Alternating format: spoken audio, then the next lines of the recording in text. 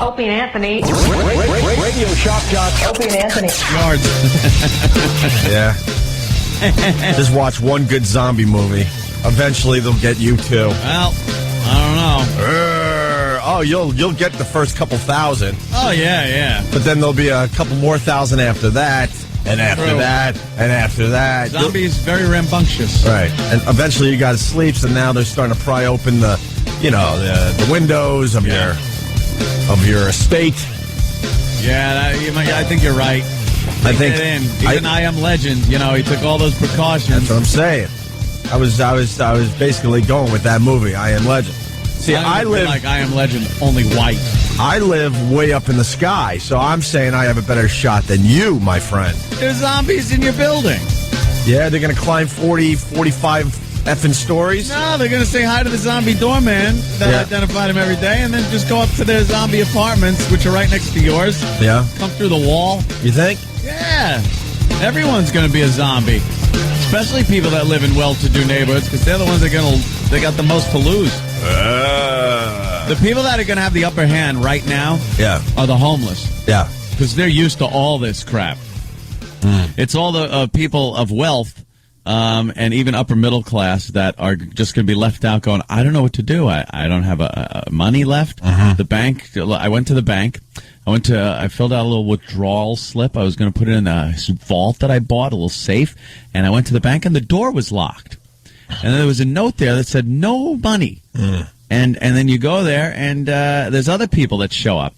And then you start clawing at each other's faces to be first online. Oof. Yeah. And when the bank, if the bank ever did open again, there's limited funds. So if you're first, you might get some money at the end of the line. What, are you going to stand at the end of the line and go, I'm going to stand here for no money? No, you're going to take out the guy at the front of the line. It'll just be anarchy. You think the homeless people are worried like we are? No, they're laughing at us right now. But do you think they have any type of worries in their head? Because they got nothing, but you think this affects them somehow? I won't get a cake. I earned that cake. Went to the cake bank. Could we at least start a new radio station? Caveman Radio. Yeah. It's going to be. We're all going to be thrust back into the Stone Age.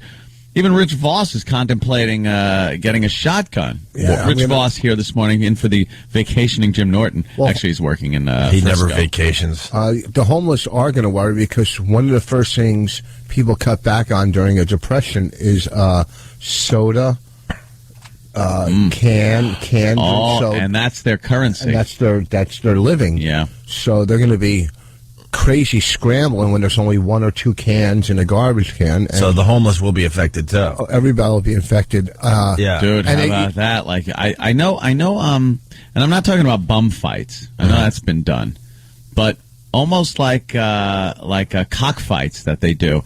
But we get a couple of homeless guys and throw some cans in the middle and have them collect them up, and they got to just kind of peck at each other to get the cans. We could do the same thing with two radio execs. Well, that's true, too. Yeah, they could fight over the cans. Well, homeless. I read Voss, you might want to sit back for about 5 minutes because I'm segging into something. Go ahead. Oh, brother. And certainly we'll be back to you in a minute. But we have to bitch and complain for about 5 minutes. And before they get panicky Pete's down the hall, we're not talking about this company. Oh, no. We want to talk about a little radio company called Citadel Broadcasting. Yes. Citadel Broadcasting. Shouldn't we save this break for like 7:30 when everybody's listening? I think we should just continuously weave it through the program today for the entire day because it's such a special day. Right. This is officially the last day you'll be able to trade Citadel stock on the big boys board. Yes. Let's go back in time when radio was very, very healthy. Yes. And your boys Opie and Anthony were doing very, very well. Yes. Starting to do well financially, starting to do well professionally. Our personal lives, well, they were in shambles, but that's okay. That's never mattered. Right. That was always the least of our worries. Right. You're right. I mean, you could always dump a bitch. Right. I lived with a crazy broad for so long. I'm like, I'll get to that situation someday. And I remember vacationing on Cape Cod when the word came down. Do you want to be in on an IPO? Why don't you explain what an IPO is, Ant? Remember the good old days when someone would come up to you, and not many people were fortunate enough to be in on the little insider club there. Opie, let me tell the people, only the movers and shakers got in on the IPOs. That is known as initial public offering. Right. And what it is your chance to buy the stock of a brand new company that's just becoming public at whatever rate, whatever price they deem will be their opening price. Right. And then from there, the sky's the limit. Usually the stock shoots up from that point, and you are just rolling. I mean, literally rolling in the dough. Let me use an example. Let me just pick one out of my, that area. Yeah. Google. Google was outrageous for their IPO because I believe it was teetering around. It was around $100 a share, which is crazy for an initial public offering. And who has that type of money? Who has that kind of cake? But it's an IPO, so you start calling in favors and selling everything you got. You get in on the Google. You get in on that Google. And it immediately shot up, I believe, to almost $200 a share. It was one of those stocks where you were like, oh, my God, I got in on this. Right. And this is like how you make your fortunes. Right. So, yeah. So when the word came down that we could get it in on the Citadel IPO, we're like, oh, my God. Oh, my God, ground floor. What did we do in our lives to deserve this? How much and where do I send the check? Right. That's how we were. Eager little beavers. And I think at that time, it was almost a guarantee every IPO would go through the roof. Almost a guarantee. And we're like, wow, look at us, Ed. We are like, our lives are rocking. Now we're being invited to be in on IPOs. It's a business we understand. Radio. How could we lose? We got some liquid assets. Right. And we're able to scrape up some cash and throw it into this. I remember vacationing on Cape Cod. The word came down. There were phone calls as I'm kind of like just sunning and walking the beaches. I got my cell phone and I'm wheeling and dealing with the bigwigs back in New York to get in on the IPO. Oh, I have to fax a few things. Oh, it was crazy. But I'm like, I am in. And then I called Anthony and like, you got in, right? He goes, I sure did, Ope. I sure did. I'm in. and I was the kind of guy. That like, as far as trading stock goes. Just wait, Rich. You might have a heart attack at the end of this segment. As far as stock goes, I was always the in-out kind of guy, buy some stock, get out, things like that. This was really going to be kind of a long for me, you know? Yeah. I was going to hang in with this one for a while. So I figured, I'm not just going to buy a little bit of this. Mm-hmm. Let's really invest like a man. Oh, yeah. Let's invest some real money, Ope. None of this fooling around crap. No. None of this, we'll throw a couple thousand at it and see what happens. No. I was basically, how much do I have in the bank right now? Let me just write that check. I'll transfer funds, whatever I need to do. And I think we went in exactly the same amount, the same shares. We said, how many shares can I get for $100,000? No way. So me and Opie each took $100,000. So Mortimer and Randolph. Right. Exactly. And each of us purchased 5,500 shares of Citadel Broadcasting. $100,000. I never wrote a check for anything larger in my life. Which at $19 to this day, I a do share believe equaled out to about $100,000. Yes. For 5,500 shares. It was a little more than 100 G's. Yeah, whatever it was. Oh, just a little more. That didn't make you nervous. It's an IPO. What's wrong with you, Rich Voss? It's a sure thing, Rich. See how stupid you are. We're getting in on the ground floor. Holy. The ground floor. Not only was I not nervous, I was feeling really good. I was starting to look at vacation homes and all sorts of stuff. I was seeing a retirement like you see in the movies. Right. Feeling good, Opie. Looking good, Opie. I'm on the beach. You're on the yacht. Yeah, that's, And then, in all fairness, after we got in initially for 100 G's each, Yeah. the stock was at $19 a share. 19. I do believe, like IPOs do, it did go up. It didn't go up like a Google. But it went up What to was the official high of Citadel? $22 a share. So I remember Ed and I going, all right, well, we just Here it goes. It's now up $3 a share. We got 5,500 shares. So we're talking about a $15,000 profit already. We're thinking Something like that, right? 16.5. Well, I wasn't Yeah, thinking 16.5. You're right. and I wasn't thinking get out. I'm thinking I'm like, here it goes. I'm like, this is a good start. We're on the road because this now up. Up. Here it goes, Alice. Up. Yeah, it's going up. Well, shortly after the high of $22 a share, it certainly went back down below $19 a It share. dipped back, but you know something? So now we're These things can officially happen. losing money on In this. the hole a bit. Well, A little bit. How long did it take for it to drop? Not too long. I'd have to look at the chart, but not too long, my It friend. stayed at 22 for, I think, 10 minutes. You had a 10-minute window of opportunity to punch out. And there were signs that radio was changing, but we're like, radio will figure it out, and in Sure. turn, Citadel will go back up to where it should be, because other radio companies were in the 40s, Rich. And So we're thinking $19 a share. If it goes up into the 40s like these other companies, oh my God! And let me We're tell you making something well else. over $100,000 in profit. a little man named Fareed was running the company, who was like one of the financial whizzes at Infinity Broadcasting. When Mel He was Karmazin was running this what they joint, called the bean counter. So Sure. I figure, hey, We're in this good- guy knows money. We're all right. We're in good hands. yeah, and we knew he had a private jet. Oh, yeah. And he wanted to syndicate us, and he did syndicate us. Oh, everything was coming together.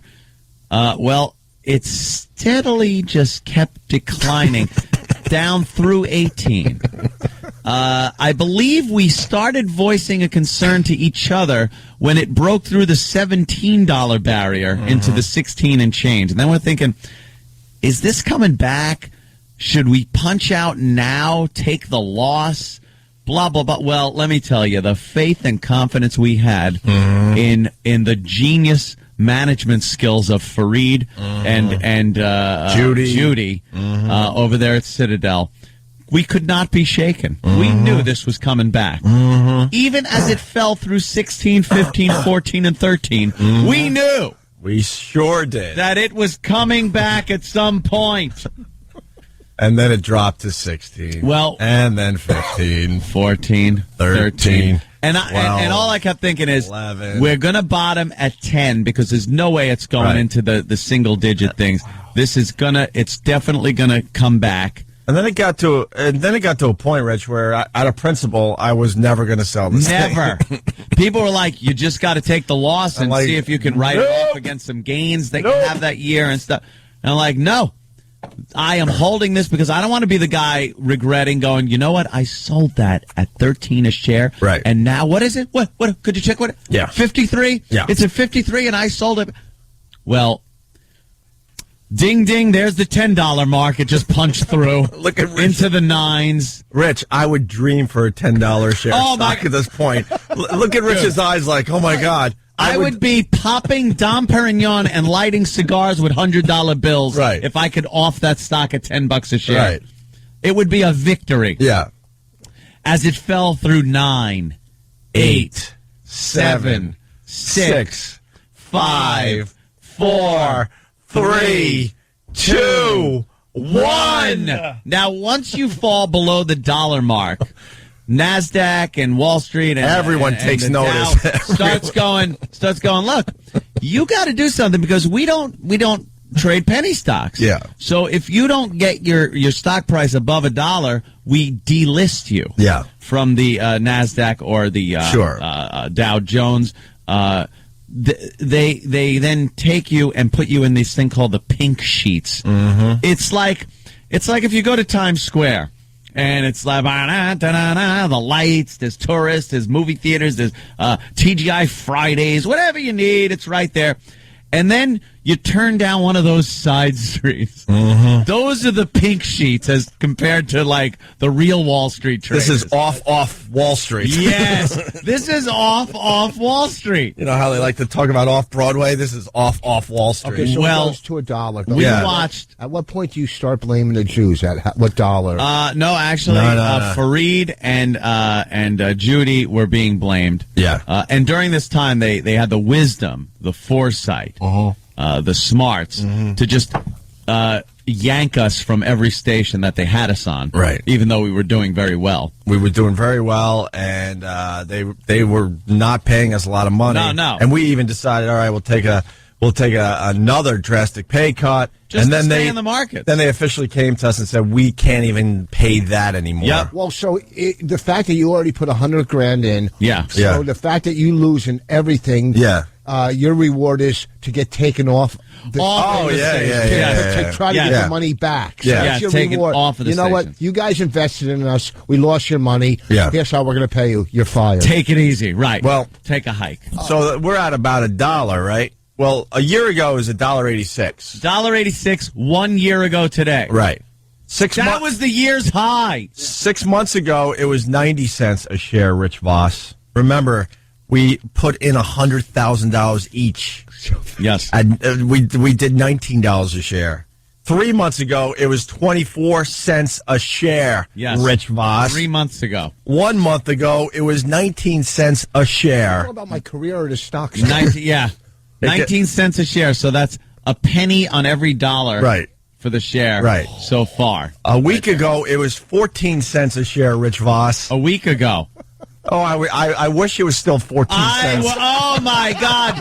To get out at 14 cents, I would feel like the guy on the Monopoly cards. Yeah. When you take a Yeah. community chest. Remember, this story started 20 minutes ago at $19 a share. Yes. Now we're at 14 cents a share. 14 I cents. cannot wait till you guys are living on the street and someone hands you a bundle of money and you guys go, we're back in the game. Yeah. Well, yesterday, Citadel officially closed. Are you ready for this, Rich Voss? $19. At a penny a share. 1 cent.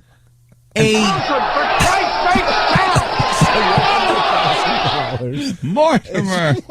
So, if you want to point and laugh at Opie and Anthony today, to summarize this 20-minute break, our $100,000 investment that we did a mere 4 or 5 years ago is now worth. Do we have a drum roll? Our $100,000 investment. 100,000 each. We each put in 100,000, so that's 200,000 that was invested in there. Right. But $100,000 investment that we made. Yeah, we have a drum roll. The IPO. Right. Ground floor. Right. Is now worth $55. How can the price be going down? Something's wrong. Where's Wilson? Where takes the matches?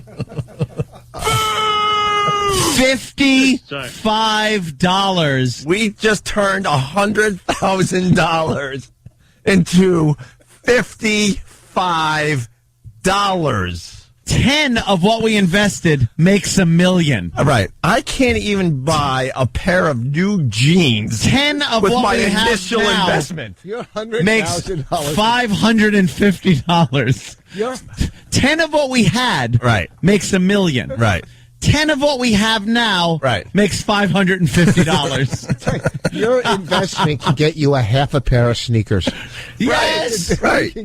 100,000 would have been a nice vacation home somewhere. Now we could barely afford. You could get a cheap pair of jeans for $55. I can't buy a full box of ammo for my Desert Eagle with what my stock is worth now. But see, I don't do stocks, but what I keep hearing, especially what liberals are saying, is wait it out and it'll come back. Yes. That's what I'll wait that one out. That stock certificate, by the way. Yeah. I have the actual certificate. I don't even know where mine is. It is going in a frame. Yeah. It is hanging on my wall in my office to stare at as a reminder of the giant cluster F that any involvement we've ever had with Citadel Broadcasting has brought us. Fareed and Judy were they weren't quoted, but a journalist said in the paper yesterday. I was reading an article on how the stock is a penny, and they were talking about how the old management team at Citadel before they took over had shows that were conservative talker, WABC. I mean, that station bills.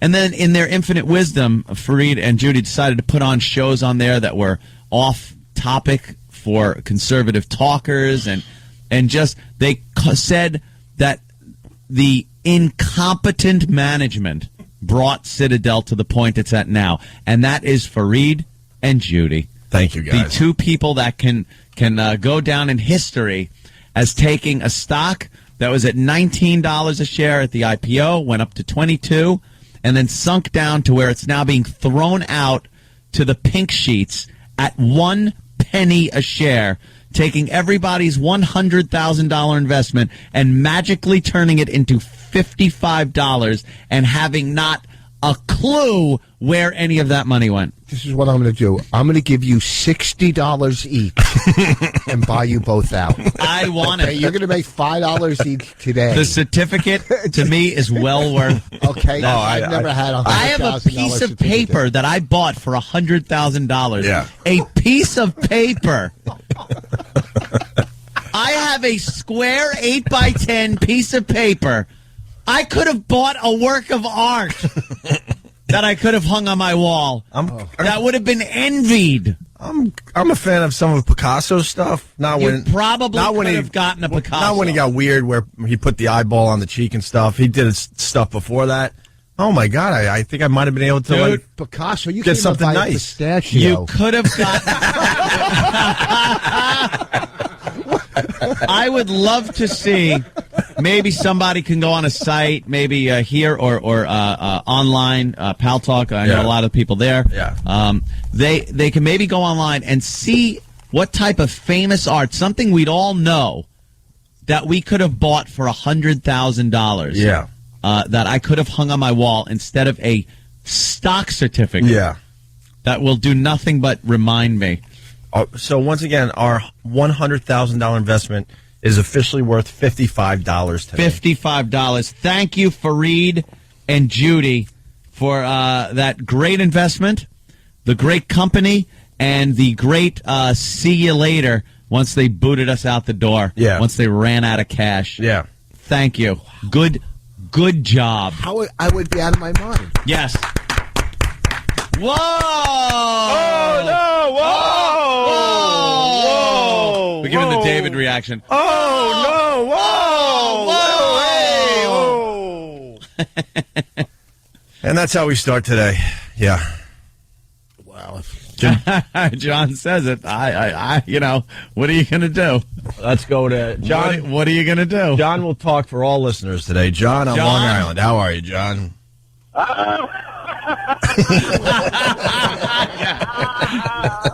You have to just laugh. This is why our show is quite different than every other radio show out there. No one's going to show you the underbelly of our souls. Yeah. No one does that. Every other radio guy is like, look how great I am. Yeah. Not us. We do a little of that. Look how great we are. But we also do the other side. Look at what idiots we were when we went into this IPO. Oh, it's worth $55, Rich. For real. I'm not even joking. No. Thing is, being Jewish, you got to be having like an aneurysm or something right now. The good thing is it didn't happen. And look at Rich. He's all itchy, and it's not even him. Oh, I know. He's just like imagining what this would do to him. Well, but at least it took a while, and it didn't ruin your vacation in Cape Cod. At least. Oh, dude, I was kind of. I remember being mad after I did this deal. I'm like, why I have a little more. Oh my! Why did I not go more in? That's how I'm justifying it. Then you can look at it like you're a winner. And then when it went down to like $10 and $8 and all that, I'm like, oh my god, this is a great buying opportunity. So, and I was ready to go all in again. The one time. So I guess it could have been worse. Oh. The one time I bought stock, I bought a mutual fund. I put $5,000 in. A mutual fund. I don't know anything. All I know is I'm watching it every night because I'm a gambler. Yeah, but it's a mutual fund. It's not going to really spike. Well, it started dropping. It went from $80, then it was dropping, and I got out and made $300. It went from $80 to like $4. I would have lost my $5. Really? Yeah. Hey. And $5 to me is like $200,000 to you. Hey. You know. Let me go to John in Denver. John is doing a little math here. John? Opie and Anthony, if you'd have taken that $100,000, invested it in beer, not the company, but cans of beer, you could have drank the beer and sold the aluminum today for $147. We would have made more on the aluminum at a scrapyard. Wow. That's some perspective. You know what? Kevin in Jersey. Kevin? Is this Opie and Anthony? Yes. Hey, guys, guess what? You just won $100,000! Yeah. Yeah, you just won. Boy, is that justice. You know what? You just won a candy bar, man. This is... No, I'm sorry, you got $55. What? $55, man. Hey, can you guys play? I was going to buy a new truck. All right, we'll play that for you, Kevin. I know where you're going. The $100,000, how many candy bars can we now buy? Candy bars are still under $1, right? 55, probably like maybe 100 candy bars. Sometimes they go on sale 2 for 1 at gas stations. Yeah, there you go. I guess. All right, so thanks. we would Gonna do get my around shopping soon. we would get around 100 candy bars for $100,000. Can you imagine? Can you imagine someone went to you and go, all right, you see this 100,000?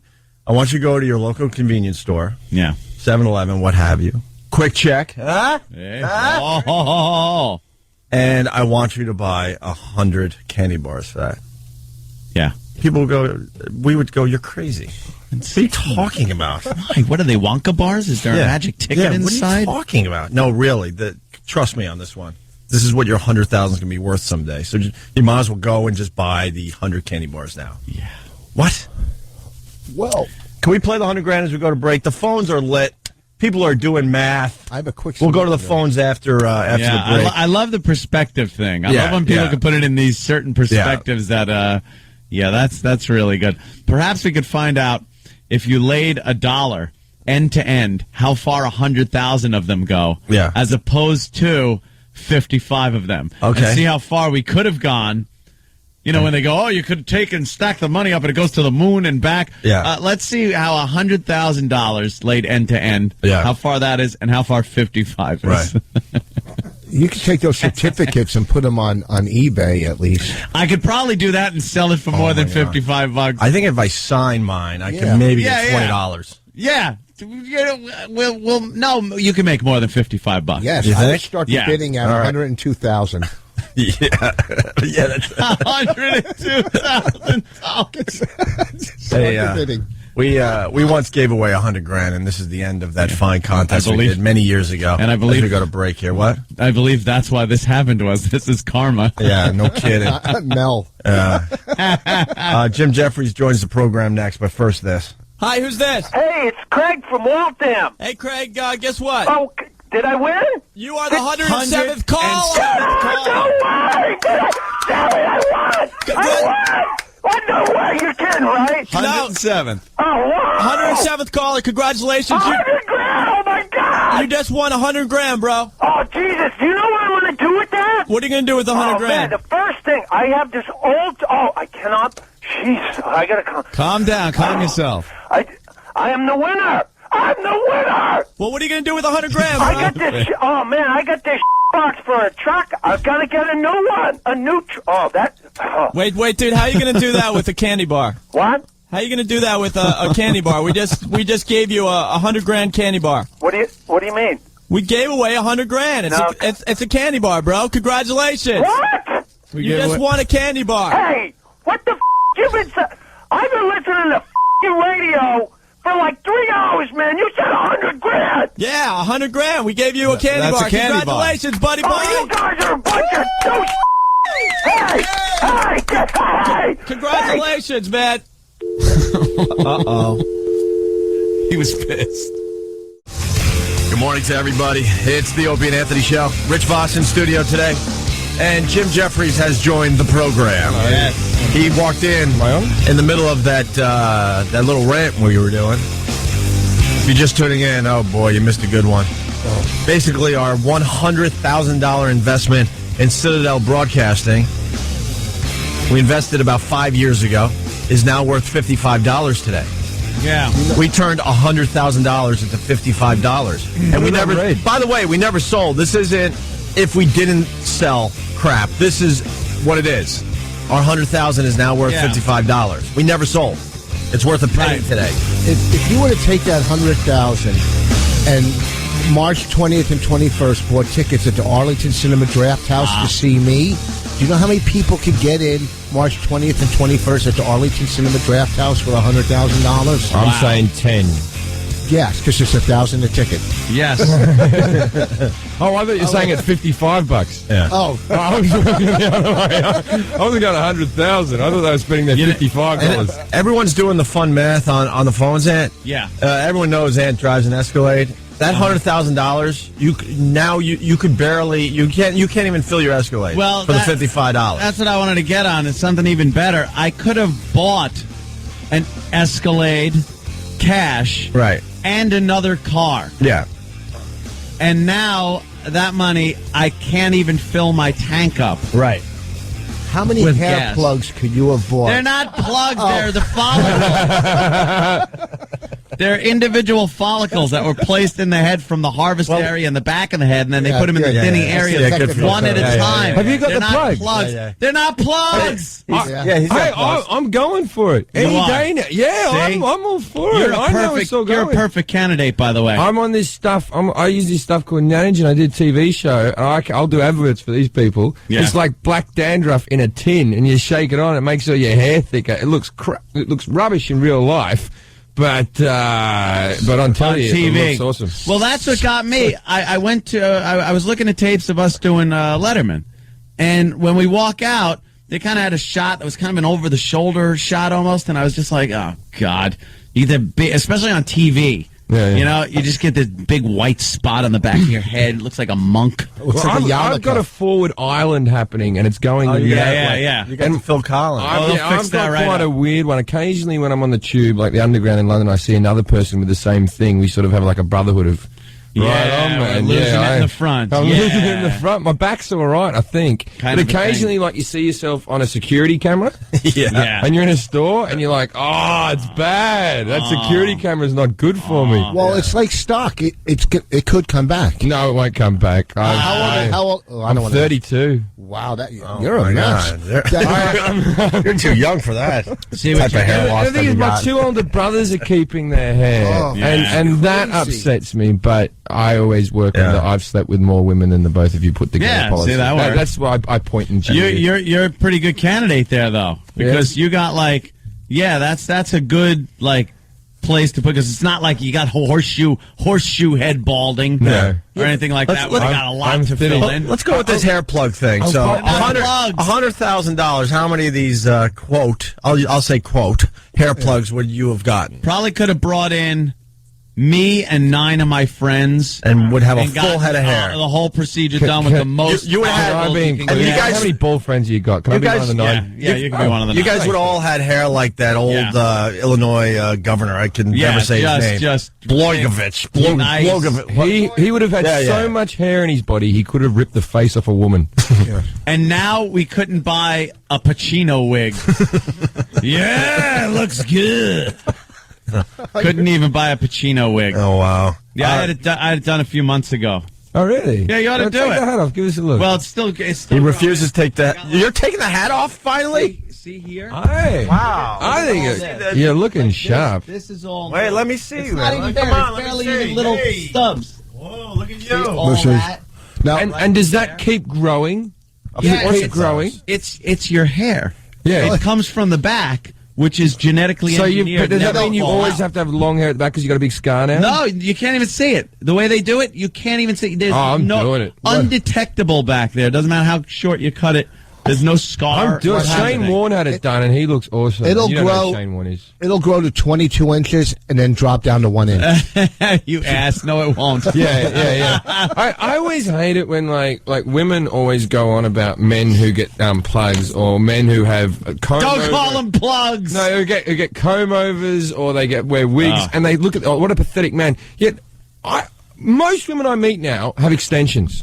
That's Yeah, that's false true. hair. That's just as bad as a man with a wig. And Fake so hair. yeah, That's not just as bad. No, No, not of at all. course it Oh is. my God! You I can was looking. spot you can spot dude, a I toupee was from the moon. Stop I it, couldn't get my camera out fast enough yesterday. And I missed the shot, but every time you see a guy with a hairpiece, it's so obvious. Dude, look at someone like No, that's only because you see the bad bad hair ones. pieces. The You good think? ones just. You think? Yeah. You know who's Wait, got it? Not all hair pieces are like Rich Voss's teeth. No. Some of them are just Oh, see. authentic. Listen, here's the Because your difference. teeth Here's the difference. Watch. My mouth is closed. What do you do with your head? I wear a hat. What about Shatner? That was almost beaten down. Oh no, it hurts. I tried the best thing I could on you, and you look good. Yeah. Shatner has a wig. Shatner was notoriously known for years to have some of the worst wigs we've ever seen on television. Yeah. He went from the kind of thinning, comb-overish, almost Captain Kirk of the original series, and then the movies, there was like cotton candy on his head at one point, and then it was down, part on the side, and then when he came in, now he's got this, like whatever it is, a hair replacement treatment thing. Something happened. And it's a wig. Yeah. So it's a goddamn wig. It looks good. You're right. It We saw looks him very recently. natural on him. But so Elton John ages ago used to look. You're rubbish. right. Oh, yeah, It the was bad, most bad, horrible bad, wig. and now it looks alright. Okay. Yeah, they kind of figured that turning out. me What I around a don't little bit. understand But I about wasn't wig guy. I wasn't going to be wig guy. Yeah, I know. You don't want to No, do it in the I don't early wanna be a wig '90s. guy. Now's the time to do it. And all the Australian cricket team. Once you retire from the cricket team, they're sponsored, so they all get the plugs. Yes, the hair the good-looking restoration. head of hair. Just say plugs. And Everyone knows what No, you're talking about. plugs were these big chunks listen. that Yeah, they they were rip out of just- your head and put up that's an front like individual hair Barbie by doll. hair. Yeah, this Yeah. is individual follicles placed artistically. John Cleese just had it done. Yeah? Yeah, see? John Cleese just had it John done. He Cleese. looked all right, and he admitted it. He was on Leno, and he talked about it. Yeah. Well, what I don't understand about your implants or your Yes. okay, you put them in your hair. No, he Now doesn't. your other hair that starts falling out. Now you're going to have the new hair, and then your other hair because your hair doesn't stop That is falling a out. very good question. Thank You have to actually consider how fast your hair has been falling out and stuff. My hair was thinning so slowly but I just started noticing like the little ball spot. But because of that, you pop some Propecia. Does that work? Yeah, no, but my brother took Rogaine, Propecia. whatever. It makes you not enjoy bot sex anymore because Oh, really? Not that you want to do that, but it shrinks your prostate. Because where Propecia came from allegedly was they gave it to guys with prostate cancer. They started taking this thing in conjunction with chemo. Right, it was shrinking their prostate. They were the only chemo patients with full heads of hair, and they went, but it shrinks your prostate. So there's always a positive to prostate cancer. You're saying is Who said that's what a Positive. medical? At least you show. got a nice full head of hair. All right, let me. Or you use Rogaine Yeah. to keep your hair or something like that. But you know something? Or you wait the 5 years. If it starts falling out, you let them chop another chunk out of the back of your head and put more in. You What are got, you going to do? you got a few chunks on the back of your head. Hold on. I want to go to Bob in Connecticut because we're going to move on from the Citadel investment thing. Everyone was standing right. by, and then we can move on to hair loss and other things. Bob, go ahead. Hey, morning, boys. Hey, Bob. A dollar bill 6 inches long, so you would have had 50,000 feet, or roughly 9.5 miles. Now you can go about 27.5 feet with your money. wow. So you're talking almost 10 miles, Almost 10 miles. as opposed to not even as long as the room we're standing in. Right. About as wide as your office. Put it into kilometers. It sounds even worse. Yeah, right? That's true. So 9.5 miles compared to 27 feet. That's almost 40 times around a quarter-mile track. Yeah. As opposed to not even walking right. from the bleachers to the track. Right. Yeah. That's what we did to our investment. Yeah. Wow. Thank you, Bob. Fantastic. That's insane. Could have bought one of those Z06s. Could have bought a Z06 and now Small flat. couldn't even get enough gas in it to drive like across Long Island. All right. We got to take another quick break and catch up here, and we'll continue with the Opie and Anthony show. Righty-o. Actually, we could go to the FU line. You could have had a high-end hooker for about Oh my God. 2 months in your house, and Yeah. you would have her just touch it now. Yeah. And now you get me. Oh, now you get like a toothless, friggin' homeless woman. Man, I need some lunch. That's what you get now.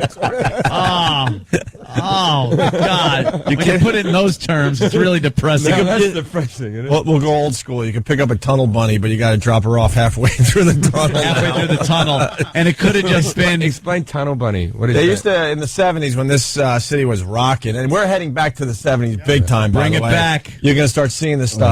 Back But when $55 was worth something. You had these hookers, they were called tunnel bunnies, and they would wait outside the tunnel. Yeah. You'd pick them up. Yeah. They would do their business before you got to the other side, and you drop them off after you pay the toll. And then they take the other tunnel on the way back. Yeah, they're called tunnel bunnies. Ingenuity.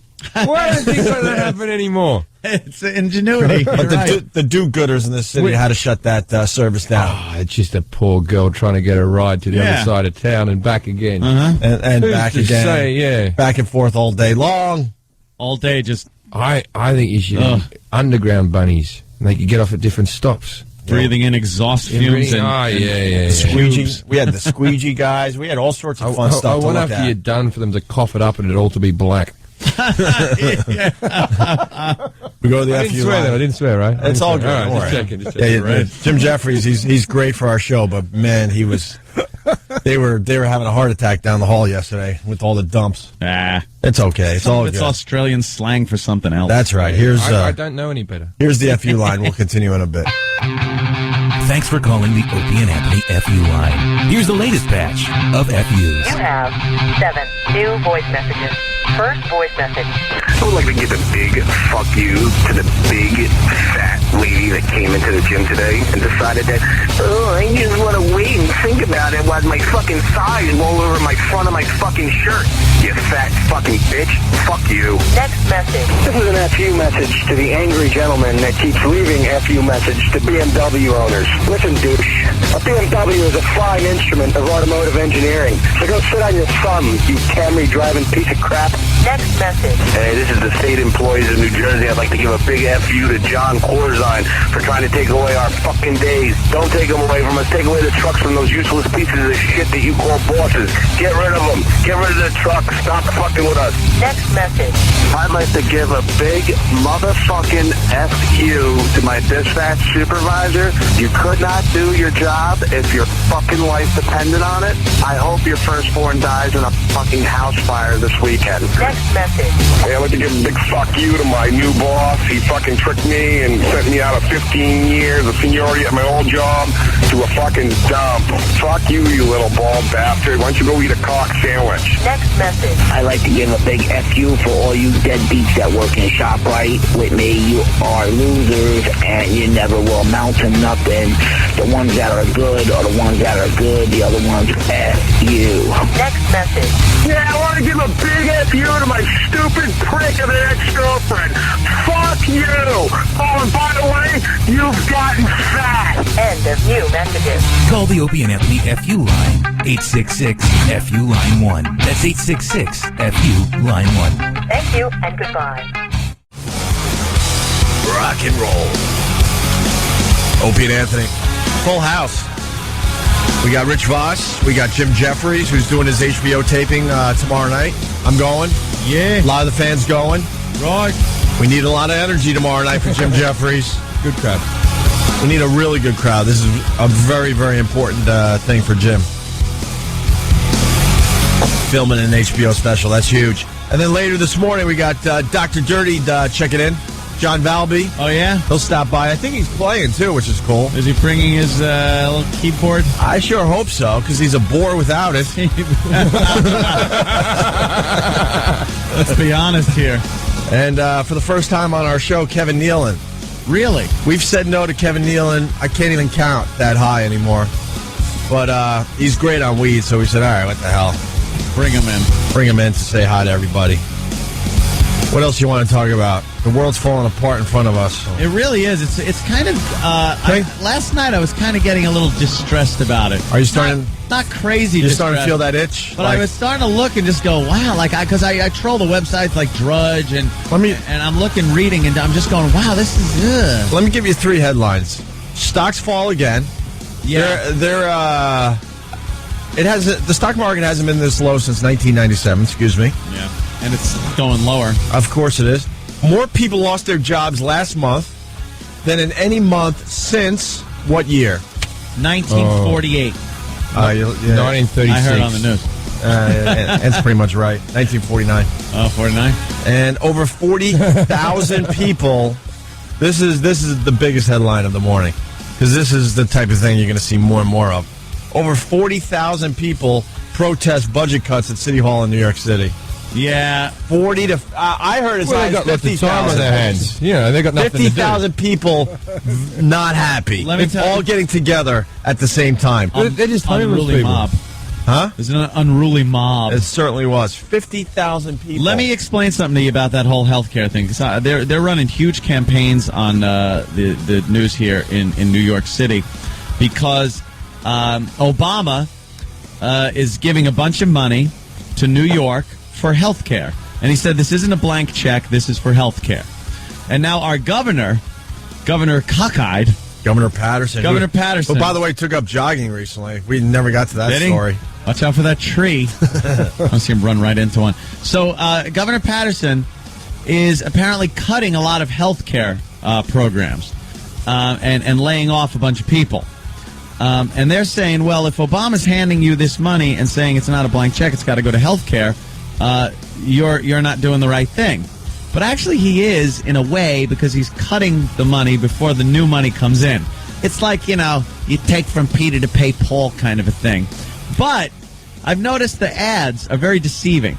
They try to make, and they always do this, they try to make it seem like they want to help you. Yeah. These ads come on and it says, Governor Patterson wants to take away your health care that was promised to you by President Obama. And he's closing hospitals. This will mean less health care for you. And then you notice it's sponsored by the healthcare workers. Right. They don't care about you. They care about their gigs, their jobs, which, of course, they should. I'm not saying that's a bad thing, but don't whiz down my back and tell me it's raining. Mm-hmm. I understand what you're trying to do here. You're trying to save your own jobs. And the truth of the matter is people are losing jobs. They got to cut back. The city's got to cut back. They're talking about evening up the tax thing. Everyone that was carrying a sign for these healthcare workers want, again, to do what Obama said in New York State, which is tax everybody making over $250,000 a year. Mm-hmm. Families, which isn't, in New York, isn't rich. I'm sorry. If you're sitting there going, that is rich, it's not. If you're making that in New York. Move! Shut up! Well, if you're making it in Buffalo. If you make it in Buffalo, you're a king. A billionaire. You're the king of Buffalo. Yeah, but the zombies are going to take out Buffalo first. So it's New York City. It doesn't matter if you're. All I'm saying is these healthcare workers. It's a big sham that it's not saved for the children and for healthcare and this. They want to save their jobs because they're going to be about 7,000 of these people laid off if they don't make some concessions. And look who's got all the healthcare jobs. Look who's got all the healthcare jobs. What, Stop complaining. Well, they're working. I know. I'm saying that's fine, but it's like, just stop bitching. People are going to get sick, what with their unemployment. Well, you know something? We're in some hard times. I don't know how many concessions the Opie and Anthony show has made. We've made plenty of concessions. I'm all right. I just got free watermelon and an egg McMuffin. Yeah, me too. Right. So everything's a good day for you. I was talking to somebody yesterday big in show business, and they're going, no, you weren't, first of all. Yeah, big in show her business, name is really? Bonnie, and you listen to me. Bonnie. That knows all around the country, no matter what, you just keep hearing no's. People are just running so scared. It's because you're Jewish. And no's. No, they're not saying no's. Sorry, I thought they were doing that stereotype. I'm sorry, Rich. I didn't mean that. It was. You know the difference between the Jew and you? I didn't lose 100,000. Shut up. You never had it. That's not any juice. Why don't you just say I'm rubbing your glue? Listen, Stop it. Listen, No, Buy another used friggin' Mercedes that smells like cabbage. I'm rubber your Jew. I'll never forget that. So no's save jobs. Wait, I didn't say that right. What? When you say no, you don't lose your job over no. Yeses are what lose jobs. When people say yes, they have a chance of losing their gig. When you say no, it's still safe. Do you understand? Like you mean greenlighting something? Yeah, there's a lot of TV shows and stuff aren't going ahead, but they're just paying people to sit there and wait. Yeah, a lot of executives just cower in the corner. They sit in their office, lock the door, no decisions are made, and they just sit there waiting for the axe to fall. Mm-hmm. No one's doing anything right now. No work is getting done, believe me. Yeah. And yet golf course prices haven't dropped. I don't understand. Yeah. My word. And Chris Brown can still afford a Lamborghini with blood on it. You hear about this Chris Brown? Yeah. This Chris Brown? I watched it on the news when I woke up this morning. You know what? It's worth doing. We got kind of the highlights. Chris Brown and what he did to this Rihanna. Oh, there's a picture right there. Huh? They were just showing a picture. Yeah. of He went to town on her, and she's gone back to him. Her face is all brown and beat up. Her face looks like your liver. What does that say to every girl at home? She's stupid. Now I'm done. Because everyone felt sorry for Rihanna, and then you find out they're back together. You're whatever. Whatever happens to you, you deserve it now. You dumb broad. When he was jet skiing, and then everyone in the news was going, "Can you believe it? He's jet skiing!" And it's like, what? When's the reasonable amount of time after beating a woman when you're allowed to jet ski again? When does it become socially acceptable? A week. Right. But it was a month. Yeah, he waited a month. Then he's fine. They were saying he's jet skiing because he's black and they can't swim. That's what they were saying. Rich. Rich Boss trying to make a joke, and instead we all get fired. Great, Rich. Yeah, what is great. Stuff. I did a nice joke about beating women, and you had to turn it sour. Way to go, Rich. You know, I don't need Reverend Al Sharpton on my ass. Yeah. You can't. He's downtown right now. You idiot. My God. My God, man. Yes, I want to say that was Rich Voss. Saying black people not can't Opie swim. and Anthony. Right. I Jim apologize Jeffries, to it wasn't me anybody either. that it was offended by Rich Voss's remarks. I want that known immediately. Right. Oh, I'll tell you what. We do not condone This isn't- the remarks of our guests. Right. And way to go, Rich. no Way to control over go. them. Let me finish my apology. We'll do a poll. We don't put up with that kind of racism here. Thank you, Steve from Bayshore. Right. We will never put up with that type of racism here on this program, Rich Voss. And if that happens again, I personally, and I've never done this before, but I will personally ask Keith to have you removed from the studio because that type of racism, my God, who's being punched in the face? The bus driver? Yeah. By who? By who? It looks like a Jewish man. Looks like a Jewish man. Rich. Rich. Yeah, let's just say the guy can't swim. Right. Rich. It's not racist. First of all, I'm part black, so it's not racist. Oh, you're not. The original, Yes, I am. Really? Are you talking about the original tribe The of original Israel? tribe of Israel, yes. Yeah, all right. Yes. Oh, good for you. yeah. I'm just trying to look out and say, so my people were not swimmers. All right. Listen, we got the Chris Brown all over every TV, so why don't we play the highlights, make it very easy for everybody. Yeah. We make it, we go right to the facts here. He had good technique, though. He was able to drive and punch at the same time. He had her in a chokehold. It seems like he's done it before. It's so good. He was smashing her face against the window. Yeah. The passenger window, which is a talented move because usually that'll make your car weave. And also a Lamborghini, that's a very slanted window. That's not an easy move. No, it's not like you're doing a people mover where you're right up close. That's a real sort of smashing upwards motion. Yeah, you got to kind of go down and up. Oh, yeah, down and up, bang! In the thing. Yes. And then go, I'm going to kill you. What are you doing? You're not coming to the Grammys. Here we go. TMZ releasing this video of the R&B singer in court, and here's why he may want to strike a deal. A search warrant used to get phone records reveals a detective's description of what happened on the eve of the Grammys. It says, first Rihanna read a 3-page text message from a woman to Brown. That's when the argument began. Brown tried to force Rihanna out of the car, but he couldn't because she had her seatbelt on. He shoved her head against the window, then punched her, and continued to punch her while driving. Her mouth filled with blood. It splattered all over her clothes and the interior of their rented Lamborghini. Oh, That's such a nice car. a Lambo. You know something? And it's rented. I thought this guy had a bit of cash. Renting? Yeah. I can rent a Lamborghini. Rented the Lamborghini. But can you bang Rihanna? No. Oh, I can now. Against the window? I can do it now. She's all weak and knee. She's taking Chris Brown back. I can tell you what, if I was going to hit you, it'd be one punch and a cry and a bit of an apology. Right? None of this keep on doing it while I'm driving stuff. But in contrast to Chris Brown, I'm a good catch. Well, it continued. During the alleged attack, Brown tells Rihanna, quote, "I'm going to beat the blank out of you when we get home. You wait and see." Rihanna calls her assistant, who doesn't answer, but she leaves a message saying, quote, "I'm on my way home. Make sure the cops are there when I get there." Brown tells Rihanna, quote, "You just did the stupidest thing ever. Now I'm really going to kill you." And they're back together. But, you know, I could care less what happens to this broad But when now. he said beat the blank out, what was the blank, do you reckon? S. Yeah, the big S word. Sometimes you say F, though. But you can say beat the crap out of you. Right. Yeah, so it's like, you know. But if they're saying blank, then he went with the S. Yeah. And then you've done the stupidest thing. That's wrong. I want to know what because you know that the text message was. It was a bit of, you know, I can't wait for you to A, B, C, and D me. Yeah, right. I used to have when I was cheating on my girlfriend, who I don't see anymore. I always used to, because in your phone you can put several numbers in under one person's name. There was a gay friend of mine, who Alan Carr, he's quite a very famous comic in Britain, and I'd always put like the girls under his name. So if any sexy text came and it flashed up on the phone, my girlfriend would look at him and I'd go, you know those fags, how aggressive they are. How aggressive. They're always trying to try it on with you, aren't they? You scheming. You're insane. Another one, I knew she was going through my phone, so what I did was I got my best mate Jason, and I changed his name to Cindy in my phone. Then I sent a text from Jason's phone to my phone that said, "I want to S your D," right? Yes. And then I just left on the table and went, "I think I'll go off and have a shower."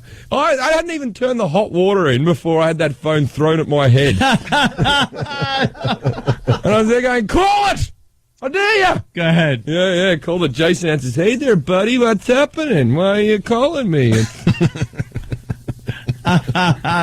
So these are little tips that I give to the cheating man out there. Those are good. So you don't have to smash a woman's face into the dashboard of a... Speaking of which, to bring it back around, the third part of the beating.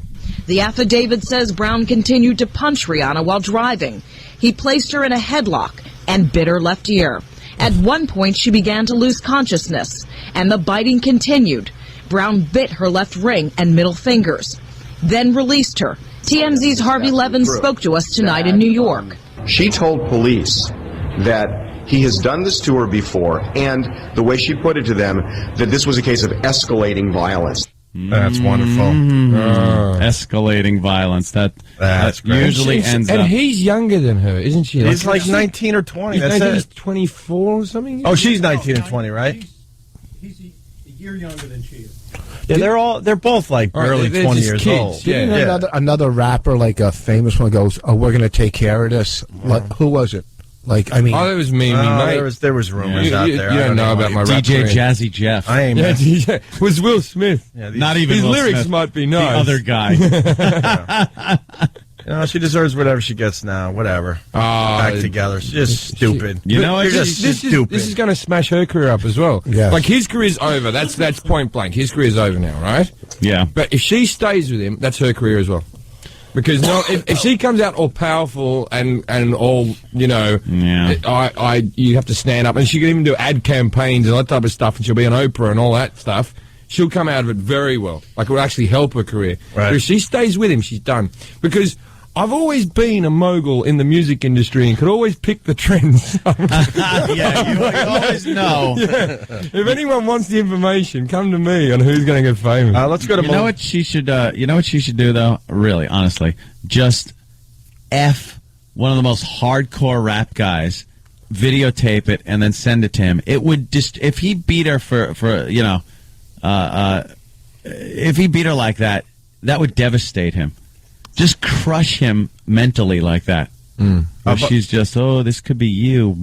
And this just in, she's not going to testify. Well, he should go to prison. He got 2 felony charges yesterday, right? Yeah. And she's not going to testify in the case, supposedly. She's getting paid off or threatened. No, she's got more money than him. Yeah. She's got more. She's a bigger star than he is. Yeah, she's had massive hits in the last couple of years. Picture you and Bonnie.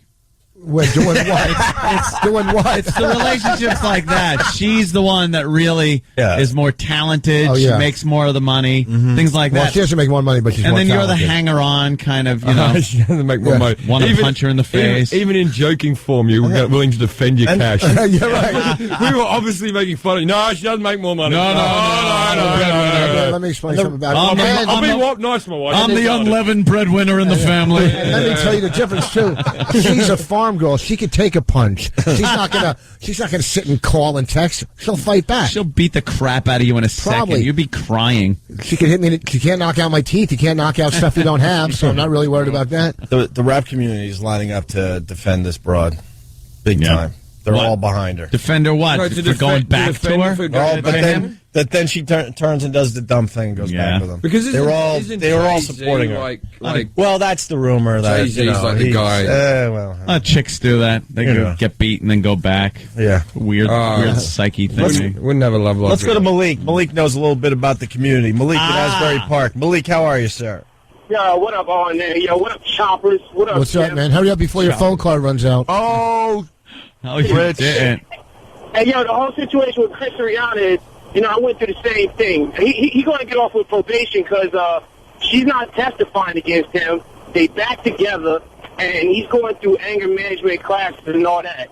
And the whole situation with, the picture and everything, the picture may, look bad, but I think the media's taking it out to be more than what it is. You know what I'm saying? They too young. Whoa.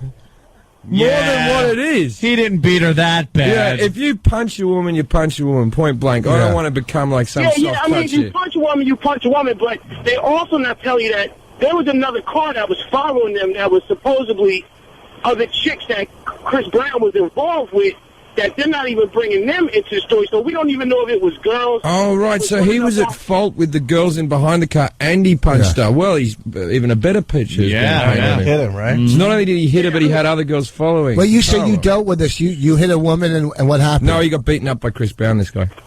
What happened? I think he did put his hands on it and all that, but I don't think it's going to be all that with what they're making it out to be. If you get an assault charge, any type of assault charge, especially a domestic violence charge, they automatically going to hit you with a felon charge. You're going to get locked up. But if you take the proper steps, and Chris Brown got money, he's going to get off with probation. He's going to get 3 to 5 years probation, and he's going to slide. As far as his career, all his sponsors, all 7 of his sponsors bailed out. So his career is a wrap. But she took him back. And, it's just young puppy love. You know how it is. Yeah, but you're wrong. They're not going to give him probation. They're going to use him as an example, okay? Yeah. He's getting locked up. They try. No, he's not getting locked up. He ain't getting locked up. No, not I'm with Malik on this. No. He's not testifying. If she doesn't testify, he's not going nowhere. And not only that, I think he has a huge career because of this. That's how effed up the entertainment do you think he'll... Yes. Oh, I think he's done. I don't know, man. Yeah. Mind you, David Beckham beat up Victoria Beckham several times, and it was... Didn't they deem that, though? No, that never happened. That never happened. I was just saying, I just want to it. It's not some rumor. Really? What? Yeah, no, he's like the nicest guy in the world. He works for charity. He's a good father. Well done, Bex. Yeah. And it was Jay-Z that made the comment about we're going to handle Jesus it. Christ. Jay-Z. No, Jay-Z. Oh, Jay-Z. CJC is Jesus Christ. Different story. So this kid, Chris Brown, has got to live looking over his shoulder forever, huh? Listen, man. Yeah, we'll see. If Jay-Z was to say, Jay-Z got other fish to fry. He got a bigger situation to deal with. Like what? So, there's other things going on in hip-hop right now that he got to deal with. That little Chris Brown situation ain't. And that's not even a radar on his map right now. You know what I mean? It's not even a blip on the radar. You know what I mean? Blip on his thing. I hear you. Yeah, so That's not even a road on his globe. I'll go with it's not even a cyst on his hip. Little A-Rod topical tie-in. Thank you. It's not even a cyst on his hip. Right there, Malik. I want to know what other things are going in on hip-hop that are bigger than this. Yeah, what's bigger than this We've there, already Malik? killed to have a fish fry. We got the insider on the phone here. Go ahead, Malik. All right, for one, you got 50 Cent and this new guy that's coming out. Well, he's been out for a while. His name is Rick Ross. Dude, slow down. We're all about that. We had 50 Cent on our show. You're saying in Rich Voss? We're in on that one. Yeah. Is that what he said? You and Fitty? We're at war right now. There's a little rap battle going on with this 50 Cent, this guy, whatever. A couple of the Australian rappers, the New Zealand rappers are going at each other as well. It's really it's really That's mental. got to be hardcore. Oh yeah. Right, Kangaroos so versus the Wallabies. Yeah. They project over to Jay. And also you got Jay's protege, or I don't want to say his protege, but the guy who brought Jay into the game when he first came in the game. You know, Jay said a comment against him, and now he's getting at Jay, and he's exposing a lot of things about Jay-Z that people didn't know. Like you know what? I'm saying? So Jay, Jay talked about he came in the game as this big hustler in Marcy Projects or whatever have you. And you got guys that, brought him in the game that's like, nah, he wasn't this big gangster what you think he was. You know what I'm saying? He was an average dude. Don't be mistaken by what he said. Mm-hmm. If he put himself in a position to get the money and the power what he got, you know what I'm saying? It was because he made smart moves. But don't believe everything that this dude says. You know what I mean? First of all, 98% of hip-hop is fake anyway. What about Coolio? What's happening with him? Because he was just on Britain's Big Brother and he came second.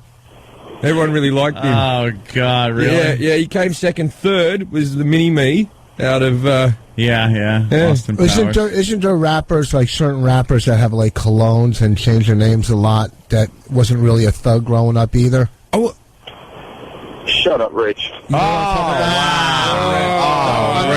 I'm asking All right, you a Malik, we're question. going to let you go.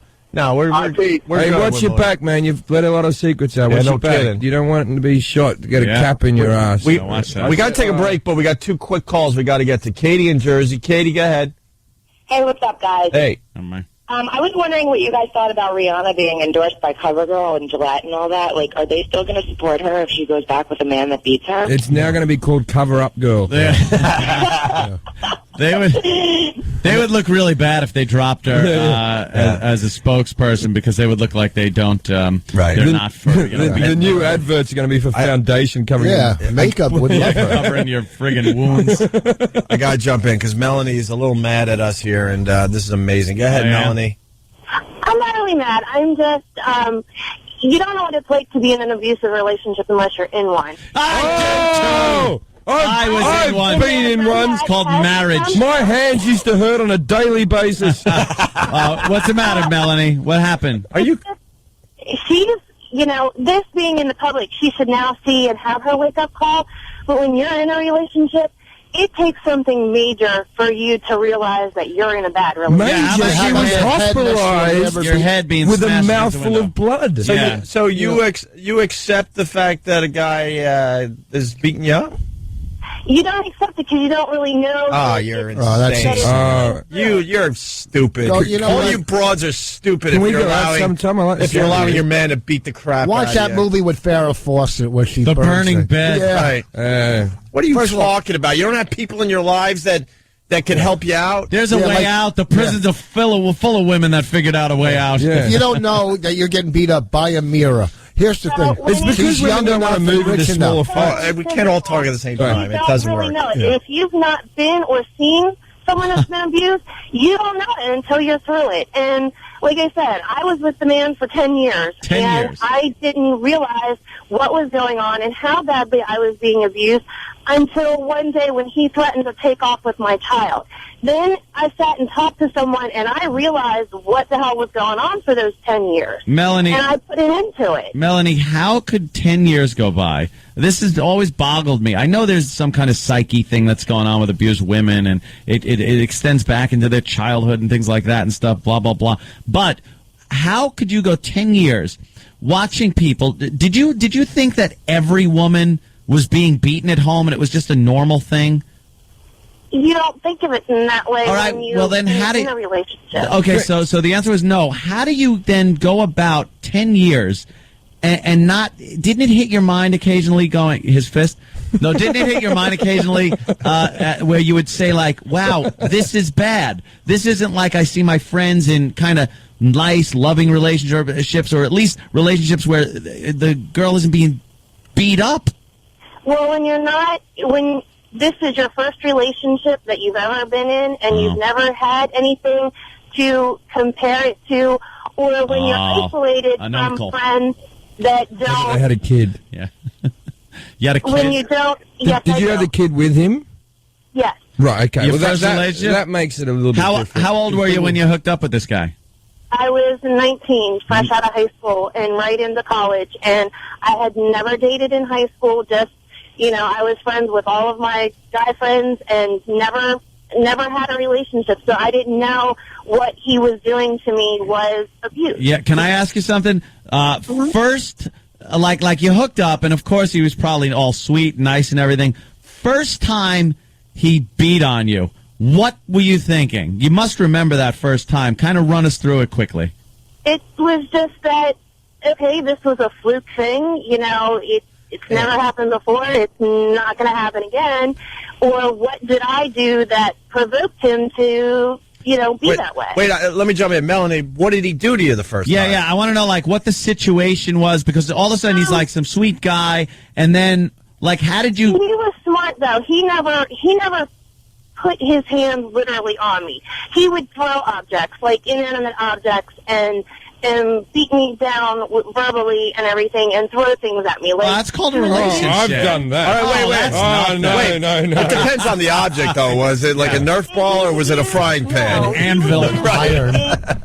He would use big Yankee candles and big, huge glass objects. You smell like vanilla. Yeah, what's wrong with smell like lavender? She's in the emergency room, and people are like, you smell great. I think you might just be hard to live with.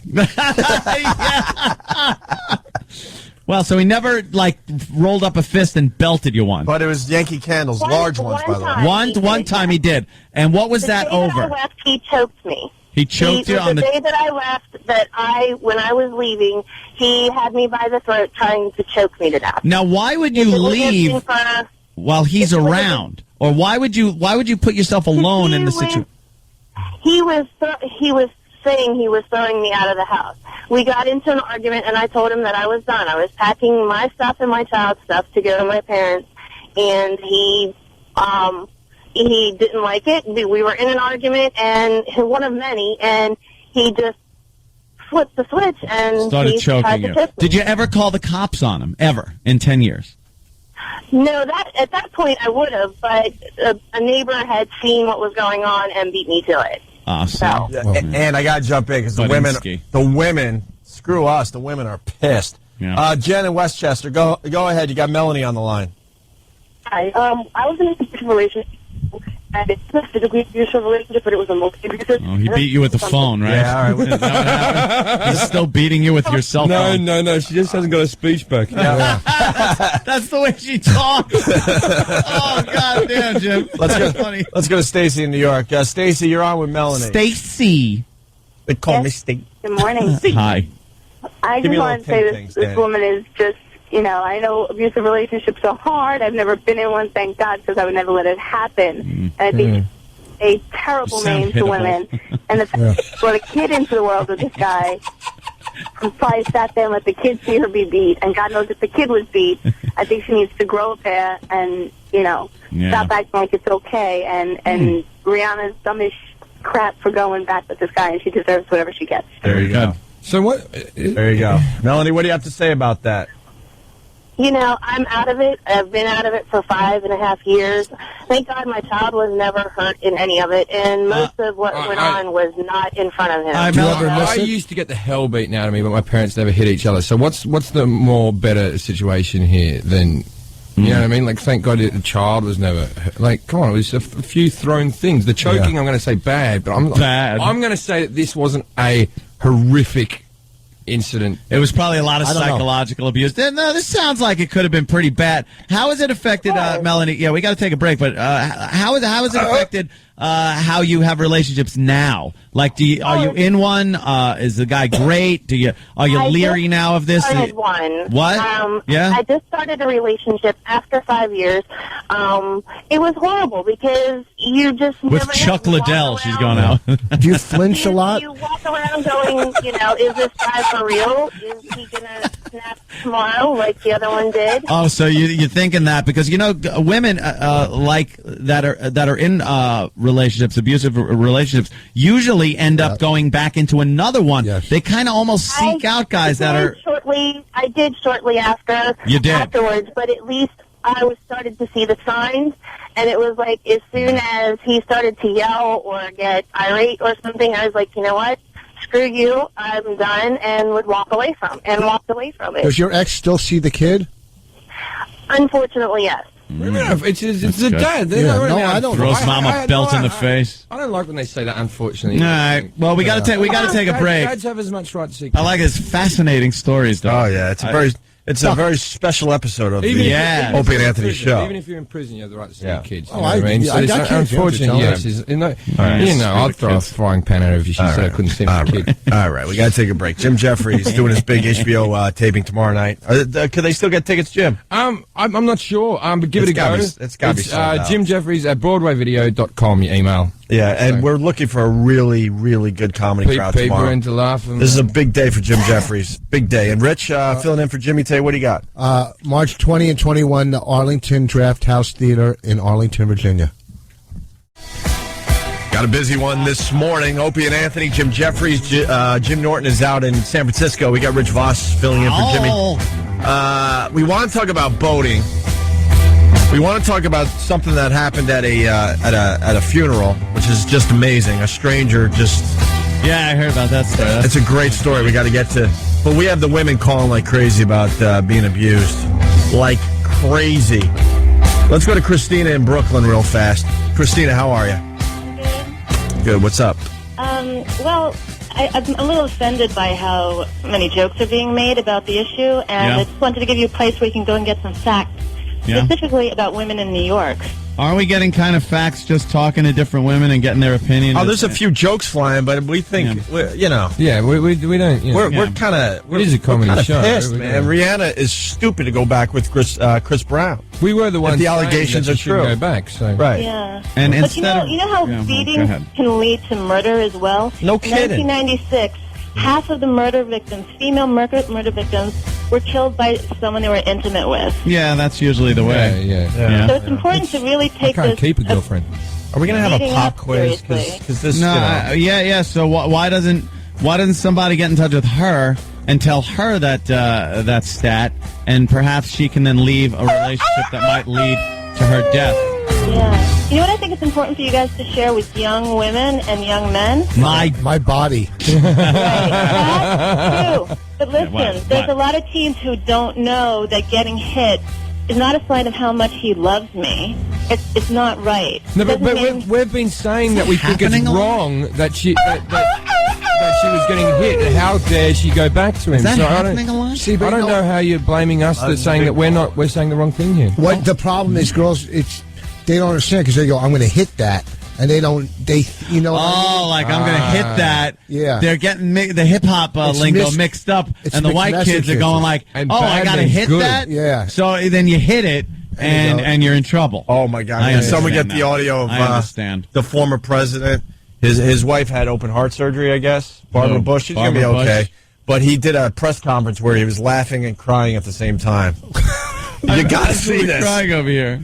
If you guys really want to help teens in New York, it would be great if you could tell them they can go to day1ny.org. You got and find out about how to get help, to get away from their abusers, to get legal help, because teens don't know how to get out of it. Let me tell you something, Christina. I already have a program set up for teen girls in New York. It's called Facebook /Anthony Cumia. Yeah. That's a great program for wayward teen girls. Yeah. I'm running my own little hostel at my house. You won't be hit By a fist. No, you won't be hit not by a fist. It'll look like a fist, though. funny, do If the something rumors are good for true New about York. Anthony. Do something good Being for funny, do something good for the kids who need to know about how to But get out being of funny is good for New York. All It right. brings What joy girls to are getting everyone. hit? Stop getting hit. If you're getting hit, stop getting hit. Yeah. Just leave the Leave relationship. the guy if you get hit. If my kids, if my kids got hit, I would fly to the guy's house, and I go, "What did they do?" You know what you should do? Get a boat there. What if your daughter got hit? Which one? Because both of them are wise guys. So Yeah. they are Tell you the wise truth, guys. from what I've heard, they deserve it. So okay, Rich, forget it. A lot of people say, like Dave on Long Island, we're the fathers of these girls who get beat. No fathers. Marcus in Queens can't believe her father, Rihanna's father, is okay with her going back to Chris Brown. We got, this is a good one. Mark in Pennsylvania, then we're going to try to move on. Mark, go ahead. You're on the Opie and Anthony show. Nice setup, and there's Mark being a dud. Hello. Go ahead, Mark. Hello. You're on there. What's up? Okay, man. What's up, guys? Hey. Yeah, listen, my mother was abused by my father for, 30 years, to the point when I turned about 17 and I kicked the shit out of him. Oh, you did. Oh, absolutely. You were one of those scenes, those movie scenes where the guy goes, "Let her go, Dad!" And then there's like the big standoff between father and son, and the father realizes the son's old enough now to kick his ass, man. This is a Lifetime movie. I love hate those. Mark cursed, by the way, when he turned 17. Yeah. He beat the crap out of his father. Yeah, but so for 13 years before you were born, this was going on. Oh, it was. So they can't blame you. It was total. I was number 3 out of 4 kids. And your brothers never beat him up? They didn't have a set of Keonis. You know what I mean? My older brother, he was always bigger, but he was just a chicken.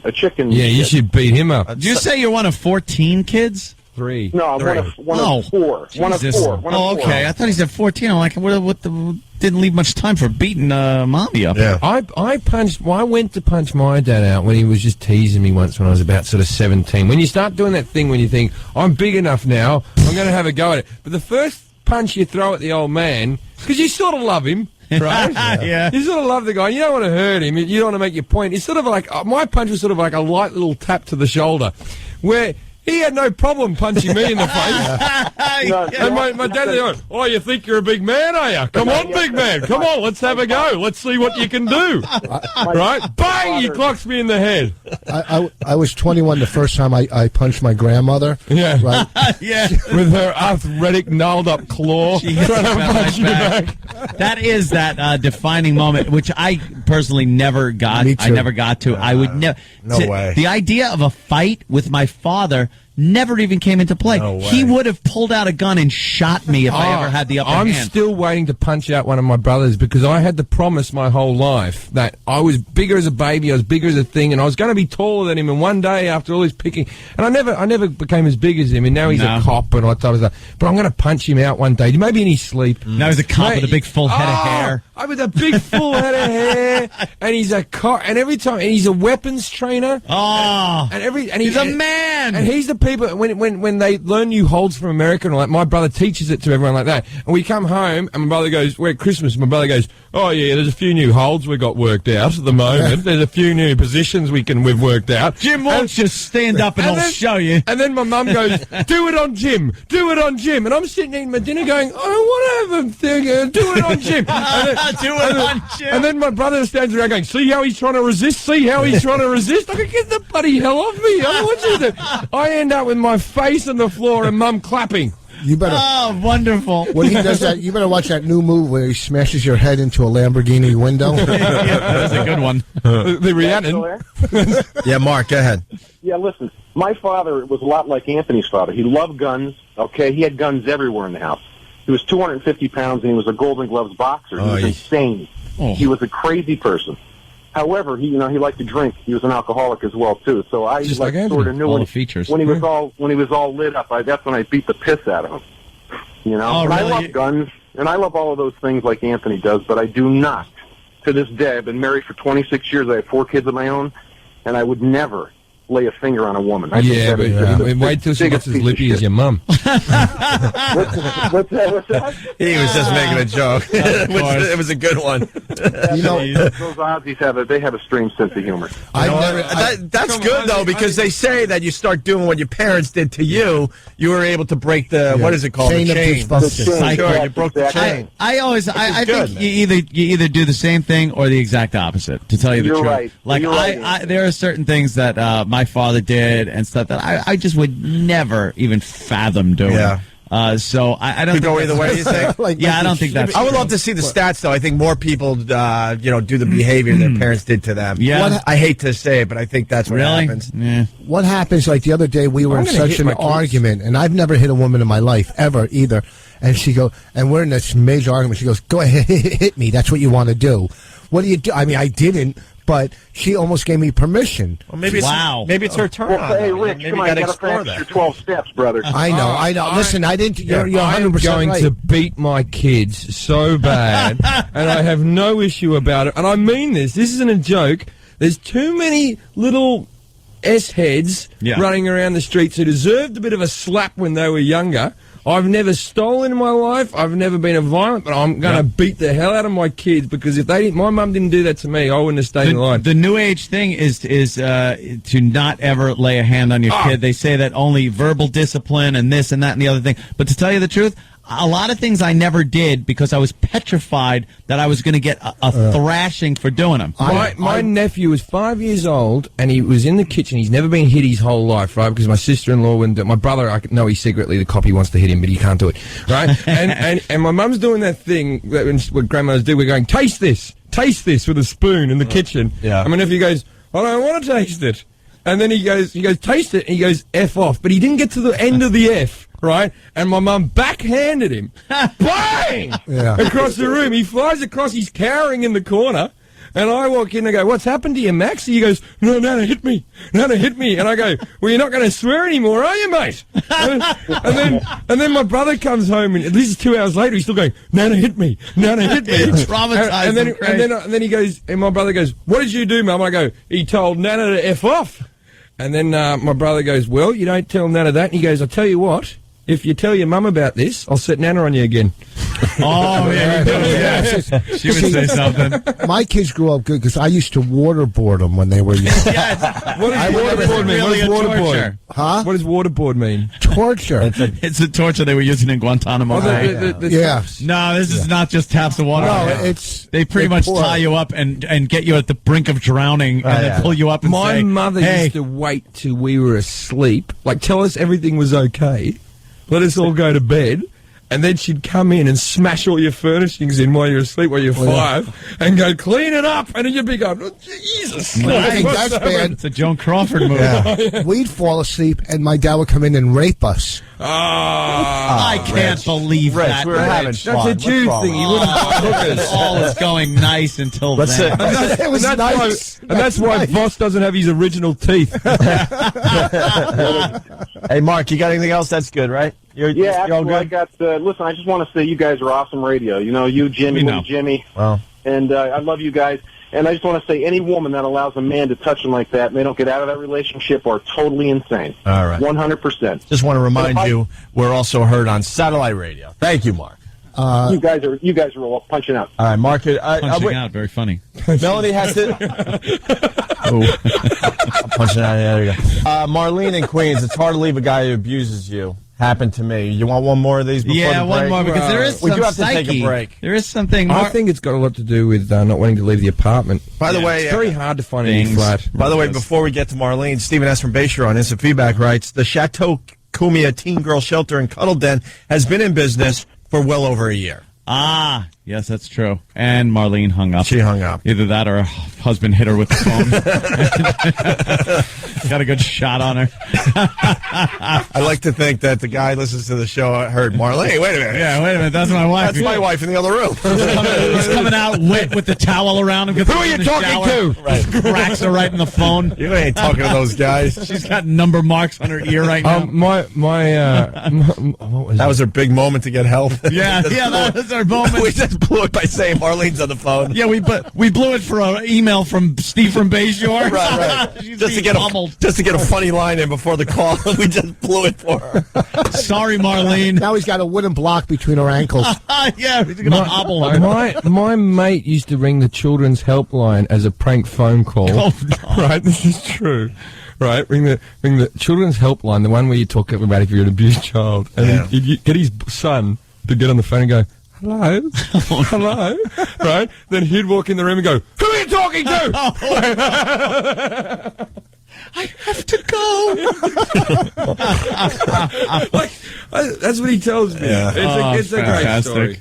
All right, we're going to get Rich's opinions on boating, because he had a lot to say during the last break. Of course he did. That didn't make the radio yet. He doesn't like boating. He doesn't like boating. We're going to get into that in just a bit. And this strange story of this woman going nuts at a funeral. I want to listen to the crying bush. Yeah, we're going to try to get the crying bush, too. We're pulling the audio, see if it's worth it. I think we're calling Bonnie. That's the beaten bush. We're having a wild one today. It's too bad we have to play commercials because the show just continues right through the breaks. Jim's hysterical, man. He's got some great just stories from home stuff. Oh, absolutely. That's just really funny, man. Jim Jeffries and his brother. Yeah. His brother who's doing the right thing in your mom's eyes. Yeah. Helping the public. And he's probably as corrupt as hell, my brother. You're hoping, right? I imagine he would. He lives in a very big house with a nice car. I don't know how it all worked out for him. He's a cop in Australia. He's a cop in Australia. He's a cop in Sydney, yeah. Yeah. And the thing is now, I'm going back to do some gigs in Sydney in a couple of weeks, and I'm going to get like 50 cops coming. So I think I think I'm above the law in Australia. I think I can do whatever I want. That's pretty good. It's a nice feeling. What was the story he was just telling?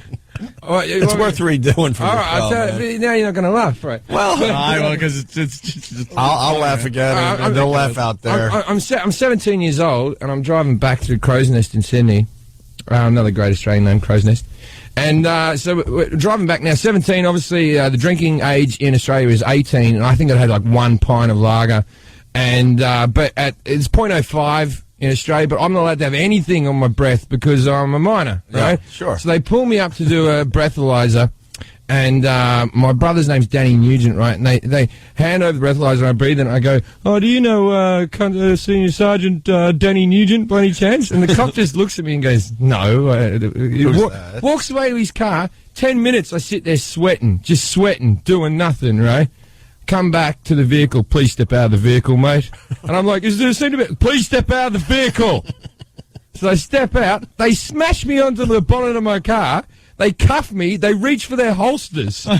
Right? I start crying like a small woman in an abusive relationship. For 30 years. Right? And I'm going, oh, Jesus, please help me. Oh, no. And then I hear my brother laughing through the radio. Just like that, right? They uncuff me. I start drying my eyes, going, "Oh, good joke, guys. Good joke. Yeah, solid like that." All teary-eyed. Oh, they must have just pounded you after that. I've bumped into one of the guys since who still knows my brother, and they all still laugh and point. And I'm a 32-year-old man now, but then they go, "Oh, remember when you cried?" And I still. Does that haunt you every day? Not every day. There's been a lot of other worse things that have happened too. That's good, man. Oh, so sad. That's real good. But whenever I'm out with my brother, I get free McDonald's. Yeah. So, swings and roundabouts. Sure. On the arm, they call it, I guess. Hey, you take that with you. Yeah. No, he knows all the little food places where he can flash his back. I remember when I was underage and I had like a girlfriend. I was 17. I had a girlfriend who was like 16, and he'd take me out on the drink, and he'd get her into nightclubs like with full knowledge that she was underage. And really? Yeah, no problems with that. This doesn't go out to Australia. He can't get fired or anything. I'm sure he's happy that you're telling these stories. On a show you can now hear all over the world. Yeah, really. There's all kinds of corruption. I was saying before that. What I like, again, he's a TV cop now. That's what I was getting into. Let me jump in. What I like about you is your mom Yeah, it sounds like you don't have the greatest relationship with your mom. We have a tense and she's relationship. more proud of your brother, who's a TV cop, than you, who at this point is traveling the world, making people laugh. You got this HBO special that you're filming tomorrow night. We all know about now. But yeah, I've got an HBO special, but my mum doesn't understand what that is. Yeah, and I go, Curb Your Enthusiasm, Sex and the City, Sopranos, and she's like, they got packed to the rafters. Yeah, but your brother never beat up her husband. And but my brother, he's the cop that goes on the telly now and goes, whenever there's like some 16-year-old who wraps his car around a pole, where he goes, when will these kids learn that driving fast, a car is not a toy, it's a privilege. He does that, and my mum will send me, she doesn't know how to work a computer, she'll send me video cassettes. I don't even have a cassette player. VCR. Yeah, she just sends me cassettes going, look at what your brother's up to. And I'm like, Mum, I've got my own sitcom. And she goes, what's a sitcom? He's on TV for a minute talking about a car wreck. Oh, yeah. And my brother gets in her ear and goes, when's he going to get a real job, Mum? When's he going to get a real job? Just to stir her up. Does that? I think I earn more money than him. And she goes, when's he going to get a real job? And then he says to my mum, he goes, there's always a spot on the force for him. Not if they do drug tests, there's not. Oh, that's good. Some guy here on Pal Talk has got a great reference. Does he drive the last of the V8 Interceptors, eh? V8 Commodores they drive. Last of the they V8 get Interceptors. V8 Commodores, or they drive Subaru WXs, because in Australia the cars are all about going fast as possible. Yeah, and you got to get from point A to point B. There's not much in between. The cop cars are like little tiny ones that can go through traffic. And for some reason in America, you're still using the same cop cars off the Blues Brothers movies. What is it with those old cop cars? The old Crown Victorias. I can outrun one of those. That's so funny, yeah. They are starting to upgrade some of the highway patrol ones, the Chargers. They're using a couple of departments have Camaros on order and stuff like that. But for the most part, yeah, still the old Crown Victorias. Crappy old cars. They're just meant to throw perps in the back seat and, because you got to buy some rouse some drug dealers and stuff like that. I've seen some of the international cars, though. It's amazing what those cops are driving. Oh, the Australian ones, they've like not just the normal car, they soup them up as well. Yeah. They go real quick. It's like the Road Warrior with this turbo. I never understood that about the Road Warrior, right? So Mad Max is an era where petrol's run out. Yeah. Why aren't they driving around hybrids and stuff? Why are they rocking around in Holden Monaros, which is like a V8 engine with nitro in it? And, like, that's not a sensible choice. Let's get one of these smart cars from Europe that look like you're sitting in an egg. Well, you got Humongous and his boys chasing you, so you got to balance economy with get the F out of there speed. But he wouldn't be on a motorcycle. He'd be on a moped. He'd be on one of those little tiny, like Jamie Oliver. Yeah, Lord of the Wasteland Humongous is chasing you in a Hugo, like some old... Have you ever seen the original Mad Max, the American version, where they didn't think that the Americans would understand the Australian? Yeah, so they dubbed in. They dubbed American voices over the top. Like, hey, what happened? Well, I seem to have had some problem with these gentlemen. That's like, what the... Well, you wouldn't understand that? This car is done up, isn't it? That is ridiculous. And so because you call it the Road Warrior, we just called that Mad Max 2. But because Mad Max didn't do very well in the cinema, they liked the second film so much that they called it a different film because it stood on its own. But that's enough of the film history. Well, the second one was, I think it had a little more money behind it. It's a great movie. Bigger. You watch Road Warrior again when he goes, you need a truck driver? Yeah. I'll drive your truck. Drive that tanker. I'll drive that tanker. 2 days ago, I saw rigged out a little that tanker. And it turns out the petrol was actually in the bus and the tanker was full of sand. You ruined it. It was. Oh yeah. If you haven't seen it in 20 years. Yeah, and in the hours they're all ghosts. Kevin Spacey is Kaiser Souza, and like watch these films, will you? If you haven't seen the wrestler at the end, it turns out he's gay. Yes, of course. I'm just ruining films that I haven't seen now. I love in the Road Warrior when that ass gets his fingers chopped off by the boomerang that the kid throws. Oh, the little everyone else, kid. And the little the other guys, Humongous's cronies, like pound on the roof of the car they're driving and they're like like it's the funniest thing they ever saw was one of their guys getting his fingers cut off. on Beyond Thunderdome, when they went to like that on Road Warrior, when they went to that town, there's all the feral kids standing around, like the kid with the boomerang, and they're in that little blockade area, right? Yeah. There was a girl in that would have been about 14 at the time, and she had become the manager and owner of the Sydney Comedy Store, the first comedy club I ever tried to get into, right? I'd done about 2 open spots. I got my first paid spot. I just watched Road Warrior the day before. That was 3, though. That was the Thunderdome. Yeah. I watched Road Warrior, the second one. No, she was one of the kids in the second one, not the third one. I know what you're talking about, but she was the kids in that sort of village, right?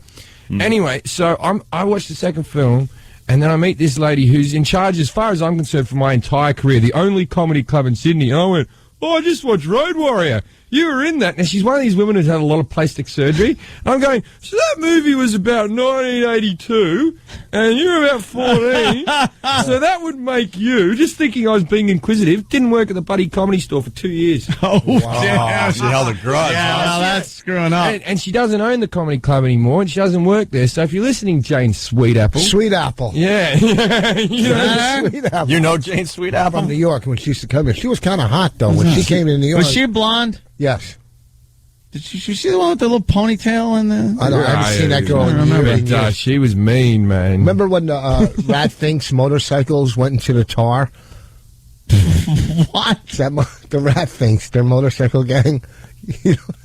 No, I don't. You don't know that movie? No. I thought you would have got it. No, sorry, Rich. Frankie Avalon. Frankie Avalon.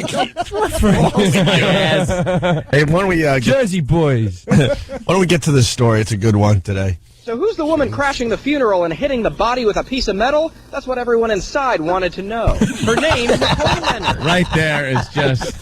That's all you need. That's what everybody wanted to know. That's a good setup right there. I want to know. This is a crazy story. Was it an open casket? I believe so. Everyone inside wanted to know. Her name, Nicole Leonard, a 25-year-old North Carolina woman accused of showing up at the funeral for William Leopard yesterday. But deputies say she didn't come to pay her respects. Once inside this church... And then she walked up to the pulpit and she stood around and she said, I've always waited for this opportunity.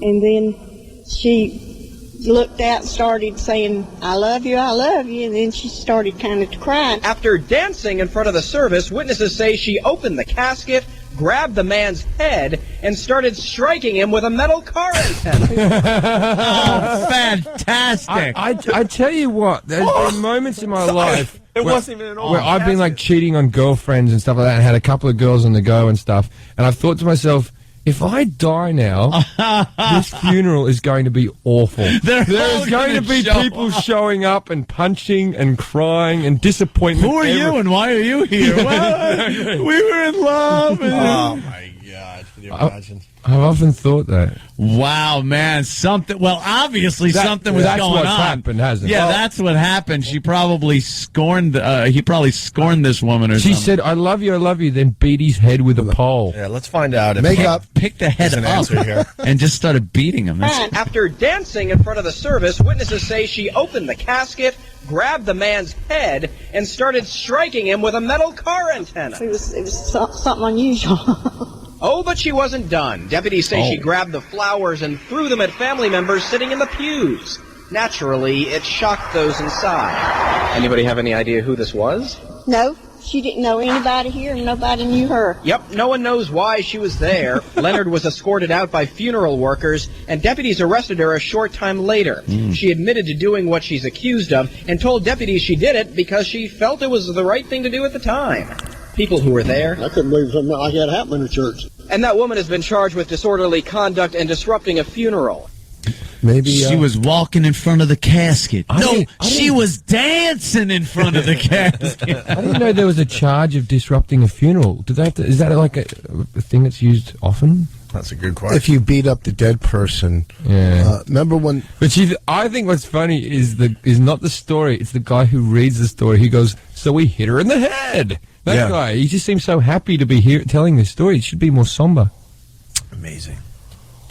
Wow. Remember should when be more we were somber. Yeah, he's kind of laughing about the whole thing, isn't he? Yeah. And a car antenna. Right. And on the lighter side of news. I could have went to when we did the Starbucks tour. We wanted to go into funerals and do stand up there. We might still do that one. Yeah, right. Is that her? That's the crazy antenna bitch. So you think? I think this guy was banging her. You think? Kind of scorned her a little bit. No. And then she comes in and says, "Hey, well, you're dead. Here you go." That's what you used to do. You probably beat her ass with a car antenna. There's a lot of What are you thinking? She had to know. It was she had to know the guy. He was her hairdresser. All right, little visual joke, but very good, Rich. She does have very an awful Eastern European in the face. Maybe She does, Maybe yeah. you didn't pay the full postage. Little Russian, yeah. Why do you not pay for me? You die before I get the green card. And she's only got a little walleye thing going there too. She's just slightly She has cockeyed. her eye. She's got that lazy eye. She got that, yeah. Almost looks like a glass eye, the right one. Maybe that's the one that he hit. Yeah, with the car Maybe she got a antenna. bit of whiplash with the antenna. It was self-inflicted. She had her reasons. Maybe That's he what worked she at like says. cartoons and was doing a radio or something. Oh, I got greedy. Yeah, you're really Speaking of cars.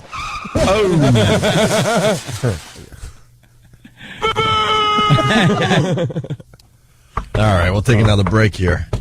What do we got going on? Rich is, where are you playing, Rich? I'm at the Arlington Draft House, Arlington Theater Draft House at March 20th and 21 in Arlington, Virginia. And there's many witnesses here that saw me last Friday night just completely destroy. Witnesses? He's talking about witnesses. Yeah. He makes it sound like witnesses saw me do well. So because I don't want people it's on the record. to ever cross the radio and my stand-up ever. Rich, Never people fail. are meant to assume that you're going to be good. You shouldn't have to tell them. You that don't know you've this been good in audience. the Listen to past. me. That's Listen, it's you a don't know the legally history. binding thing. Yeah. but- You don't I know gotta the tell history you, here. we did the funniest listener contest last Friday, and you destroyed. And as many times we tell these people that you're unbelievable on a comedy stage, they're still surprised when they see you destroy in a comedy club. Oh, Real come quick, on. Bonnie It's is all relative. Bonnie was so mean as a judge. Then, the comics were scared to come out because Bonnie was going to smash him after it. Bonnie, real quick, was doing a pilot for the Gong Show. They were doing it, and a 6 or 7 year old girl came out and sang. Yeah. Right, and all the judges gave her a 10. And Bonnie gave her a 1, saying, I didn't like it. And the little girl started crying. Good. Harsh but fair. See, and they don't, whatever. The Gong Show Good. should have been a good show if they just let everybody do their thing.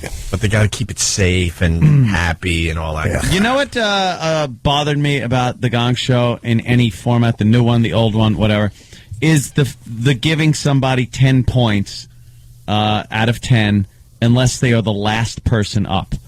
You set your maximum at 9. Set your max at 9, and you could even set it at 8. I remember and then a pole wait. dancing competition in this room that you rigged by giving all the other contestants a 1, and then the girl in the nurse's outfit you gave a 10. Because it didn't matter. Therein making our scores not even matter. Very good, right? It was a good system. See, I totally ran the voting on that one. But there the way you're was, there saying was 2 girls that were uglier but could really pole dance, and then the one I girl that was understand. the ringing. I did take that to its extreme. Well, Anthony, What I'm saying is, if every judge played like this, you see somebody, the first person up is fantastic. No one's going to do better. You give them an 8. Right. You give them an 8. Everyone gives them an 8. Then they got that score. Then the next person comes up, they suck, you give them a 7, a 6, 5, whatever. The last person comes up, oh my God, so much better than you even thought the other one was that got an 8. Give them a 9. The only person that should get a 10, if they're outstanding, is the last person. Because once you give out that 10, then if someone's better, they can only tie the person that you already gave the 10 there's to. different levels they of throw perfect. away 10s. I hear what like you're saying. Friggin' whatevers. But I want to get back to the funniest listener contest because, this is going somewhere. I gave Rich his compliment. He's great on a comedy stage, but he's still a dope. What? Oh. Listen to this. It was time to announce the winner after doing this for 2.5 hours. Yeah. Carrie. And here's the big moment. Rich Voss announcing the winner of the funniest listener contest. What do you call them? Tommy and Owen. Know what you two have in common?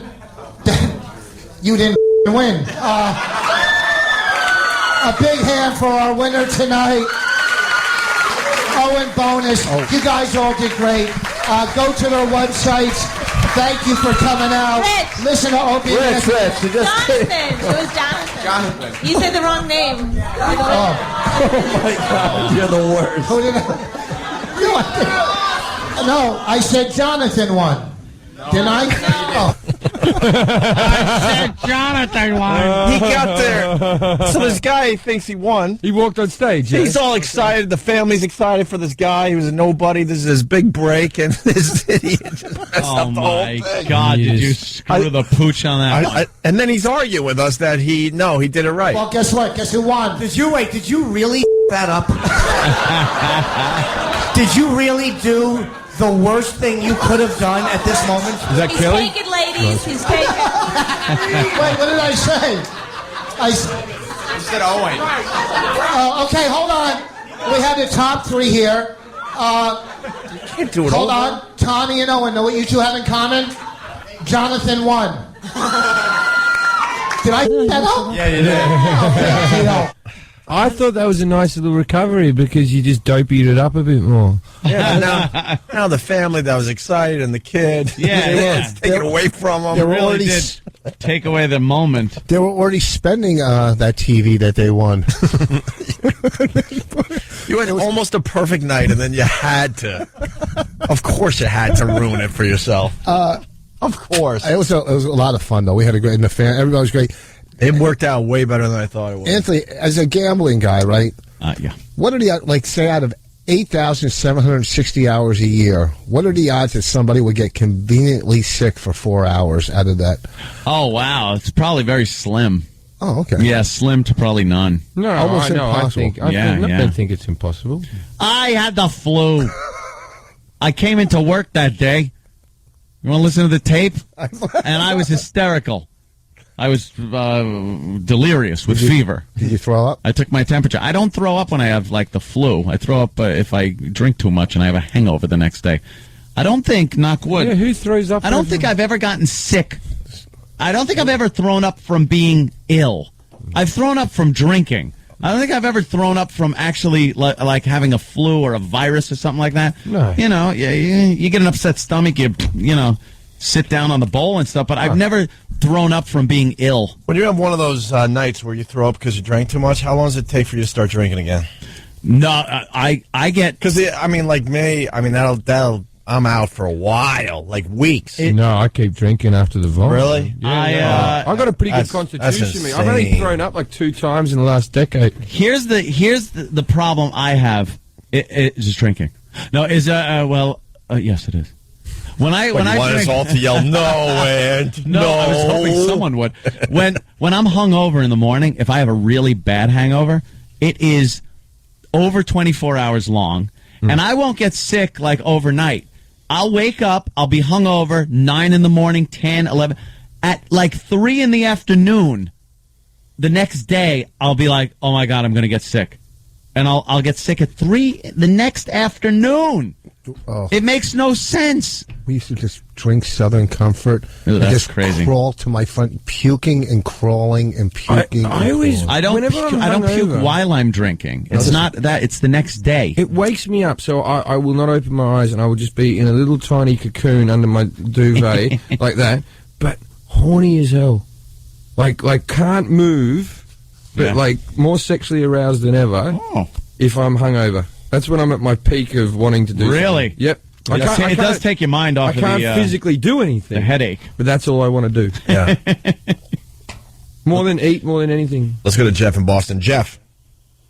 Yo, hey guys. Hey, what's up, Jeff? I just want to say I watched the show that Jimmy hosts on HBO, and I have never laughed harder at Jim Jeffries. I'd never seen him before, and he was fantastic. Right, that means that's as hard as you can laugh at me. You can't laugh any harder. No, at it's me. a 10. That's a 10. Score that a 10 on the laugh scale. Thank you very much. That's very nice. Well, that appearance on Jim Norton's show has come to what's happening tomorrow night. Jim Jeffries is filming an hour. You getting an hour? I'm getting an hour special. An hour special on HBO, and we're filming this, or he's filming this tomorrow night there, Jeff. Sounds good. Can't wait for more. I don't know what the hell to tell you. I was surprised they even got through. You guys are more popular. Honestly, we were using you for a little setup because there might be a few tickets available for the taping of Jim Jeffries' HBO special tomorrow night. Where is it at? It's at NYU, right? The Skirball Center. I'm giving away 1,400 tickets. Just giving them away. Damn. Just right. Skirball Center, New York. There's a 7:30 and a 10 p.m. And the email is jimjeffries@broadwayvideo.com. For free tickets. For free tickets. For the HBO taping. Running out of time before we move over to satellite radio. Opie and Anthony, Jim Jeffries, Rich Voss. Pretty good one for a Friday. Jeffries was just saying that in Australia, the packs of cigarettes were getting bigger and bigger on you? Bigger and bigger. When I was a kid, they were 10 packs and 20 packs. And now, brand called, I think Holiday brought them in. Yeah. Packs of 50. Packs of 50. But I haven't been in the country for a few years. They might have gotten bigger. Yeah. We're like, can someone Google the biggest? I don't know, but they're definitely packs of 50s. And like, you know, there's like, I don't know if they did in this country, but like when you meet those like James Dean, or characters who think they're James Dean-esque, and you roll them up in your shirt sleeve. Yeah. I last time I was in Australia, I saw some guy trying to roll a 50-pack in his shirt sleeve. That looks like a transformer. It actually looked like the tumor that he was going to get in the future. But yeah, real big packs. So this is going to keep going because people say, people always go, how much do you smoke? They never go 10, 20, 15 cigarettes. They always go pack a day. Right. And the marketing people, they figured that out, and then they just went, just keep on adding 5 every couple of years. And they say 1 pack a day. Just 1 pack a day. 50 cigarettes. Yeah, 50 cigarettes. That's what my auntie's on. My auntie, I don't know how that woman's still living. She's on 50 a day, and she has a vodka bottle down the side of her bed. Mind you, she's gone mental. And my Uncle Bruce, she kept on putting my Uncle Bruce down, keeping the old bloke down, right? And he left her, and it turned out that she'd been pumping him full of depressants and stuff like that, and he lost his brain. A week away from her, he started talking normally and stuff like that. Wow. Oh, she's evil, my Auntie Susan. If you, here we go. Holiday Kings. Packet. Is that 50 or 58? 50. That's just a pack of 50. Holiday 50 Kings Gold. cigarettes. 50 cigarettes. How do you carry it? That's probably actual size. It's It's a big. giant. It's a big. You could, if you threw it at someone, you can knock them out. There we go. That's actual size there. A girl. That's actual size there, and it goes back a long distance. Wow. Yeah, I would guess. Yeah, it would have to be very wide. Well, I think they all do. I think Winfield do them as well. I don't think it's just Holiday. I think Holiday were the ones who brought them in, but then Winfield was the other. You know, there. I think it's a great idea. That's Australia. Everything's bigger over there. Everything's bigger over there. You guys don't know. Yeah, well, no, it's got to be. It's a big place. It's a big, giant island. nothing in it. Yeah, you guys haven't filled that thing up yet. We overtook you 2 weeks ago, fattest people in the world. I don't know how we did it. It was in the news. How did you guys do that? I don't know. We've got all the sport and the heat and the surfing in the world. Yeah. I see fatter people walking around America than I do in Australia. I don't see as many fat people. I think in Australia they stay indoors for the air conditioning. We got some I don't think they venture out. You guys are proud fat. Your whole fat families will venture out. And they'll wear clothing where their gut sticks out. A fat person will get their belly button pierced just to draw attention to their fatness. Yeah. Oh, yeah. We're proud of our I saw one at Raging Waters in LA, and she had tattoos running up her body. Fat people shouldn't have tattoos. No. Fat people shouldn't be allowed out of the house. Yeah. Accentuate any bit of your fattiness. There was one woman in the lazy river bit. And she was the fattest human I'd ever seen, but she got into that lazy river because it has a current that pushes you along, and it's only 5 foot deep. And with the push of the current, she actually had her first walk in over a decade. Oh, wow, yeah. Trudging through with every bit of misery that you could. The kids holding on to her to float by. Little kids being pulled into a gravitational pull. This is something I got to just bring up because it involves the fat thing. Yeah. Opie snapped a picture of me when I had the flu on that Friday, and I was sick, and I was blowing my nose. So I was like that, and he put it on the Twitter. I said, he goes, you mind if, and you said, you mind if I take a picture of you? I wanted to get a picture of you and your misery. I'm Opie Radio on Twitter. Let's promote it a little bit here, because, I do a lot of fun stuff after the show. So I'm blowing my nose. Yeah. And I take a deep breath, and go, and you caught me just like that. It was a perfect shot. And it's the winter. I haven't been working out as much. It's whatever. I do have more of a gut on me than I did probably during this summer and everything. Whatever, regardless. Wait, this is radio. How tall are you? 5'10". 5'10". How much you weigh? For real. 163. Just so they have a. Really? That's it? 163? Yeah. Just so they have a reference I point, weigh my 200. friend. So you have a little pouch on your that's what it is. 163-pound frame. It's right here. I I know shag I know women it who is. weigh 163. Well, let me tell you something. What happened? These douches. Hey, they're my that go to followers. your Twitter followers are a bunch of C words. They're my followers. Because somebody actually wrote like, "Oh my God, look at his gut. It's and like I'm sitting like this. I want to say I'm and sorry. sitting on the chair. No, and my shirt. I had a light shirt on, and it was kind of tucked on. It was the ideal circumstance for a really bad picture. Sure. And I was sick, so I don't care. But this Seemed like you can. load of crap that is called Lady Trucker. She calls our show. She's on your Twitter site a lot. She calls Ron and Fez a lot. Look at this lump of crap. I want to say the S word so bad. This is a bag of leather, a leather sack. Oh, my God. Full of dog feces. Yeah. You are about, I gotta say, you rank amongst the top 3 most disgusting people I've seen in my life, and I can't remember the first 2. I can't remember the other 2. So right now in my head, Lady Trucker is the most disgusting person, not even female, person I've ever seen. And she was getting on me about my paunch, my paunch, because I was sick and took a picture blowing my nose, and she was getting on me about my paunch. I wanted to take this fatty and pull her breasts over her face, because you could, like a shirt, like a hockey fight, I don't know if where you they could take their jerseys and pull them over her face. I want to do that with her breasts, and then just beat her senseless. She is disgusting, and she's criticizing the way I look. Go eat something. Keep that body going before you drive your truck into a tar pit where it belongs, so they can scrape you up and display your bones in a million years, you dinosaur, you effing brontosaurus. I hope you jackknife and your own truck runs over your cab. I'm sure you damage your truck. She should have that Mac dog on her chest. She probably does. You look like a truck. She has her weight under her belt. Yeah, what is that number on there? Was that from the 4-H club? Did some little kid raise you? If only the people who She was in a fun walk or something. That's her number. Walk what? That's her number, not her weight. She was doing a little fun walk. Probably for a good cause. She was Anthony. walking for the cure. Yeah, what's wrong with you? Please stop it. Just lay her sideways and roll her. Do a roll for the cure. No, have you ever you tried to- slovenly pig. You're a slovenly pig. She got to you? She's not What? I'd be Like, you worried can't about her believe- hanging herself. I can't effing believe did she get to me. She's not that much bigger than you. I mean, your stomach hers. That's right, Rich. Yeah, we're just about the same. Look at those cans on her. They're also, under her armpits. Her belly fat is pushing her breasts under her armpits. You flatso. You'd be a flatso if there wasn't so much fat under what probably were A cups. And what's the bits under her arms called?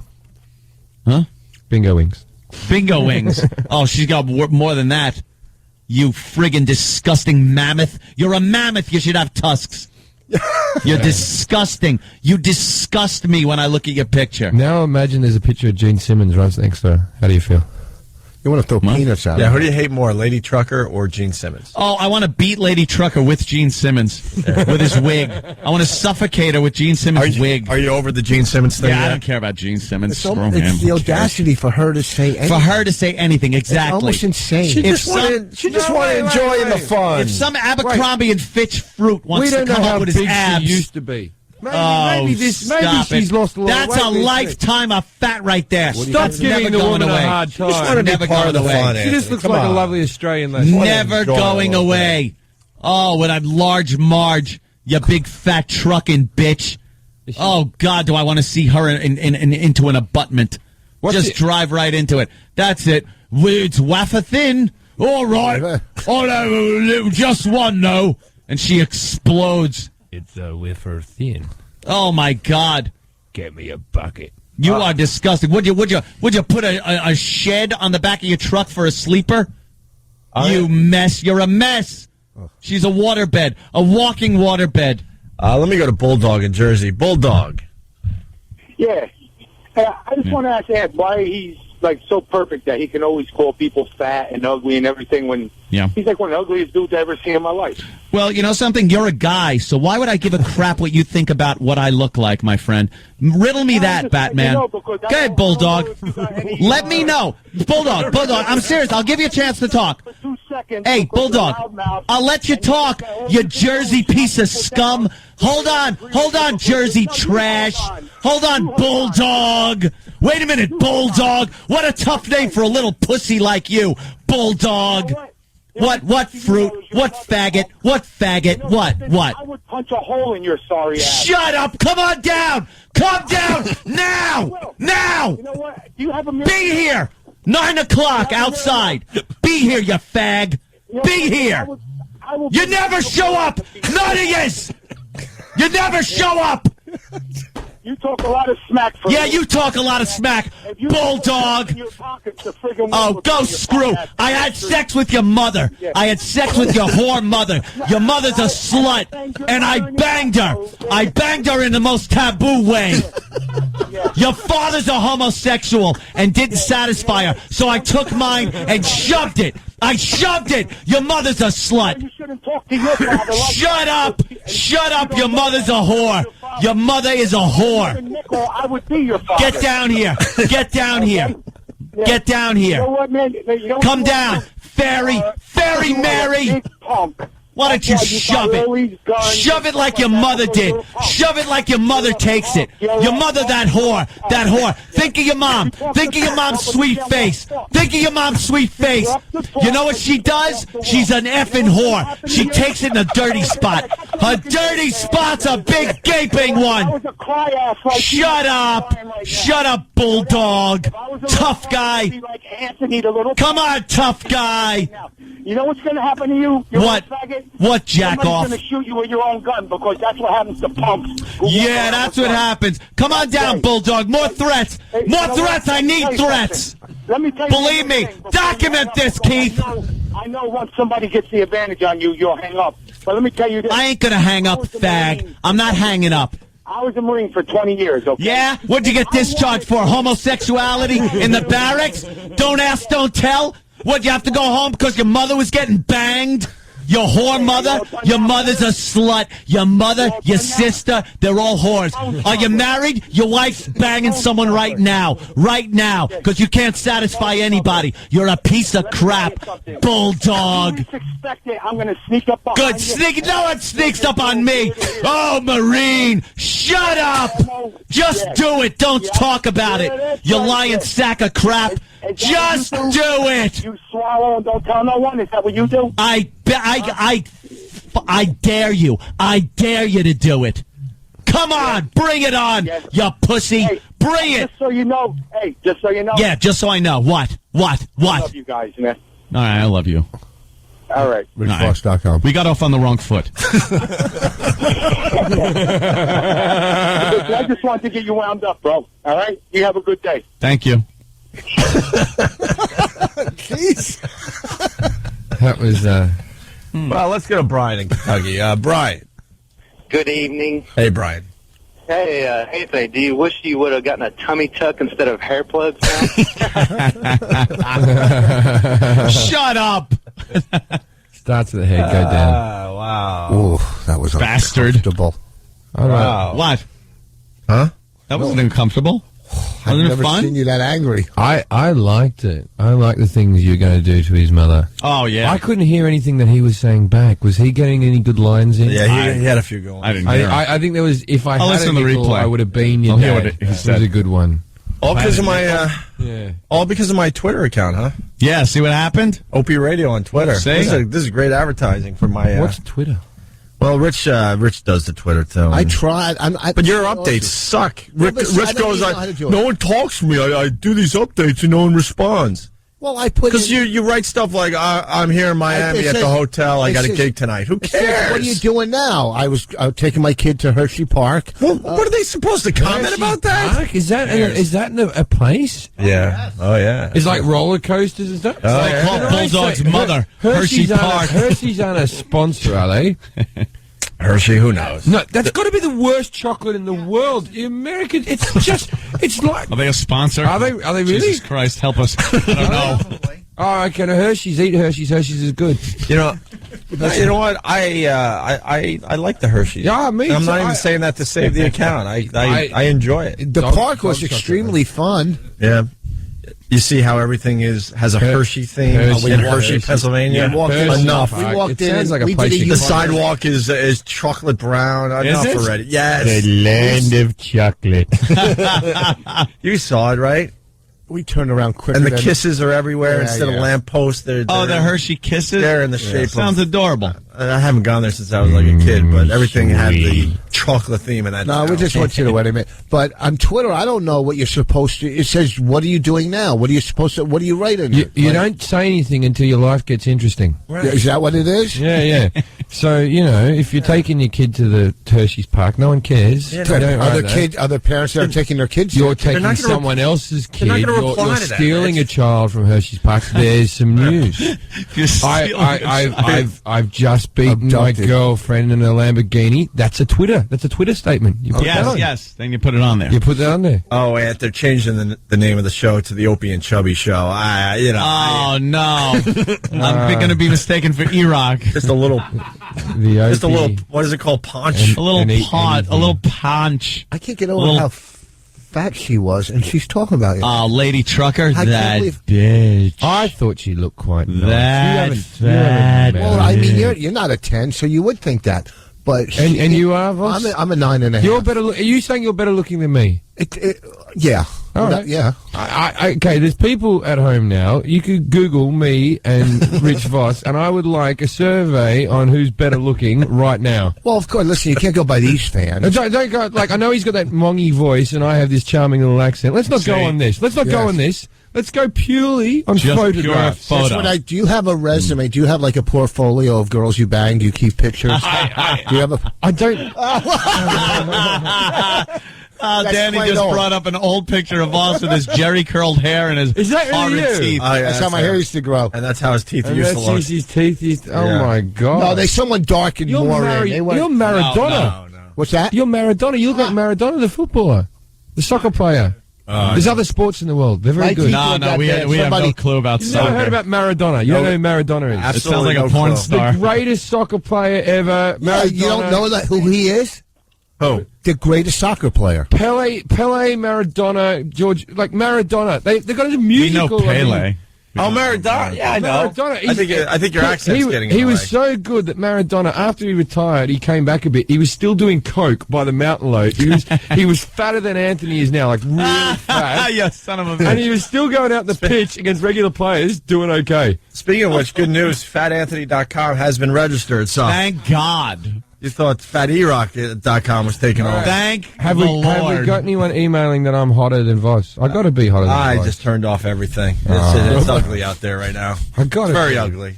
We have very shallow. Ladies are like we have very shallow egos on this show. We got to shut down everything now. Original teeth. Shallow egos. I know. Our egos are very fragile. I think you got one vote yes from Bonnie. Fragile. Hey, don't read the instant feedback. Oh my God, turn off the phones. Oh my God. Oh my God. I'm deleting my Twitter account now. I can't handle this. I don't even. This Facebook is too hard. People throw beads at you. They're doing this. No, what the hell is all this stuff? I don't poke anymore or anything. Poking's over for me. None of that stuff. I don't. What the hell's poking on Facebook? That was the original thing. You poke, and then they started throwing sheep at you and stuff like that. What is all this crap? It's too much on It's called social networking. It's taking over the world. How about you join the club? Really? Somebody gave me funny love beads or funny beads. And someone like you're a comedian. This is a good way to grow your fan base. That's why I'm doing it. I never gave love beads in real life. Why would I do it online? I understand that. That's why I picked Twitter, because it's a lot simpler than the whole Facebook thing. Isn't Twitter part of Facebook? You can connect them and stuff, but Twitter's is a basic Facebook, really. It's more basic. It's a lot easier to deal with. Let's say there's a woman in the world. Couple pics, couple updates, you're good. There's a girl See what that I people really are saying, like. move on. There's a girl I like, so I'm wooing, I'm trying to do a thing. Then I get smashed in, say, San Francisco, and there's some photo of me with my finger down some girl's whatever. And someone tags it, and then that photo's up, and then that relationship that I've got growing in the other city deteriorates because there's too much information on my life being dealt out. Yeah, you don't want people putting those pictures. I don't like being tagged. But they're going to, so that's I guess that would be the downside. So of now I'm getting like, don't take photos of me because I know I'm doing something stupid. You don't want to be tagged. Yeah, I don't want to be tagged. In photos and stuff. Yeah, I don't like being tagged on there because, like, I just had to delete a couple of pictures of me and an ex. That was like somebody's like, hey, let me pop these up and I'll tag Anthony in it. It's his stomach. Oh, and Jill. it's like, I don't want to, who wants to look at that on my page? Right. Who cares? I don't want to, so delete it. So untag myself. Oh, that's smart. Yeah, that's all. It's too complicated. MySpace was so much easier. I preferred MySpace. It was so like much 2 years ago. I know everybody, but it was so much easier. Twitter's almost I know old how to at this point. Yeah, but MySpace, I prefer MySpace. Skype. MySpace, you could put your gigs up and be like where you were gigging. And That's now true. Facebook's not like that. You can't advertise as much. It's better for the general public, but for us comedians, it's not as good. I don't even know how to put top 10 friends on Twitter. Can you do that? I mean, on Facebook. Can you put like top friends? You have to have 10 friends. Huh? Nothing. Oh, yeah. Well, I got one in San Francisco now. I'm being rude. We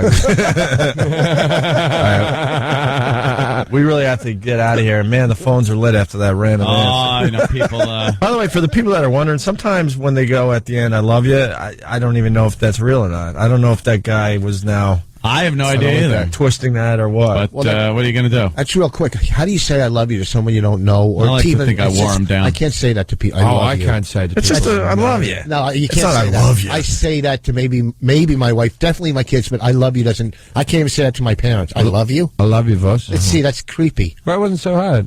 I love Rich Voss. Ew. Yeah. See, now you can tweet that. Jim Jeffries said he loves me. Yeah, I mean, and then people will be like, "Oh my God!" I am. I took a picture of my sushi yesterday. I'm very fond. See what you can do with tweets. Took a picture The most mundane crap. I went with. I said this yesterday. I went with Dice's Q-tip thing. Yeah, just Q-tipping your ears. Yeah, because you have to have a status. And Dice is like, "Yeah, you could say you're Q-tipping your ears." I'm like, "I'm going to do that later." He was in studio. Why would he?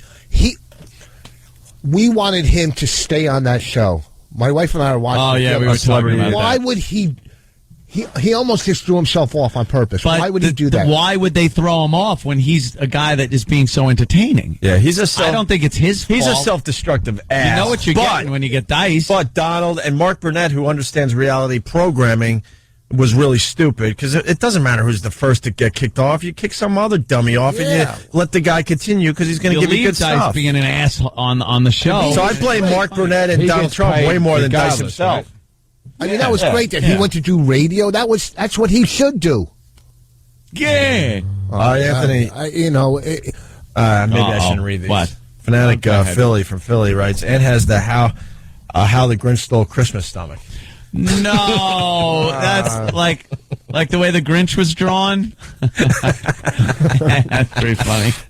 You're like like skinny beer belly. Yeah, skinny beer belly. So if I was on Twitter, would I put March 20th and 21st at the Arlington Draft House in Arlington, Virginia? That's what I would put on Twitter. Do people do that? Put that? You could do that, but they'll get bored after a while. They'll start dropping you. Okay, so I'm not doing. You can anything. plug, but you just got to spread those plugs out. I'm not gonna plug it all on Twitter. I'm gonna get good at Twitter.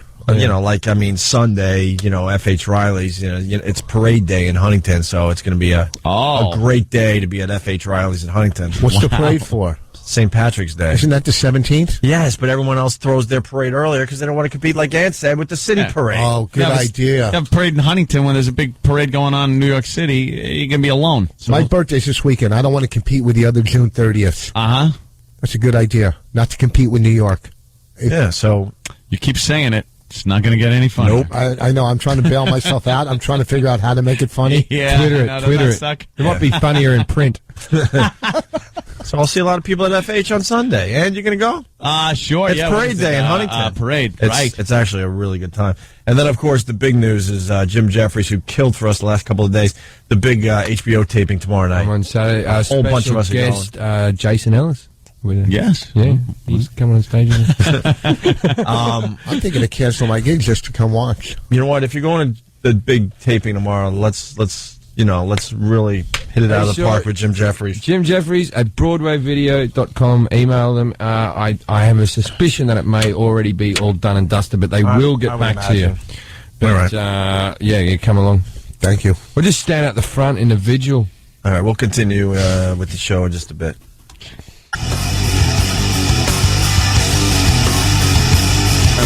Opie, Anthony, hi, Jim Jeffries, hello, Rich Voss. Why is our mics a bit on the low side? My headphones weren't. I knew I should have lowered them before they came on. There I we never go. do that too. It was a rookie mistake. I put the headphones on, and then I went to the computer when it was all silent, and then the music kicked in, and I think my hearing is gone now. Did he change out these microphones? Fucking Valby woke up. We wanted to do that live on the air, man. Look, he knows when to wake up. He knows when to come to the table. What is wrong with the microphones?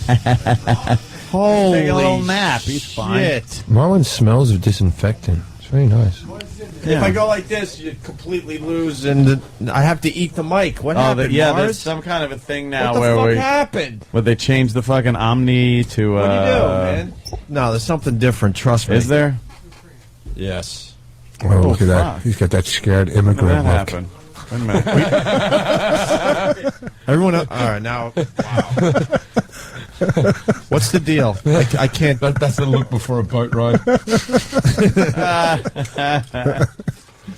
Oh, my God. My mic is fucked up. I'm telling you. Been doing this way too long, and this is the thing that drives me nuts when the mic. You just got to eat it. Yeah, well, you're extremely loud in my headphones, and I'm really low. And then if I go here, then it's too loud. Am I really loud? Because I don't seem like. Yeah, you really are. And my mic is like there's nothing going on it. Because I sound perfect to me now. Yeah, actually, that's good. Yeah, Okay. keep with that. All right, no problem. That's good. Rich? Yeah, this is good. He's not as loud as he is fat. So you're a little louder than Anthony. Anthony is where we want to be with everything. Never sounded better. Yeah, you're good. I think I'm Jim, your turn. Hello, everyone. You're louder than Anthony as well. I project. Rich, This is you're louder than Jim. Yeah, but I'm better looking. And you're both way mine's louder coming than with Anthony. water. Back to Anthony. Anthony? I feel good now. Yeah, that's perfect. We want to work off Anthony's mic because that's perfect. Everybody said it today. Yeah, all right. Hey, we got a live studio audience.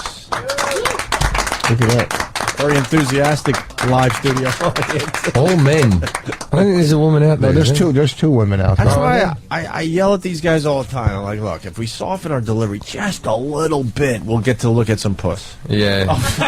Was that a soft delivery right there? Just a little bit. But is it worth it?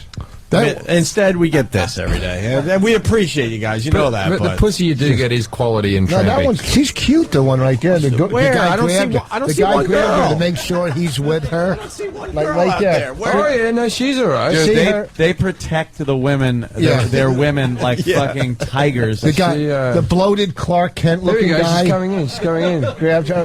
I liked her more when she was behind the stand. Into the den of Yeah. fucking lions over You here. know what I noticed about this girl right off the bat? When she was coming in here, she was wearing a lot less clothing and then realized there's a bunch of animals in here and she covered up, right? Is that true? Are they hospital pants? Yeah, she's got the sexy hospital She's getting ready to pants get on. beat. And hospital top. Hey, there you go. So you just escaped from a mental institution. No, she's some kind of a hospital worker, She's gonna right? take a ride in a Lamborghini. Yeah. Well, what do you do? What do you do? A nurse. Oh, I see. I just got off of shift. Yeah. You must have loved my rant about the healthcare shit this morning, huh? Hey, fuck them, cut it. I don't give a shit. Anthony, and she's white. I know. I see You were that. saying that. I was saying a majority about. Although she could you gotta have listen some to the Hispanic code, but- blood in her. What's Oh, no. You're Italian, right? No. What do you got? Irish. No. Black Irish. You're Polish. What do you got going on? Oh, you're Polish? Yeah. All right. As a nurse, what's the strangest thing? your borders. And you hear this question: what's the strangest thing someone's come into the hospital stuck in their ass Oh, my God. besides Norton's tongue? Yeah. Your wife. Jeez. I know. They do, for 1. They do come in with that. Anything? Are you an ER nurse? No, I'm med surg. Yeah, what's that? Basically, it's all like, post-op, pre-op patients. Oh, really? So when they were getting wheeled in and wheeled out, you're there. How many deaths do you see in a day?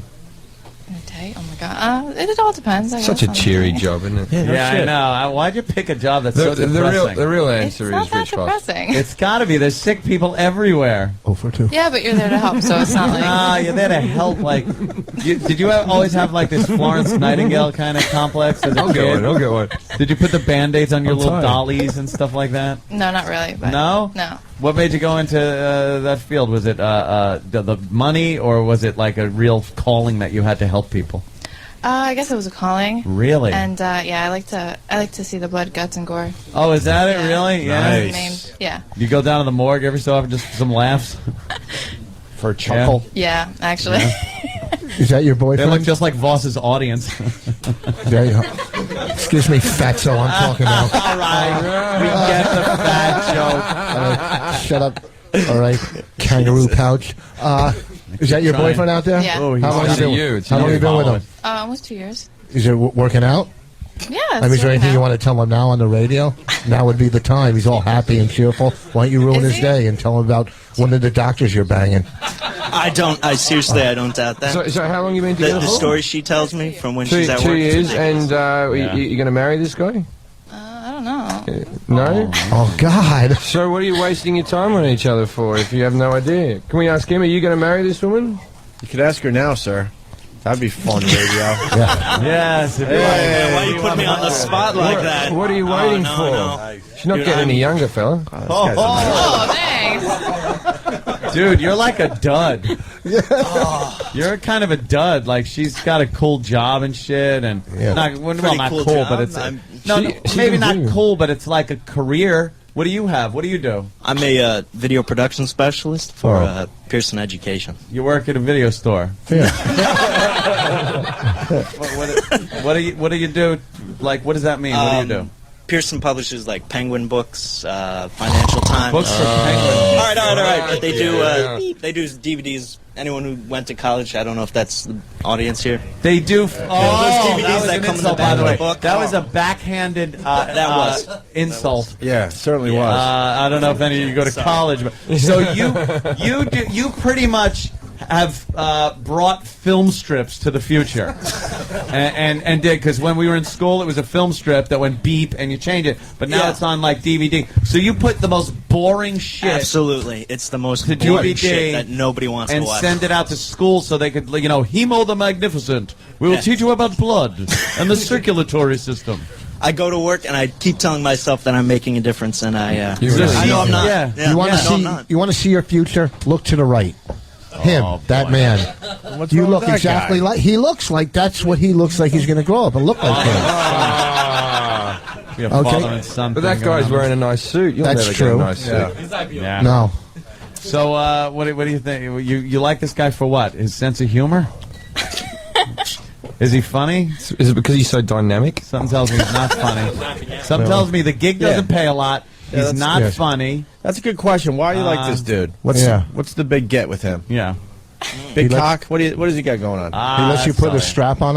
Are you a size queen and he's got something? Yeah. Let her give an answer. Why are you with this guy? Were you like 700 pounds and he stuck with you? That's the real reason she wears those pants. Damn. Hey, it's a good question. He likes licking your stretch marks. Oh, Rich. I'm asking. Why are you getting What are greedy you today? hammering her for? Come What's wrong with you? We're trying to rip into the guy and you're calling a stretch mark woman. Anyway, tell us Come on. more about those. Yeah. What attracted you to him? Yeah. Oh, he's a good guy. Oh. Yeah. So There's a great guy over here, darling. Oh, yeah. Everybody's, any Rich. guy that isn't just smacking married. bitches around is a good guy. What is it about him? There's another guy here. He's how'd not you meet? great, but I'm here. How'd you meet? On a bike ride. On a bike ride? Yeah. Oh, he's And- a faggot. And Yeah, through a friend. It was, through a friend. You're on a little bike ride. and you start chit-chatting. And there must have been other guys on the bike ride. What separated him from the pack? It was just... She was on his handlebars. There's a bunch of girls. The bulge in his bike shorts. It was just me, She my was the girlfriend, bike. and him. And him? How did he get weasel his way in there? Oh, your girlfriend was friends with him? Yeah. So was she trying to be the matchmaker? No, not really. We just No? all kind of went out. Wow, you're pretty easy. Just bring a guy along and that was it. So what did he do that kind of made you go, oh, this guy might be worth pursuing? Told her he We needed went out to a lose couple his times, virginity. so it wasn't just like the bike ride that like... Did he ask for your one number deal. after the bike ride? Or did he have to go through the mutual friend? You don't remember anything. This is the dullest relationship I've ever seen. I remember There's everything. no passion Come on, here. throw it out there, hon. I went down on my wife the second night I met her in a car. I remember everything. there you How go. do you not remember? What is it about this guy that He you said like? throw it out there, so I guess I got Throw it permission. out there. What do you want me to throw out? What do you do Just for the it's way fun? swinging. Coy. The swinging, the cuckolding. What? Yeah, what's the deal with You this hear guy? that? She's on the spot, Anthony. She's Yeah. being way too coy about Is she? half the shit she talks about. Yeah. Oh, yeah? Just ask her about work. Ask her about the real stuff that goes on. What's the real stuff between you that and goes your on? coworkers? Jesus. Oh, Oh, fuck. Young Oh, Clark Kent shit. is getting real. You jack off the Clark cadavers? What's going on at work? What's going on there? Come on. Well, Tell on about the with it. doctors that you did. All right, that's enough. Oh, shit. Something's going on with the doctors? I used to work at a disabled home, and there used to be this girl that used to wank off the downies. Like The Downies. Oh, my God. Wank off the Downies. and all the people with cerebral palsy, and she saw it as like a charitable contribution. Yeah, well, it But probably was. she was popular down the home. I man. imagine Wow. she would be. They were probably all just animal noises when she would walk in. I used to down up just for a shot. I sit in a wheelchair, drool, and wait for my hand. Wait, this guy's back. Just an added bonus. She failed to mention she's a certified massage therapist. Oh, wow. She failed to mention something so exciting. It's very exciting. Massage therapist isn't a fucking Yankee cranky shop. That means she does legitimate, like, you have this muscle pain and I'll fix it. Yeah. We're talking, we need, like, full fucking release. She probably doesn't do that. Oh, she Well, won't do it maybe- when she's got her massage table out. For some reason, she treats it like a holy bed. And Yeah. Well, because she's a certified massage Come on therapist. there. I'm not gonna There are be people like- that do take it seriously. You seem like a wild. You seem like a wild guy. During sex, do you ever make her wear your glasses? Boss, never try to eat and talk at the same time. I got the laugh. Will you leave me alone? I got the. You're just jealous because I can eat without gaining weight. Oh, you know, it's not even. What? Yeah, but Voss, It's funny. Keep going. What? Yeah, hold on. Oh my God! What? well, you know, Let's. How Go about ahead. we move on? From Anthony's this fat. wonderful You're couple? ugly, but he can lose weight. That's really. Yeah. Me and her are going to yell your name tonight to keep from coming. How about that? Why would you take on Rich like that? You're right. You're Fucking right. L7. You're right. That This was is a where bad Rich move, like bad rules. idea. He was can really work bad. this crowd like nobody. All right, are we going to move on from this exciting couple or what? Yeah, that's No, it. there's We so really much found out a more. lot. See, all it takes. Thank God Jeffrey saved us with that Downey thing. I do what I can where All I it takes can. is a vagina to get a microphone in this room. Yeah, It's amazing. I hear Kevin Nealon's here, but we also have John Valby here, who just woke up from a nice little nap. Right, John? Yes, I did. What, you drive all night to get here? No, drove all day yesterday and then played in New Brunswick and had a few tequilas last night. Yeah. Wow, tequila. I know. I was here early this morning, too. I didn't Hardcore. know it was 9:30. Oh, really? You were here early? I was here at 8. That way you got You a didn't good, know it was you got a Friday. good nap. That's yeah, fine, I did. man. It was a fine little couch. That's good. Yeah, you're playing the Stress Factory? You're playing Vinny's Club, right? Yeah, that was last night. Yeah. Are you playing there tonight? Nope. Where are you tonight? Nowhere tonight. I'm taking my sister out to dinner. She's a New York opera singer girl, and Really? we're gonna have a little family time. Wait, Musical family. For legit opera? she Legit does? opera. Yeah. No, she does fucking dirty opera singing. Funny. Well, you gotta ask, right? Wearing Some the of them are fucking just Viking normal hat, masseuses, you doing know. dick jokes. You're fucking doing- opera music. That is pretty fucked up in one family. You Couple of got, dildos up the hat instead of little ones. that's pretty fucked up. One family's got a Yeah. legit opera singer, and then you got John Valby doing very well with what he does. Doing The yin and yang. Wagner's Does she The do, Ring. she do Carnegie Hall and all that? I think she's played there once or Holy twice. Yeah. shit, Yeah. man. He is classical. Yeah, I know. pianist, so you know, He's very good. He's doing VFW halls, and she's doing Carnegie Hall. You know their parents beat them and made them do music even if they didn't want to. Yeah, have you ever heard John Valby? No. Oh, Jim Jeffries, you're going to love this guy. We love John Valby. We've been trying to get you on our stupid comedy tour for years, but it never works out because you're booked until the 2020 or something.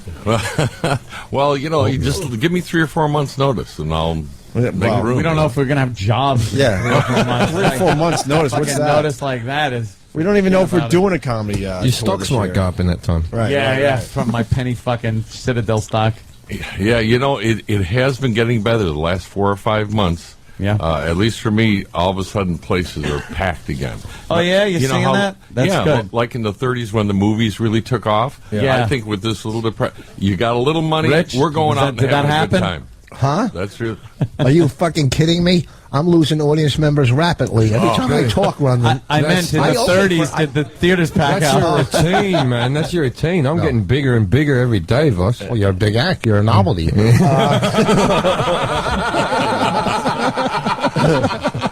That fucking ass. Yeah, when people find out I'm actually from Cincinnati, my whole career goes to shit. Yes, I see Valby. He keeps hitting his keys and nothing's happening. Is it supposed to Oh, is that be? what I need to do? There we there go. it is. That's Yeah. nice. You want to get us rolling here, John, or what? Love to hear something. Sure. John Valby, everyone.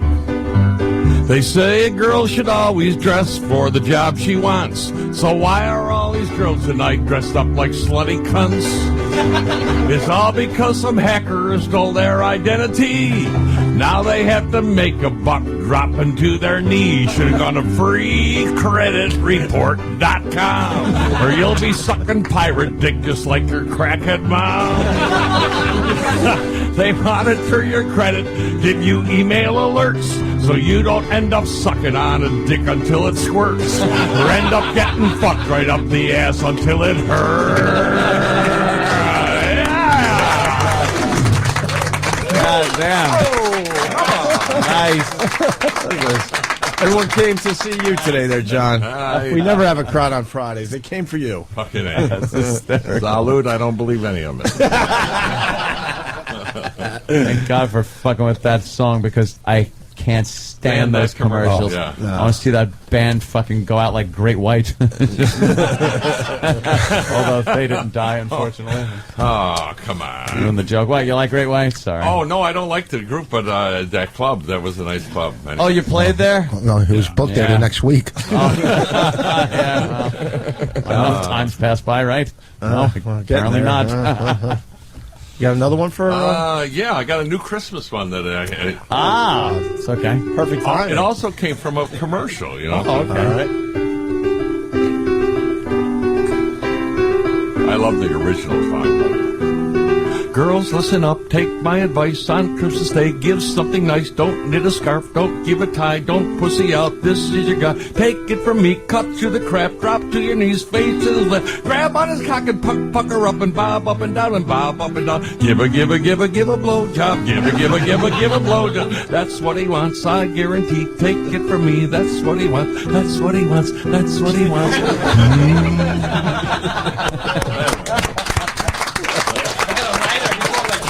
Notice the theme going, a common thread going through there. Yeah. Nice.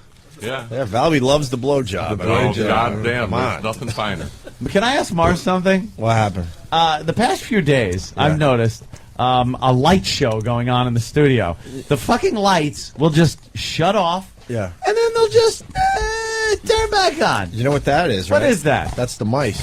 No, there's a problem with the lights. They overheat the circuit, and the circuit protects itself by turning it off. Put a penny in it. That's what we used to do. Do you call him a penny? Don't you call him a cent? Do you call a little 1 It's a cent penny, coin? it's a cent. You got a fucking quid, a pound of No, but it's a penny and pence. I didn't know that you even knew what a penny was. Yeah, a penny. Well, he's got $100,000 worth of stock. Yeah, exactly. But you still call your cents pennies. Yeah, This there's still isn't pennies. This isn't funny. But Yeah, it's no, just it's pennies. Pennies. Pence. Cents. A Whatever. tuppence. Get your own currency. We do have our own currency. We had a penny a long time. It's You have dollars a and penny? cents, pounds and pence. I didn't say pence, I said penny. But penny comes from the word pence. Exactly. It's fucking our English. Leave it alone. All right. We made up our own after we kicked your fucking asses out of here. Your red-coated, fucking lined-up victims to leave before we shoot you again.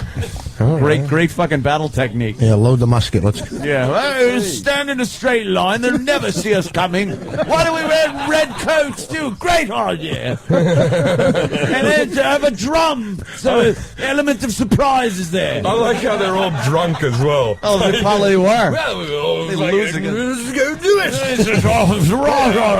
Rather. It started in a bar.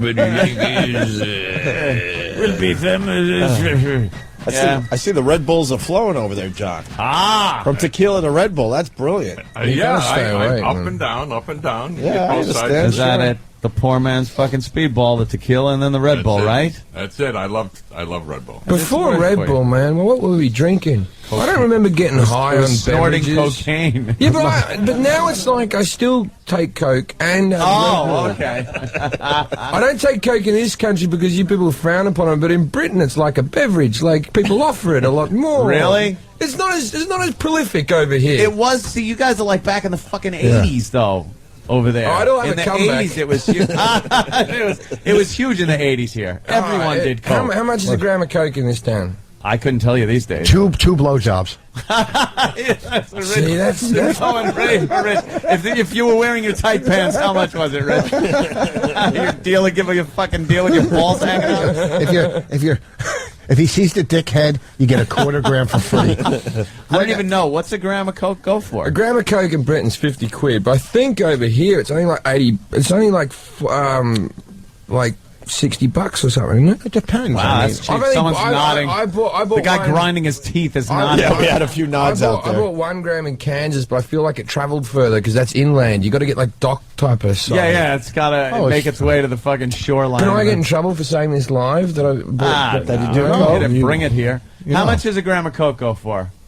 You know? No? Listen, when I Well, stopped, maybe you'd know. When I Silly stopped 23 years ago, you could get a gram of good rock Coke up in Harlem for like 60 or 70 We're bucks. talking This was- powder, not that fucking crack. No, I'm not talking shit crack. you I'm talking got. about before it's cooked. I'm talking That about stuff will make your teeth fall out, No, Rich. listen to me. Yeah. Listen to me. Okay. I'm talking. That's how real men do coke. They smoke it. Anybody can snort it. Snort. Fuck that. What, real men? Sell your I mother's sniff car it. to get high. I Be a sniff it man. off toilet seats, mate. That's the most masculine thing you Yeah, can it's do. because you want to come I there take too. it with a line of hepatitis. And by the way, when you're snorting Coke, you What? get a higher caliber of girl than you do smoking it. You get crackhead fucking bitches. Yeah. But if you're snorting Coke, you'll get club chicks. First of all, if you're a real coke addict, you don't want some bitch to share your coke with. You want to isolate in a hotel. I'm not talking and about smoke a it. crack whore. You don't want any and girl. smoke it because You you're don't talking want any crack girl whores. when you're doing talking coke. crack whores, not fucking No, girls any that'll girl snort some Coke. sitting there when you're doing coke, talking and fucking grinding her teeth. Oh, you and want a going, guy there? No, you don't want suck his anybody. dick for more fucking Coke. I'm not an addict. I want to have the Coke to entice the woman back to my The hotel. social atmosphere, right. It's my caveman's club. Coke was Right. currency. I need. Bingo. Oh, that's cool. If you Coke was fucking a chick magnet. Not a rich's Who days. in the Because you didn't beginning? want a girl that was going to suck on a crack pipe. No, I didn't want They're a girl all that was fucking even when I disgusting. snorted. Who wants to fucking give your coke to some little coke whore that's gonna just? Because there's some people out there that do it socially, not like you Yeah, addict. I don't not an addict. I do it socially to Yeah. get myself. It's good to have sex on it and to bring a girl. Then, okay, back. so the money you're spending for the coke, just go get you spend half on the coke, go get blown from some hooker. What the fuck? No, you no, fucking... because I like the conversation. I'm a Right. people person. Okay, well, then that's what it's about. You're over the house, you got some Coke, the girl's there, you're doing Coke, you're We having some we drinks. played that fucking game. Then you fucking you promote yourself to smoking it. You don't want nobody around. That's all. All right, I'll smoke it. You've convinced me. What I'm that's doing going a is little too silly. far. Yeah, Fucking smoke it. crack. Anthony, I don't want to smoke it. If you want to Anthony, get high, $60 coming in a lot, so $60 that must now? be the going rate. I know it was a $60, lot so more than that so back in the well, that 80s. means, yeah, we're paying a bit more. But you know how much it is in Australia? How much do you reckon Coke costs in Australia? One kangaroo fucking About pouch. 250 Australian dollars, and it's like 80 cents to the American dollar. So what's that, like 150, 160, 170 bucks? But then we set our clock back Sunday. Now what? Yeah. That messes everything up. I have no idea. I have no idea what the exchange rate is for Australia. What we take in Australia is everyone's into speed because you can make that in laboratories because it's too much to import the coke from South America and all type of stuff to get it into the country. Crystal meth? Is meth? Crystal meth, huge heroin problem. Yeah. But we love whiz. Speed, man. Well, we should ask Kevin Nealon. He knows all about coke. We should bring him in here. And oh, that's right. I hear he's still got a problem. Here. I've never met Kevin Nealon. I'm actually a fan. I'm getting a little bit nervous about meeting him, the fucking coke fiend. Where's Kevin Nealon? We should bring him into the party. And we got John Valby. We got everybody. There he is. For the first time on the Opie and Anthony show, Kevin Nealon, the coke fiend himself. Hello, Kevin. He's sniffing right now, man. I was listening outside. You guys know your stuff. Well, about cocaine and coke and blowjobs and Rich Voss, who used to smoke the crack by himself. Nice, because that was the way to do it, I guess. He had it all wrong, Kevin. He never understood the social aspect of coke, especially in the 80s. Not everybody was like hiding out smoking rock. There were times where a lot of people were over the house. You'd be doing blow, and then you'd have some drinks, and actually, spend some paranoid time together. We did that. I did all that bullshit. We used to have parties, get coke. The girls would come over, the little coke. And that contributed nothing. Okay, maybe they gave us some pussy, but who cares? Coke is more important than pussy. No, it's not. If you were, yes, Coke if you're was a your coke vehicle it depends on how you cut it. I'm with that. if you're cut the pussy or... I have never done coke, to be honest with you, and I've been offered mansions full of coke. Doing in the comedies, doing stand up in the '80s. Every club owner would put the coke out. They assume you did the coke, and they bring in the back room and they put it on the mirror. There you go, buddy. There you go. I go, sorry, I don't do coke. Yeah, you put it in your pocket and save it for the girls, though, because they would. Or that would have been a good idea. Yeah, probably would have been a good idea. Yeah, right into hindsight. your pocket. Yeah. What are you gonna do? I mean, we banged girls on coke all night. We were selling it, banging girls, running to the door, selling it, banging girls. I always feel when I have sex on coke that I'm about to die, though. Like I'm just laying, I'm laying in a silhouetted puddle of my sweat on a blanket, just and then I do it again, and then my cock's all beaten up the next day. It's all like swelled and shit. I picked up a girl in Worcester. I was working up in Worcester, and I picked up a waitress. I did a coke bit on stage, and she goes, "Oh, I do coke." I go, "Do you know where to get any?" This is up in Worcester. Worcester. So we drove. I couldn't find any up there. We drove to Harlem. We drove back down. I bought from Worcester to Harlem. Worcester, I bought like $500 worth of freebase. Got some shitty hotel in Jersey. Smoked it all. Had no money left. Right, whatever. Had no enough. And now I got to drive this bitch back home. Yeah, but you got to fuck her. Oh. Big deal. I blew $500. What else do you want to do with women? Just back then, that you was... know what it is, though, the interesting part of the story? That woman, now his wife. Yes.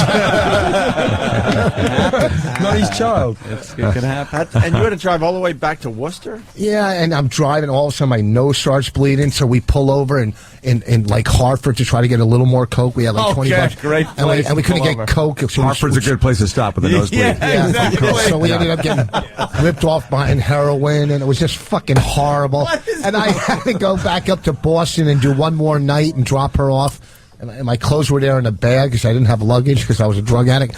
And fucking, it was just horrible. So and why then did the you next stop? week Why did you stop doing this stuff? Because it sounded like a great time. I can't drive that much. No, I went to rehab a week after. Oh, you did? That's right. How did you afford rehab if you didn't have money? That's a good bottom. It was. You got rich parents. No, the rehab was free. It was through the county or through. Is it hard to drive with a nosebleed? You got to hold your head back. It was poor. It was horrible. That's gotta be. You got to use the mirror a lot. The mirror to drive forward. That's terrible. It was hard. I went to rehab and I have not picked anything up in 23 years. Oh, we know 23 years. Right. God, I'd love to see you relapse. You don't wear necklaces or anything, right? No. With the years. No, I stopped going to meetings. I'm dry drunk. You stopped. Yeah, they're a waste of time. He does everything differently. Look at his body. He's a You Jew with tattoo. You don't even drink. No, nothing. I don't. You look haggard. Do you eat food? Not red meat. Not red meat. I'm 51 years old. Look, you're fucking in your 30s and you're walking. You look like a jellyfish with scoliosis. You have fucking horrible posture. You should be in a tower ringing a bell. You're a fucking mess. Okay, shut up. All right, no pigment. I'm fucking in great shape. Where are you from? Are you from Australia? I'm from Australia originally, yeah. But I've been living in London for the last 8 years or something. Yeah, nice. Yeah, I'm all fucked up. I'm not. I know how I look. I'm not proud of. Do you know how where you this are is right all- now? Yeah.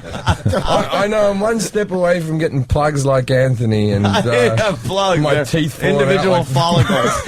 like Rich Voss. The only person that's sort of hanging in there is Opie and his hot wife. Oh, wow. My wife opened for you. My wife opened for Kevin. Yeah? And I think she worked with him too. Who's she? Bonnie McFarlane. Oh, yeah, that's your wife? Yeah, yeah. Oh, yeah, Don't, yeah. let's stop right there. Yeah, he calls it number 27. She's great. Yeah, she loves likes it in Coke V's. and I haven't seen her in a while, but last time I saw her, she was funny and hot. Yeah. Coked off her tits. what is what is Kevin Nealon up to these days? Well, that's a good question. Yes, that's why I asked. Kevin Nealon is a very, very busy man. Yeah. He couldn't make it here today. He could not make it. I'm here in lieu of Kevin. Well, you know, we have the fifth season of Weeds coming up. Fifth season. April How do these 7th. shows like? Valby, I'm amazed at that. It's you a like fan of Weeds? 5 seasons. My wife loves Coming up on 5. It's amazing. We got a Weeds. Valby's wife loves the Weeds. Yeah. We love the Weeds in my house. You like the Weeds? Yeah, a lot of Kevin people Nealon watching the rules Weeds. on Weeds. Yeah, we got the Weeds thing coming up, and I'm doing a new show with Catherine O'Hara. You know her from Oh, yeah, of SCTV? course, yeah. It's called Glenn Martin DDS, and I play Glenn Martin, and we have a dysfunctional family, and we travel around the country in an RV, and I do my dentistry. You're a dentist dentist practice on the road. out of the RV. Yeah, I got a book out called Yes, You're Pregnant, but What About Me? And that's available in bookstores and Amazon.com. Stop me when Look you at want you. You're all over the place. I got a little of comedy everything. special Fucking coming up. overachiever. Interesting. This dentist on the road story. Yeah, I like that one. What? Give me a little more on that. Well, it's produced by Michael Eisner, formerly of Disney. Yes, of course. And it's a really funny show. It's along the veins of The Simpsons, Family Guy, that kind of type of humor. And it's really, they have really good writers. I think it's going to be a good show. Is it a cartoon? It's a claymation. Claymation. Oh, Claymation. I love that shit. Claymation. But, here's the thing. I thought, when they said, hey, come on and do the voiceover for this. Okay, great. That'd be great. I'm thinking an hour, maybe. Yeah. Slay down the tracks, get out of there. Good job. But no, like 2 days a week. You go in one day and then you go in another day and you're there from 9 to like 4 doing the one line over and over and over. Can you make it a little hotter? Can you make it a little more angry? Yeah, accentuate the last syllable. Yeah. All right, that one. We did video game voices, and it was one of those where I'm just gonna be in and out. I'm a bad guy, so it's like, I'll blow your head off. I'll blow your head off. I'll blow your head off. They want like every possible way you can say it. And claymation. Now, is this computerized claymation, or is some It's stop idiots action, I like think. doing? I don't think they do claymation anymore. I think it's called stop action. Stop action. Like Wallace and Yeah. Gromit type It's of not thing. like Mr. Bill's doing a guest spot on the show. Or no, I thought maybe Davy and Goliath kind of a thing, where they actually Gumby, shit, where it was like real guys having to fucking play with clay. Well, they still do that with the Wallace and Gromits, don't they? And Tim Burton still does that with the Nightmare. And that's thing. like old school stuff where they just do one frame at a time, and it takes 18 years to put a movie out. It's something for a series that would be a little rough. Now, speaking of movies, here's the big thing. Here we go. Are you sitting down? Yeah. All ours. Then, All right, No, I've done a film. We actually shot in New Zealand, right outside of Australia. Yes. And it's called They Came From Upstairs, and I play Ashley Tisdale's father. Are you familiar with Ashley Tisdale? Ash? No. Yeah, High School Musical 1, 2, 3, and 4. Little thing called High School Musical. Oh, no, she was one of the girls. She's not she's one of the girls. I thought she was like an historical figure. You were trying to remind. I felt really ignorant. A very historical American figure. Yes, No, she knitted the first flag. That was when they were knitting it. Yes, in New Zealand. Yeah. Anyway, that's coming out on July 31st. And Andy Richter's in it, Tim Meadows, Doris Roberts. I'm It's gonna seeing be fun. a little trend there. Yeah. Bringing the old gang together. I'm just going to tell you there's aliens involved. That's all I can tell you. Oh, really? Yeah. Okay. And it's not pretty. All right. Yeah, we'll see what happens with that. Sounds like the but more important than that, the big thing, the very big thing, I'm at Caroline's this week. That's I know it. Finally, Okay. we got A lot of people, I'm telling you, a lot of Caroline's. people, Opie, don't know I do stand-up comedy. You know, They it's really should what I know started that. out doing. Yeah. Yeah. But I Yeah, started that- in New Zealand, so that was the problem. Jim Jeffries. Right. Jim is a big fan of yours, Kevin. I am, yeah. He's a little nervous to meet you. I was, and is that he's, right? I was, and he's yeah. filming his HBO special tomorrow. That's so my Are you first- really? He's I doing got- very I got well my in HBO his own right. special. I'm at the Skirball Center. Look at him getting all I'm a bit nervous, yeah. At the Skirball Center. Yeah, at NYU, yeah, the theater Oh, there. Yeah. Are you so- falling apart in front of him? I'm a little bit, because I don't want to take the audience members away, but I'm going to do it. I'll crush you. No, you will. You will crush me. And I'm in Scranton this weekend. And there's another crush right there. Right. Two crushes back to back. Scranton. Now, does Bonnie ever open for you? Once in a while, yeah, we go on together. We'll What do go you to mean work. once in a while? You guys are Not pretty all the much time. working Not with the together. baby. You know, sometimes like this weekend. We'll work. The next 3 weekends, if there's a car involved, then He's we a can horrible work. father, by the way. No, I'm not. Get the fuck out of here. I got 3 kids. Hey, you're a horrible. No, I got one with smoke Bonnie. cocaine, for Yeah, Christ's That was sake. before I had my kids. I Bonnie was 18. telling me when we were hanging out last week that you guys were on the road and you were supposed to watch the kid because it was her turn to be on stage. And during her set, the kid, who's only 18 months, walks up on I stage. did that on purpose. I let the baby walk That's to not what she her. said. Oh, great. Well, okay, because it's fucking. She said that's how you're going to spin it now because, you know, you look, No, you you look really. like a I'm going bad to just let the father. baby roam That's around what the she club. said. I do that in the park, but Walked not in right the up the club. middle of got the club and popped on stage. Unless you're doing a live version of the Aristocrats, I don't want to see a baby on the stage. Okay. I have 3 kids, 18 and 16, and we have one 18-month, Bonnie and I. So we work together once in a while. Yeah. Yeah, that's hard working with your wife, I would imagine. Well, if you get in an argument or something, what happens? Yeah. We just You're working into the nothing. We act. just They it's don't just- have an argument. He What happens? gets all Can't crisp stand on each each other. Who else worked together? Oh, Mitch Hedberg and his wife, I think, worked Yeah, together. that's Bonnie's best friend, Lynn. Oh, is she still doing stand-up? Once in a while, yeah, she's funny I too. met She's her in funny. LA. Without She's any, actually funny. without any disrespect, I hope it's the same end result. Oh, what? No, Jesus. Is it hot in here? Don't take the drugs back I like up, it when mate. people It doesn't ask end you, well. is it hot in here? You know it's not hot in there. It's just you. It's just you. Is it just me or is everybody throwing up this morning? Everybody coughing up blood? Or is that just me? It's like you want everybody to be hot. You know? Yeah, it's got to be me. It's like when somebody dies, you know, I always ask right away. I say, I'm very sorry, but then I start asking questions, and it comes off like I'm being compassionate, but I'm trying to find out, could I have anything like that? Yeah, what You know I mean? happened? What Do was you, was it difficulty in breathing? And how did that manifest itself? You know?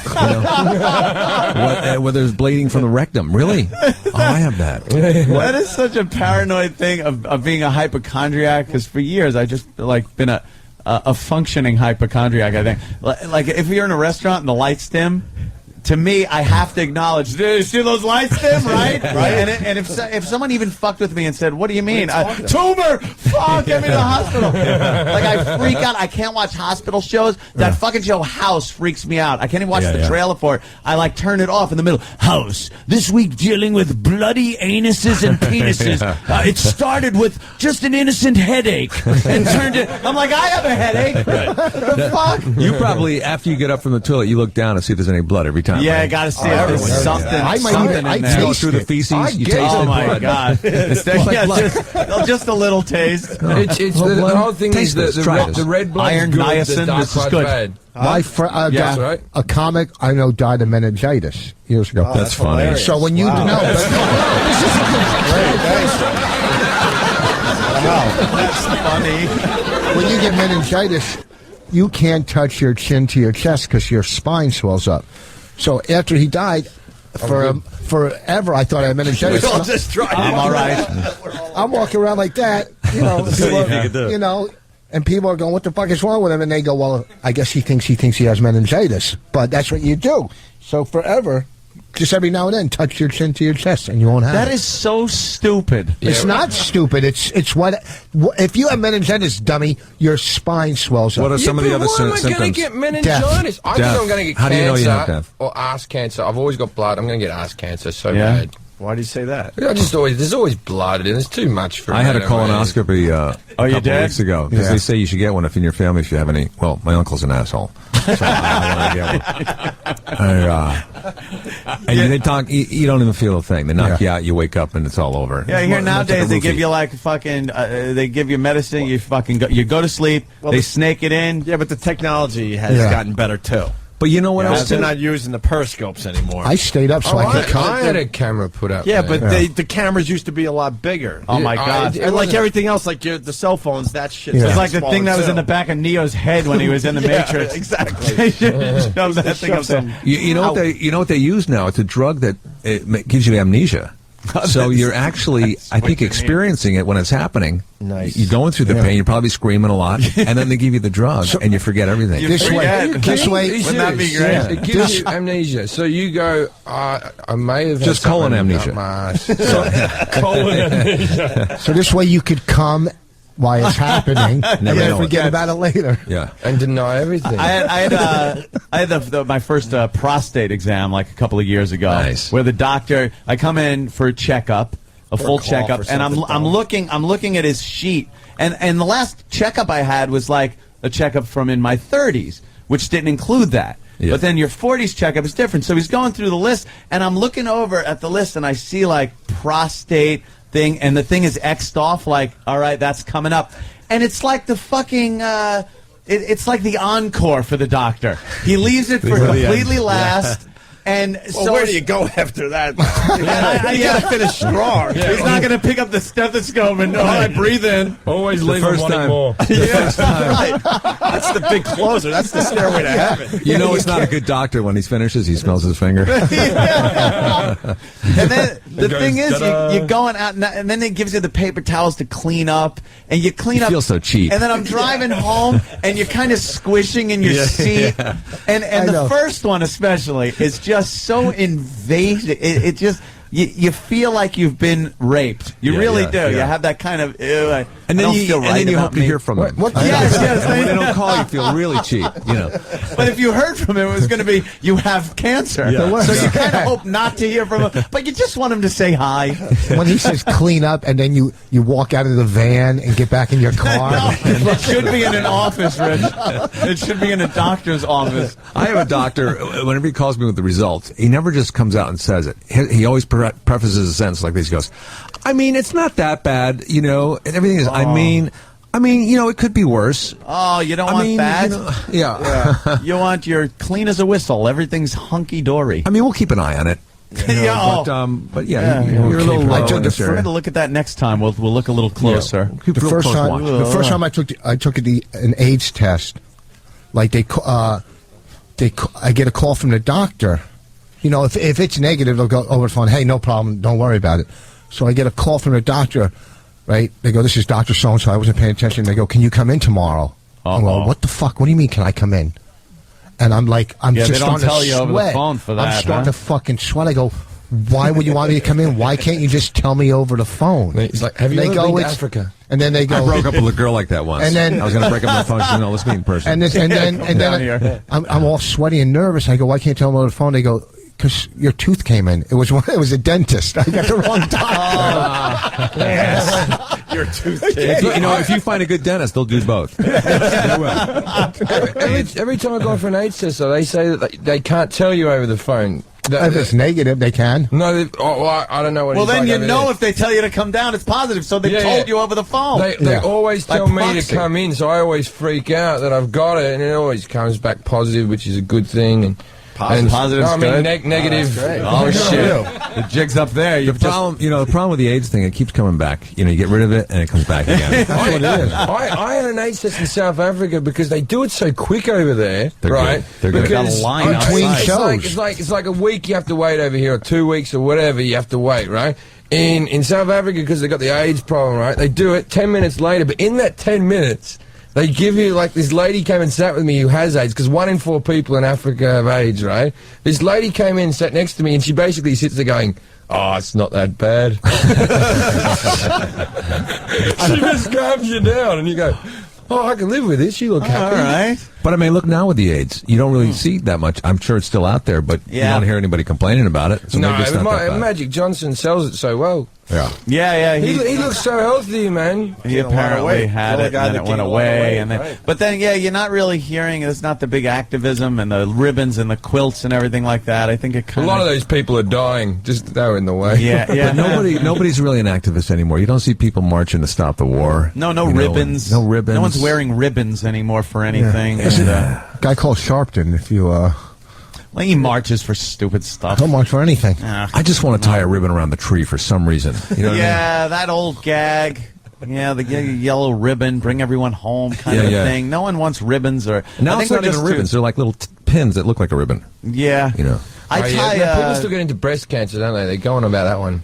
That one always gets a pink ribbon. The pink ribbon. The pink ribbon. Yeah, okay. That one's still out there. Why the face? You're not into the I'm just saving of the breasts? I'm not anti-breast cancer. I'm not pro-breast cancer. I just think that people go on about it a bit. And now you're going to get people texting in after me being so confident about beating women earlier on the show. I'm just not displaying myself very well today, aren't you?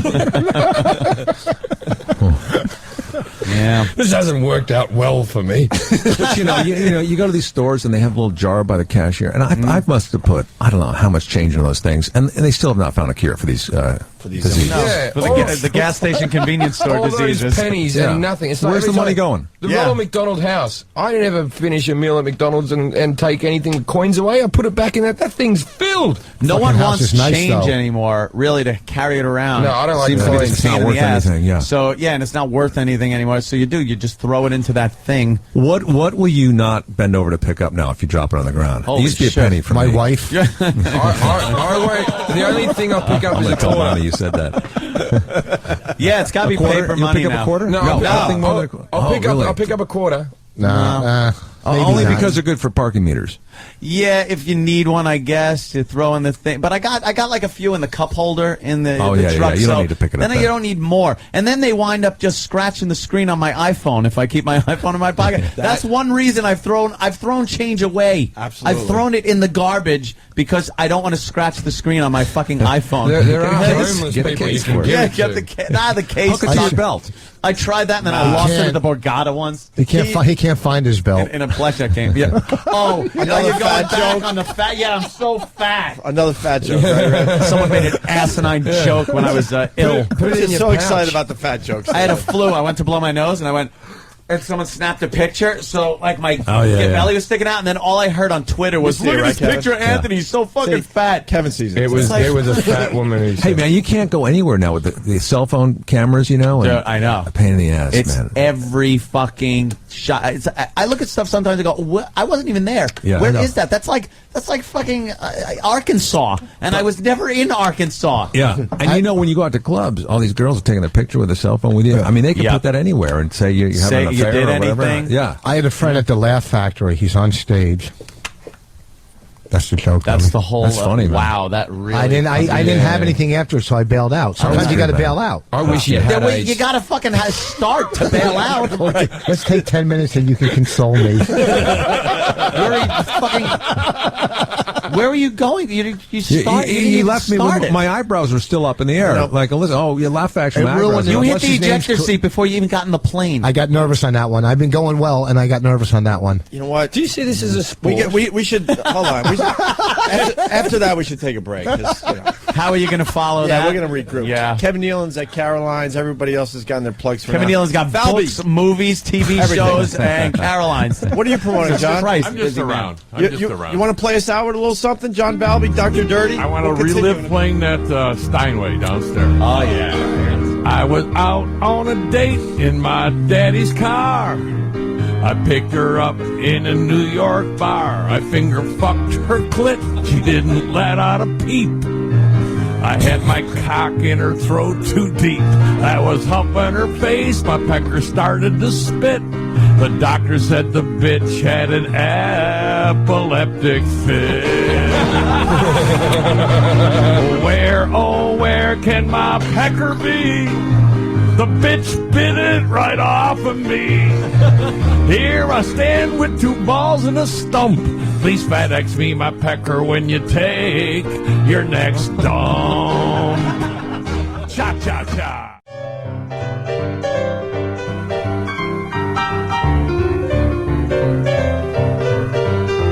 Oh, I know a girl, her name's Renee. She'll go down you faster than your 401k. Bob Reba.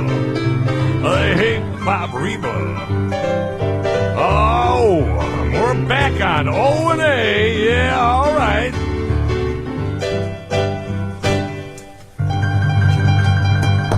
John Valby. John Valby helping us out today. We got Kevin Nealon in the studio, Jim Jeffries, Rich Voss. It's a full house.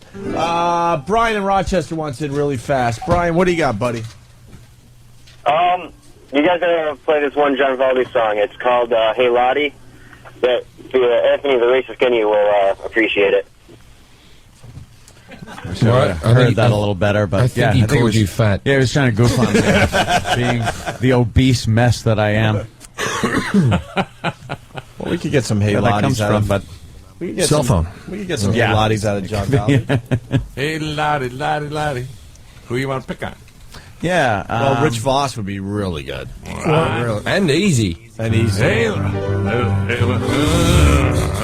Lottie, Lottie, Lottie. Yeah. Hey, Lottie. I know a guy, his name's Rich Voss. Hey, Lottie, Lottie, Lottie. He'll eat your cock with A1 sauce. Yeah. Hey, Lottie, Lottie. How about young Sam over here? Yeah, young I Sam. know a guy, his name is Sam. Hey, Lottie, Lottie, Lottie. Butt fuck Voss. He don't give a damn.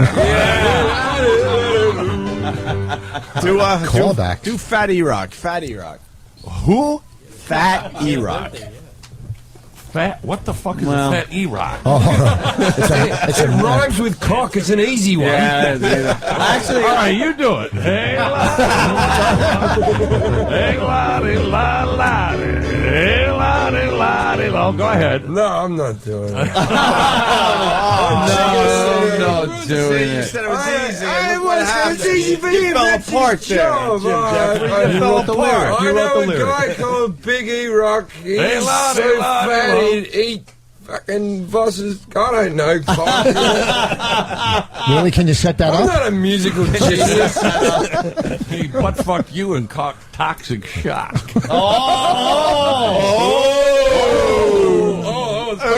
It's being put out there, hasn't it, eh? What about David? Dave. It was young David. Oh, I love Dave. I know a guy, his name is Dave. Hey, Lottie, Lottie, Lottie. My dick made the shot. His face made the save. You got cum in your face. You got Dave. cum in your eyes. Right, that cute. How you doing, Dave? You've got cum in your face. Why would the mic work? Why would it work? Is it on? Yes, that one's on. Gotta Wait. see, bring my people. Hold on. Kevin he Nealon, okay? this is our intern. Shut up. Kevin Nealon, this is our intern, David. Just so Hi, David. everyone knows it. Hello, Mr. Nealon. How are you? Very good, thank you. You know Kevin Nealon? I know who he is. I've never SNL? met him before. Well, I assumed that. We all know who he is, and we've all never met him before. Yeah. So. Is he okay? That is private. Is he about to tell me that Qantas will never crash?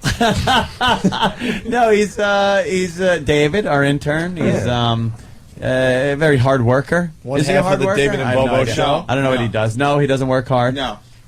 No? No. David, why don't you show him what you're all about? Why don't you ask Mr. Nealon a question? Yeah, interview. See, now, David, this is interesting. He was an intern for us. He is. Yeah. And he was going to the Connecticut School of Broadcasting. Yeah. Which, if you've listened to the news of late, you'll find out that everyone from the Connecticut School of Broadcasting got a little text, I guess, that said the school's closed.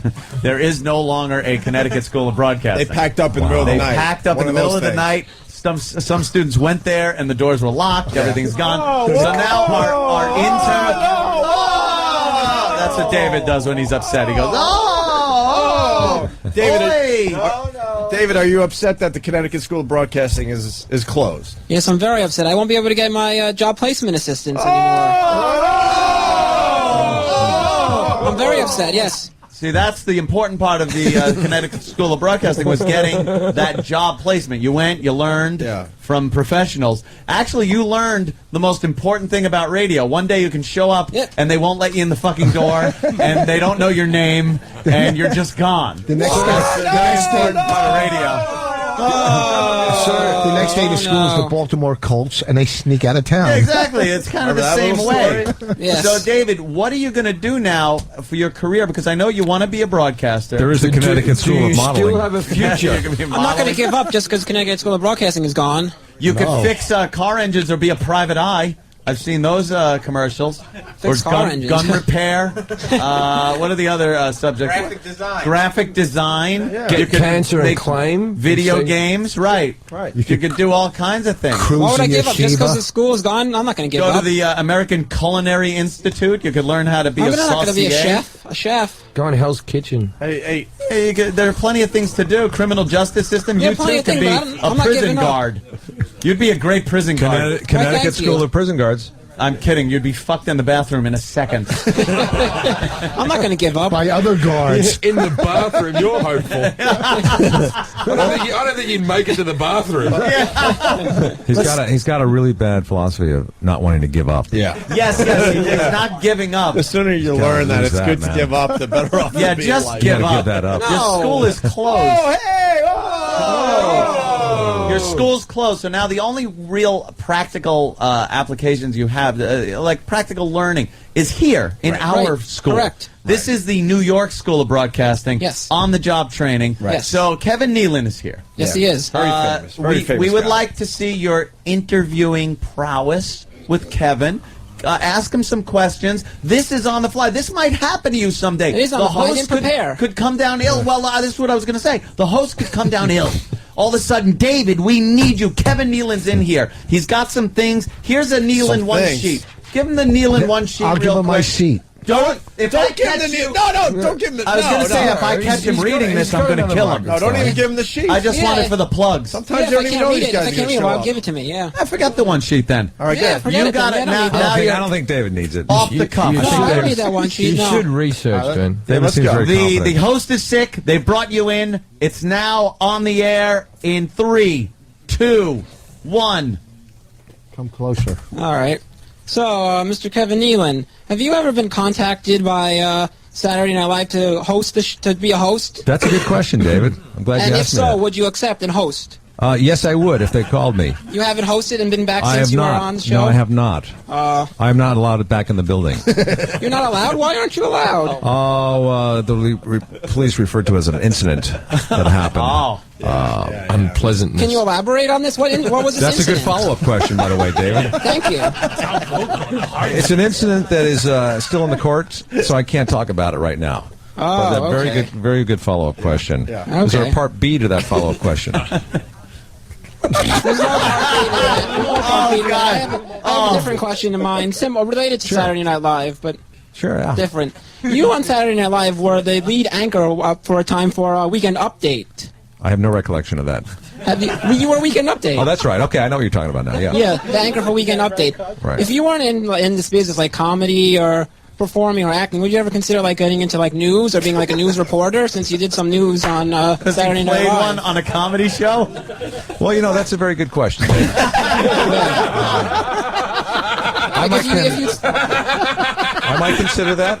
Yeah, I would consider anything. I mean, you have news experience. You were a host of Weekend Update. Yeah, and basically they're readers. They're news readers. And, so you really have to have a background in news to do that. So I would read the news.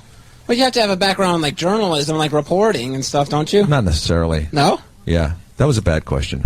That's a good question. That's a good question. No, that was good. But I think I would be more of a. I'd maybe get into advertising. But in terms of I want to get back to that Weekend Update because I want to know, like, good follow-up. Did you have to like prepare did you yourself write the jokes for Weekend Update, or did you have like writers writing for you, or did you come up with the material? Well, at that point, my first year doing the Weekend Update, nobody really wanted to write for a Weekend Update because it was not a glorifying job. Nobody would talk around the water cooler on Monday. Oh, did you hear that Bush joke or that Clinton joke? Mm-hmm. So the newer writers would come up, and they would try to get the writers to come up to the 17th floor on Saturday morning. They put out like a breakfast spread. They would have it catered, a nice breakfast, and they put all the newspapers on the table, and AP photos, and nobody would come up except for the new writers. And then Al Franken would come up because he was a political junkie. And then somebody else might come up just to read the paper and have breakfast. So I had to write, some of the jokes I wrote, and then I hired friends that would fax me in jokes, and I pay them $50 a joke. Wow, that's a good one. Yeah, that was a good answer. He's surprised at the answer. So you said Al Franken was writing some of your jokes for Weekend Update? Oh yeah. Al was a good writer. You still keep in touch with Al Franken? I do. What do you think about his whole deal in Minnesota? Like, whatever happened with him? Did he, with his trying to be senator from Minnesota or whatever state he's in? Yeah, Minnesota is probably a good city to be a senator from. But Jeffries is just pondering. He's just I'm interested in knowing about that. No, that's a good question. No, I think a lot of people are. I think, that's a good thing. A lot of people don't know. He doesn't even know if he's won or not. But he's still not decided? No, he was running against Norm Coleman, but I think he's up by 33 votes. And maybe by the end of his term, he will realize that he won. Hey, he's lucky. But he's doing a joke writer. If I could ask you an honest question, if you were a resident of Minnesota, would you vote for Al Franken? Yes, I would. You would? Yeah. Have the previous questions been dishonest? I just asked because the way you prefaced that one. Yeah. You should not be an intern. You should be a full paid employee here. Yeah. Why, thank you. I appreciate that. Thank you. Good answer. Is that? Well, you got to get the plug in for where he's going to be. I don't have that paper in my hand. Anything else you want to ask him? Well, you could, wrap up. Just ask him where he's going to be. Ask me what I'm doing in New York. All right, I'll ask that. What are you doing here in New York? Oh, that's a good question. I am working at Caroline's Comedy Club on Broadway tonight and tomorrow night. Friday and Saturday, 2 shows. Yeah. You going to be there? I did have another question for you. Well, all right. Well, this is unrelated, but what is it like to work with Eddie Murphy? Because you worked with Eddie Murphy on Daddy Daycare, didn't you? I did. What was it like working with Eddie Murphy? You had a small role in that movie. It was. A role. Thank you. I think Jesus. You were Eddie Murphy's boss, weren't you? I believe I was. I don't think he likes to hear that it was a small role. No. You had a favor role where they gave you, as a favor to you, just threw you in the movie. It was not a small role. It was a tiny role. Oh, okay. What's it like working with Eddie Murphy? It's I didn't really know him that well until that movie. Still don't know him that well, but he was very nice. He was very complimentary. He was funny, and it was exciting. What about Jeff Garlin? Funny. Yeah, funny question. Jeff Garlin I've known for a long time, and he's always got stories about something. You mention one word, he's got a story about it. If you want to get the way he felt working with Eddie Murphy and the way he just described it, think the exact opposite of this interview. Funny, exciting, words like that.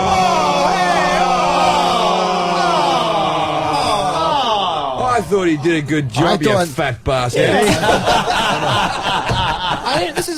This is an on-the-spot interview. I didn't prepare one question. It's on the spot. Am I going to take that? Don't get all Chris Brown on us now. David, ask him about Weeds. I think he's loosening up Oh, a that's lot. a good point. That's a good point. Yeah. Well, Weeds is a very popular show. I didn't think about that. I didn't prepare anything. Does Eddie Murphy like these are just what came to my mind. You didn't ask him anything about Weeds. No, I didn't. It didn't come to my mind. Give him a question about Weeds. Preoccupied with Weekend Update for some reason. Do you watch Weeds? No, I don't watch Weeds. Unfortunately, I don't have Showtime, so I can't watch Weeds. Who doesn't have Showtime? Me. You can get it at the video store. The box sets for the first season. Yeah. So okay, so I may ask about Weeds if we're gonna get if we're gonna get technical here. What is how does it work in terms of actual smoking weed? What exactly are you guys smoking on the set? Is it fake weed? What exactly obviously is it? you have not seen the show because No, I there's have no smoking. not. There's no smoking on the set. There's no smoking on the show. No. They inject. So give me another Weeds question. All right. Wait, Dave, why don't you ask him? Well, that doesn't make sense. The show's called Weeds, and you're not smoking weed. Yeah, the show is called Weeds, and you're not smoking weed. What are you doing? You're trying to buy. Do you on the show? Do you grow weed in your house on the show? Well, Is your character? If you've seen the show, you realize that when they say weeds, it's not about the substance. It's I thought it was about the drug. You trying to it's get the drugs. grass. It's the weeds that grow in the grass. Yeah. Oh, is it? Yeah. I thought it was you trying to smuggle in drugs. No. He works for Lawn Doctor. Obviously, David, you're not prepared for Aren't these you like questions. aren't you like the mayor of the city in the show? No, that's Spin City. I thought you were the mayor of the town, or a councilman or something, like councilman or. No, You're not the thinking councilman of of the town? Mayberry. You're thinking of Andy Griffith. Andy Griffith. Boy, David. But no, one more weeds question, because I might have an answer for this next one. Well, honestly, I don't really know much about the show. I've never seen it before. Well, that's a good question. Fake it all the time. Go ahead. That's a good one. What's it? Fake it. You're married to Mary Louise Parker's character in Weeds? Absolutely false. No? I don't know. You have not done your research, apparently. No, as what you said, this is not. I didn't do any research. No. No. All right, I'll answer all three of those questions in one answer. It's fake grass that we smoke. It's honey rose herb. Okay. And I am the city council member. Okay. Or I used to be, but now we're on season 5, so that was a long time ago. Okay. And the third question was what? Are you married to Mary Louise Parker's character? Louise's Parker's. No. Are you Mary Louise Parker? What is your relationship to her character? I'm her accountant, and I help her launder her drug money, and I help run her operation. Yeah. And you're trying. Where exactly are you trying to get all the? Where did these drugs come from on the show? Like from another country? Well, in this past season, they come from Mexico. Mexico. Okay. Yeah. So is there immigrant drugs. Does your character ever have to go to Mexico? Are there actually scenes of you in Mexico on the show? Not my character, no. Other characters on the show. But I have been to Mexico myself. Yeah, but not for the show. No, it wasn't for the show. Other characters are. It was for a different show. Yeah. Yeah. But some of the other characters go to Mexico through a tunnel. A tunnel. Oh. See, now you want to watch, right? Yeah, if I had a Showtime, I'd watch. Or Yes. you can go to the video store and get the first 3 seasons. I would. 4 seasons. Seasons 1 through 3 are on DVD already? Yeah. You have a DVD player, Dave? Yes, I have that. All right. And I think you'll get addicted to the show. I think so too. It sounds like a really great show. If this is the David I think I know, I think you'll be addicted. I think it is. What you see is pretty much what you get. Was that on Blu-ray? Is it available on Blu-ray? David, I believe it is. Yes, it'll be. It is. Wrap up the interview and then make sure people know where they can see him. Okay. Well, this has been a great interview, and just so you guys know, this is Kevin Nealon. You can see him at Caroline's Comedy Club this weekend. Yes. And? This weekend, don't miss it. And you can also see him on Weeds on Showtime. And? I'm not sure when your show. When does your show air? What days? It'll be coming up in August, probably, end of July. Okay, so your show will be coming up in August? In the end of July or August, yeah. That'll be season 5? Season 5. Okay, that'll be season 5. And also, guys, make sure to pick up a copy of Daddy Daycare with Kevin Nealon in it. Were those real muscles on the Hans and Franz bit? Was that you or your real muscles? Yeah, those were real. Those were real. And those are real horses you real camels you were riding? That's right. That's right. David everything. If you could pick one character. Here we go. He doesn't stop. That's the problem. I have one final question. This is the problem with the bit right here. If you could pick one character out of all the characters that you played on Saturday Night Live, what was your favorite character to play out of all the characters you played, and why? Not a bad church question. lady. Because I got to wear a dress. The character where you got to wear a dress? Yeah, church lady. Yeah, church lady. Church lady. Oh, and why was that your favorite character? Because I got to wear a dress. Oh, so you like pretend acting as women? Just you like church performing ladies. and being women? Okay. Yeah. Okay, thank you.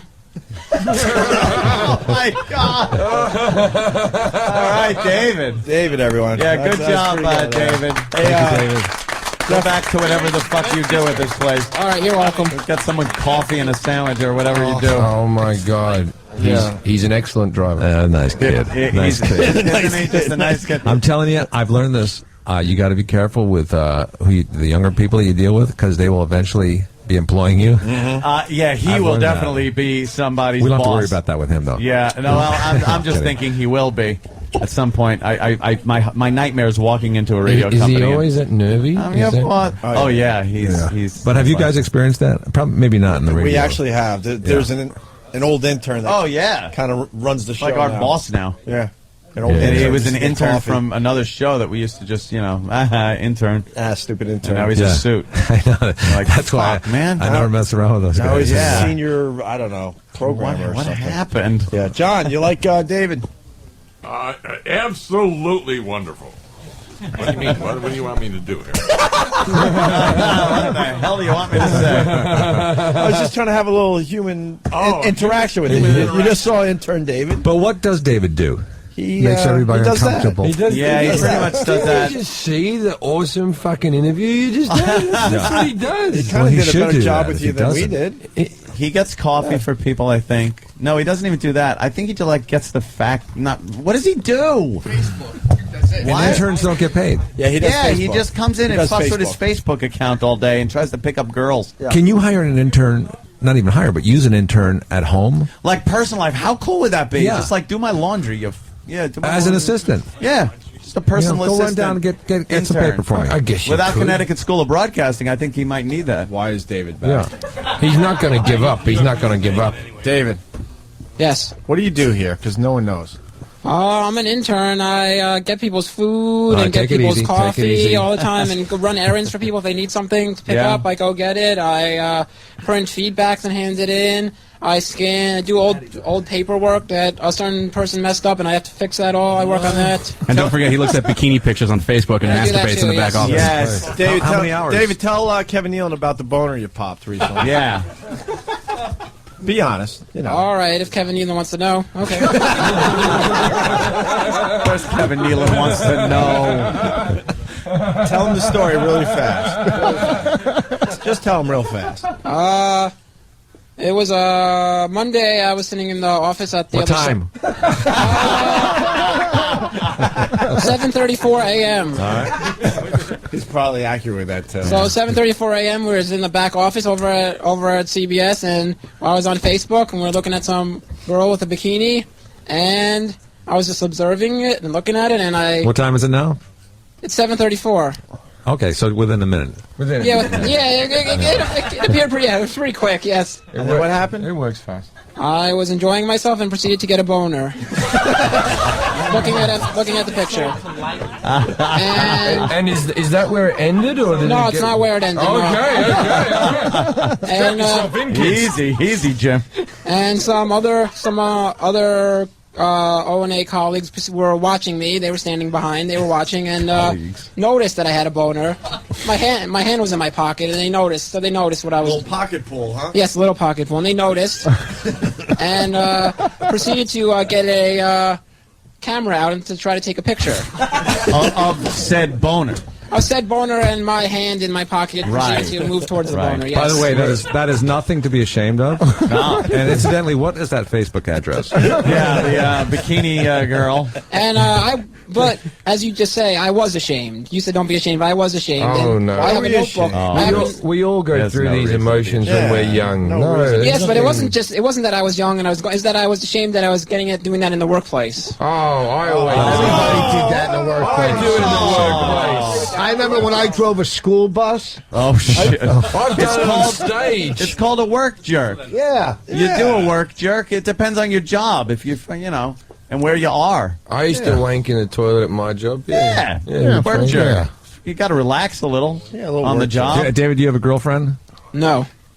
He's, Why? I'm single. No. He's single. He's You playing should the ask field. out that Facebook girl, man. The cemetery. That You field. already like her. You're halfway into a relationship. Jim Jeffries, there was a problem there, too, because he was Yep. flirting with a married woman. Yeah. Nice. On Facebook. Who had a couple of kids. And He's on Facebook spilling all the beans with this married woman, and then the husband got called up and. Is there anyone Gave here some that shit. you're interested in? Besides Yeah. Jeff. David, look around. Besides Any- what? Any girl? Jeff. Yeah. He's the Any girls you're interested in that came in today? Anything? I don't know. I'd have to observe them. Come on. You've observed them. What do you mean observe them? Come on. Binocular. Yeah, until the fucking... It's like a fish tank of chicks, mate. Just have a look. Yeah. There is, but there's really not any that are... Look at that cute intern right there with the hat. Yes, I'm not allowed within She's an 20 intern. We're talking yards about of the her. guests. No, an intern too. She's cute. We're talking about the guests. We're talking about anybody. Any girl out there. Any girl in the room. Oh, boy, don't be ashamed. Yeah, whatever you need. That's true. You like any of the girls out there, David? And, no, in the corner. Where? What about Stalker Patty? Oh, Stalker Patty. Of course, I'm always interested in her. Yeah? No, you're not. No. You want to bring her in for Kevin Nealon? Yeah, where's Patty? Okay, sure. Patty's probably a big fan, Look at him too. with You're gonna It's like a you're gonna young love Stalker Patty. Seinfeld. She used to stalk us. He's the and- kind of cat Here, that a married woman would This leave her woman's been husband stalking for. us for over 10 years. Kevin Nealon at Caroline's. Yeah. I've managed This to weekend, avoid yes. stalkers all my you're career. lucky. Oh, this one's great. This is Stalker Patty. For real. We've known her for about 10 years. She is now 50 what? 54 in June. She'll be 54 in June. She is a virgin. She has never known the pleasure of a Nothing man. to be ashamed of. Fuck off. 50. No, Jim. No, I don't believe that. She's lying to you. No, she's Jim? not. No, I kid you not. It's as tight as a nickel. I'll give it to you just to put you out of your misery. Wait, I don't know if that would be the solution. but Patty, what have we done to your vagina, even though you're a virgin? Tell Kevin. He likes this stuff. I was playing ball with Jimmy. What? What? I guess I was playing ball with Jimmy. Is it true that you got some fingers in your hiney? Well, Jimmy, I'm embarrassed. Jimmy penetrated you a little bit, right? With his finger? With his fingies? His little Jimmy Norton fingers? Yeah. Yes. I feel like saying, show us on the doll where he touched you. This is so fucking, wrong. Just... I think we're losing Kevin on this Let me just one. ask you this. Kevin was how's with this- the David bit, but... Has the stalking stopped? I don't know. No, she's here all the time. Because we invite our stalkers to, live among us. Oh. We're stupid. Yeah, maybe it's plan. our fault. Yeah. Good plan. You're supposed to you're supposed to get a restraining order and all kinds of documentation. We invite them in. It's Kevin, hard when you Kevin, not only did we Yeah. invite her to live closer to us, she became homeless, and she took up residence at the radio station under the stairs. Yeah. Excellent. Yeah. I only spent a couple nights there when I didn't have anywhere else to go for a couple days. Then you until I hoard figured yourself out. something out. Yeah. Yeah. It's tough to stalk when you don't have a home base. Yeah. Yeah. No, I'm Yeah. fine now. You need to have somewhere to bring back your pictures and your magazine clippings to put up on the wall. Yeah, to build your shrine Yeah. to that person. You want to ask Well, Kevin you know Nealon that. anything? He's a big star. You know Kevin, right? We don't get stars like this. You know what? He was To on tell Daddy you- Daycare. Yeah. To tell you the truth, you're a relatively new comedian to me. I never really knew you. Well, until join the just crowd. I've been recently. doing it for about a year. I'm really sorry. Yeah, I'm he's just being honest. He's new at this. Yeah. You never have watched TV? SNL? You never watched? You know what? None of I the did blooper here and commercial there. shows? There were guests on or somebody that I knew or a band or something, but I'm not Really? a regular watcher of Saturday Night Live. But you know Colin Quinn. Of course I do. Yeah, well, of course you do. Oh, well, that's I what like Kevin wants to hear. crowd. I was really into that. I enjoyed the show. David's just rolling in the I know. corner. Yes. What's wrong, David? Nothing. That was really wrong. She's not a pro like Why you. was that wrong, David? Because she knows Colin Quinn. She doesn't know Kevin. You know, that's the hurtful to Kevin. I am so hurt by that. So what do you watch? Yeah. Me? Well, I like shows like 48 Hours and True TV. I'm on True I'm TV. really into Oh. that game show that comes on in the afternoons with the suitcases. Deal or no deal? No, my Deal or husband's No leaving. Deal. I'm really into that. I wish I could be on that show. Oh, really? That would be awesome to be on that show if they come to As New one of the York. models that have the. No, but I enjoy that show. Yeah, I'm that's a really fun into show. it. It's good because you don't have to be smart to play it. Anyone can do it. You could have a completely retarded person playing that show, and they've got as much fucking chance as anyone Yeah, else. that is It'd be true. like we've got the $1 million to play, we've got the 1 fucking cent in play, and we offer you an ice cream. I know. The thing is, some of those people get too greedy, and then one lady ended up with only $1 in her case or something because she thought she Stupid had the asshole. $1 million. What was it- what was I in the would take case? one of the Citadel offers, stock? But wait till the end of the towards just the roll end. over my line. But Fuck yourself. Yeah. I will correct you with something. You do have to be smart to be on that show because you don't want to be picking the same suitcase that you picked earlier. Yeah, that's Oh, a big number. wow, that there. would be stupid. 7 again. Oh, $500,000. I missed it again. I know, but it's not something I would go for. I would just wait until play it with strategy. You know, like What strategy? There's no what kind of strategy? It's Well, luck. it depends. It's, Some of it's these, random. some of these people will get very greedy and just take it to the end, and they think they have it. One lady had such a tiny amount in her case, and that's what she. How many dogs are So- craning their necks right now from that voice? So your strategy is make money. Well, yeah. Then towards the end, then take one of the deals. You know, not take for granted that what's in your case is going to be the case What's because in it most your likely case? isn't. What's in your case? David, comments? That's a good show. I like Deal or No Deal. Yeah. It's a good show. I watch it. I'm a fan of Howie Mandel. He's funny. Yeah, Patty. Yeah. So what do you got for Kevin Nealon? That's a cry You're for help. smart. Ask Kevin something.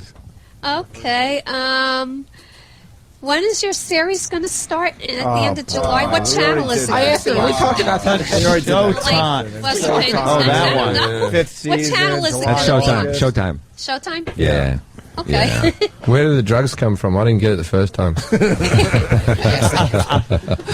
David just laughs in the corner. It's funny. I asked that question already. I know, but I know. David, I'm not good at it. as you watch Patty, don't you understand? As you laugh at Patty, don't you understand that's exactly how we felt when you were up there?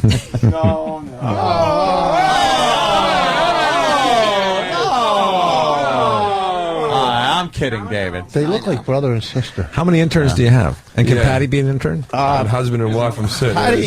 Patty, Kevin has a great story. She works at Starbucks, and how many hours of vacation have you built up after 5 years? I don't know. I usually get like a couple of minutes for every so much time, whatever. Minutes, I'm we're up to talking 3 vacation hours time. now. Minutes. She's up to 3 hours vacation time. She measures the hours in grande and minutes. I've heard they're very good to their employees, and they have good. They are. They are not the very. ones They're, You have 3 hours of vacation time. Where can I you go? use it- You can't get off the island in 3 well, hours. if I need extra, well, if I didn't get enough hours one week, I use it for that, and then just save them up for that. But what about taking a vacation? You can't. Well, no, I don't take vacations. What are you up to? Because we haven't asked in a while. How many? About 3.5 now. 3.5 hours. I use Not the days hours. or weeks. 3.5 hours. A traffic jam and your whole vacation's fucked. I'm going to the Borgata. Rich, she's built I've up never been 3.5 hours of She vacation. bets something on the fucking lucky wheel, puts a buck down. All right, I gotta go. That was great. Here's me spinning the wheel. Here's me losing. Here's me running for the jitney. You can't even do a whole taping of Deal or I've No never been Deal. to the Borgata. I would love you to couldn't see get a it whole one tape. day. Let me tell you something. You God couldn't even bless her. see She's got one a of the job Lord in of the this Rings. economy. No. That's true. Yes, she does have a job. She works at Starbucks. She's not out there looking for handouts. Well, we give her enough. And what's Big Kev doing here? I didn't know Kevin Nealon had an action figure to sign.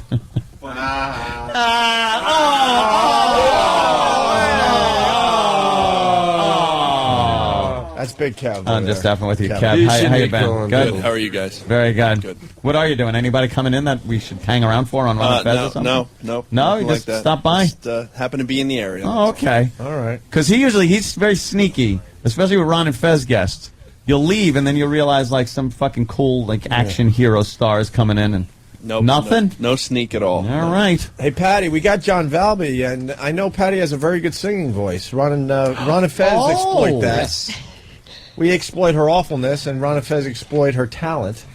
You want to sing? You want to sing a little something? If let's Valby see. could maybe... Do you know White Rabbit from? well, do you have another one? What songs? Well, she knows a lot of Beatles songs, too, right? That's Yeah, I had some What do you want to Beatles. sing, Patty? Let's see what you got. Oh God, what do I know? God. How about yesterday? Someone's phone's going. Yesterday. Yesterday. Love was. It's like I Love Lucy trying to get one of Ricky's shows. Now I need a place to home. Love was such an easy game to play. Now I need a place to hide away. Oh, I believe in yesterday. Suddenly, I'm not half the man I used to be. There's a shadow hanging over me. Oh, yesterday came suddenly. Suddenly. Wow. Voice like an angel. Jim Jeffries was rocking out to Patty. I was Holy- fucking giving power fists, man. This is a love match. Leprosy. All my skin is falling off of me. I'm not half the man I used to be. Oh, I Reminds me of a believe movie in I saw last night, leprosy. Poltergeist. Syphilis. It just started with a simple kiss. Now it even hurts to take a piss. Enough of that. Come on, John. Well, it's hard to follow, Patty. It is. Oh, isn't it? How about Obama and Biden? Obama and Biden. This country's asshole is about to widen.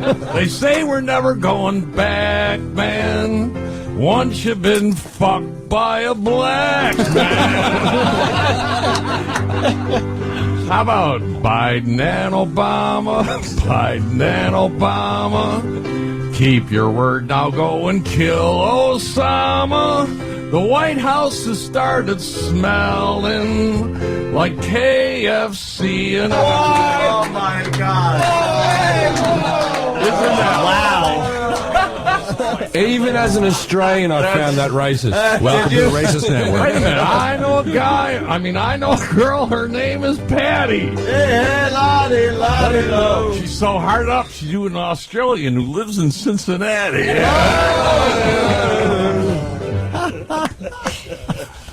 Showed you, Jim. You remember the Cincinnati bit? That's a long callback. That's a long time ago. I didn't even remember that. I had to check myself. He knows what he's doing. So who will be coming back next week, David or Patty?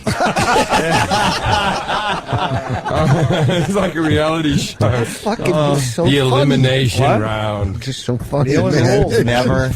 Having dealing rules. God damn. Caroline's this weekend. I might have to fucking go tonight and check out Kevin I'm Caroline's canceling my now. gig to go to their gigs this weekend. Where's your gig? Well, it's nothing. Doesn't yeah. It's Don't you in dare. Scranton. I've been there. No, I'm at the Cinema Draft House, March 20th to 21st. Fuck is that? A movie theater? It's A a theater. beer place? It's a theater. Yeah. It's Draft a good house? payday. Shut up, stupid. Oh, it's right. in Arlington, Virginia. It's like a draft house. It's like a theater where they either do shows or movies or whatever. Bands. okay. And Jeff, you're at the town hall? What? You're at the town hall? Looking around. No, I'm at the Skirball Theatre Centre at NYU. Free tickets, email jimjeffries@broadwayvideo.com and they'll send you free tickets. David, how much are the tickets? They're free. Good job. He was paying attention. I like that. Oh, I'm going to be How much there are the- how much are the tomorrow night tickets? 'cause I'm on a mailing list, and they send me stuff like that all the time, so I accepted this time, so I'm going to be there to see And how it. much are the tickets? Oh, thank you. Free. I'm looking forward to seeing you. Is that for the HBO thing? Yeah, it's for the taping. It's Right. Do they always put you way in the back? No, I just wherever. At Carnegie Last Hall. time I was in the middle. Well, Yeah. Opie will be there. You can sit with him. Never those tables right up. You rule. I'll get you back, you motherfucker. You're never at the tables right up front, are you? No, why would Yeah. I be? Oh. I don't know. Just saying. Did I call you Jim or Jeff? That's all right. Jim Jeffries said Jeff. But I called you Jeff, didn't It's all I? right. It's like Jeff Jimfries. It's like we've been hanging for a while, and you call me by my second name, and then you have abbreviated down like we're close. I like that. No, people call me Neil a lot. All right. Really? Because it's my last name, and they forgot my first name. Yeah. Cameron Good Nealon. good How do you story. forget that? So it's How's it going? That's a good way to close on. David, any follow-up to that story? That's very funny. That was very funny. Hey, David, where's Bobo today? Yeah, I know. He's not here. I'm upset. No David and Bobo show No, today, huh? no. Wow. He Wow, didn't show up. I almost hear a cheer from outside the window. No kidding, I heard it too. Another David and Bobo show. Hey, when you don't know somebody's name, do you take a stab at it, or do you just not call them by their name? Don't even say a go with word. What You I mispronounce do it. Dude or something. I would try. I go like this, like if I know someone's name, I don't know their name. I go, oh, what's your name? And then they tell me their first name. They go it's Anthony. I go, I know it's fucking Anthony. Yeah. But what's your surname? Oh, that's a goddamn. That's a good one. Yeah. Of course it's Anthony. I mean, what's your bloody? If you're When with you're- someone, it's somebody easy because then you can pawn it off on being rude. I've done that before. And then the person will introduce themselves, and the second they say their name, it's like, Yeah, no, Jim. Yeah, yeah. I'm sorry. I thought I you go, knew I'm each other. sorry. Oh God, I'm so rude. I'm an idiot. Yeah, yeah. This is. I'll go. You guys introduce yourselves. That's how you That do is it. a surefire. I don't know. No, that's not as good a cover. That's lame. Here's the I'd rather mistake just I be make. rude. Here's what I got to stop doing. I come up to somebody, I think I know their name, and like if I think it's Vincent or something, I'll come and say, "Hey man, how's it going? What's going on, man?" Just kind of barely say it. And then, but that doesn't help you. It doesn't. Like get the name. No, it doesn't. But at least they think I knew their name, and they just didn't hear it. My favorite is when fans come up and they'll be like, "Hey, you don't remember me, do you? You don't know my name." And it's like, what then? And then you go, "No, I remember the club or something." thing, yeah. And I don't know why I lie. I should just go, "Yeah, I don't fucking remember you." But I go, "No, I remember." "Oh yeah, what's my name?" And I'm like, "Now you're pushing it." Okay, I don't fucking know who you are. You're David. You used to intern for us 10 years ago, and now you're my boss. Shit.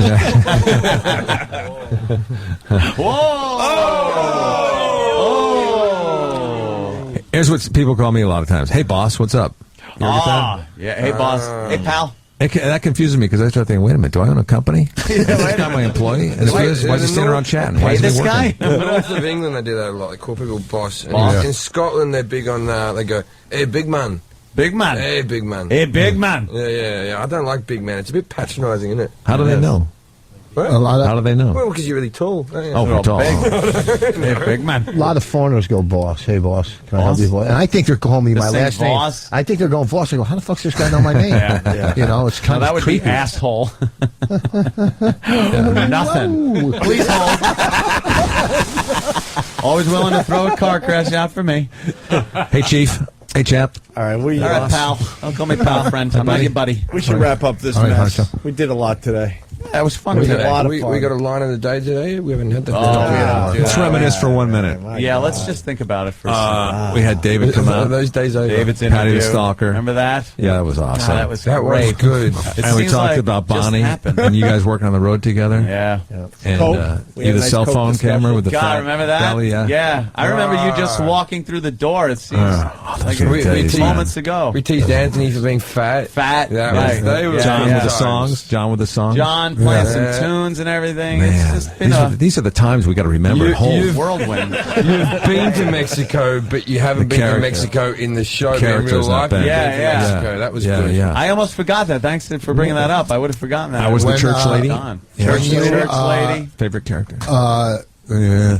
I wish this was said in that slow one motion. thing. Voss doesn't share his coke with women.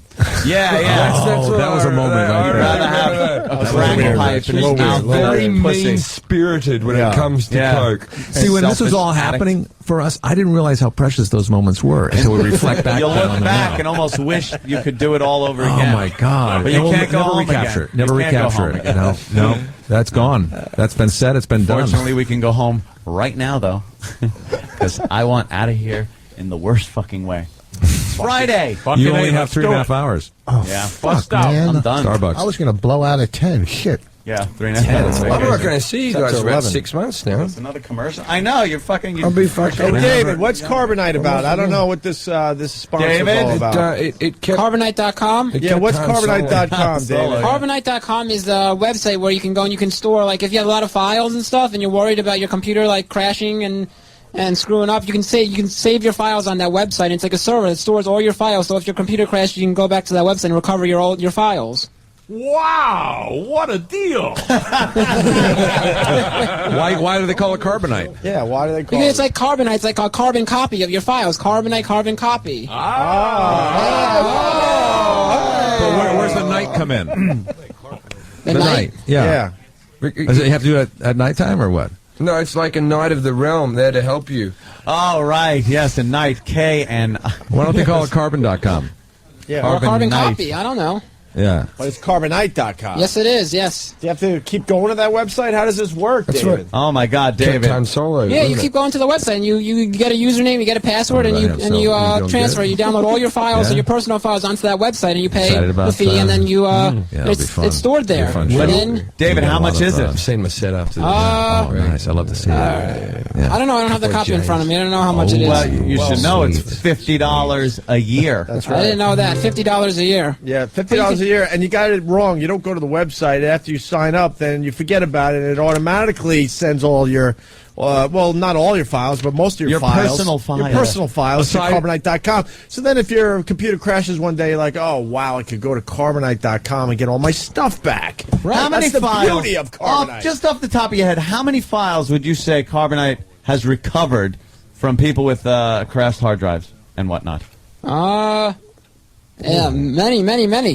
Million, maybe like 100, maybe over 100 million files. 100 million? Wow. Yeah, 100 million. How about 2 billion? 2 billion. Boy, was I wrong.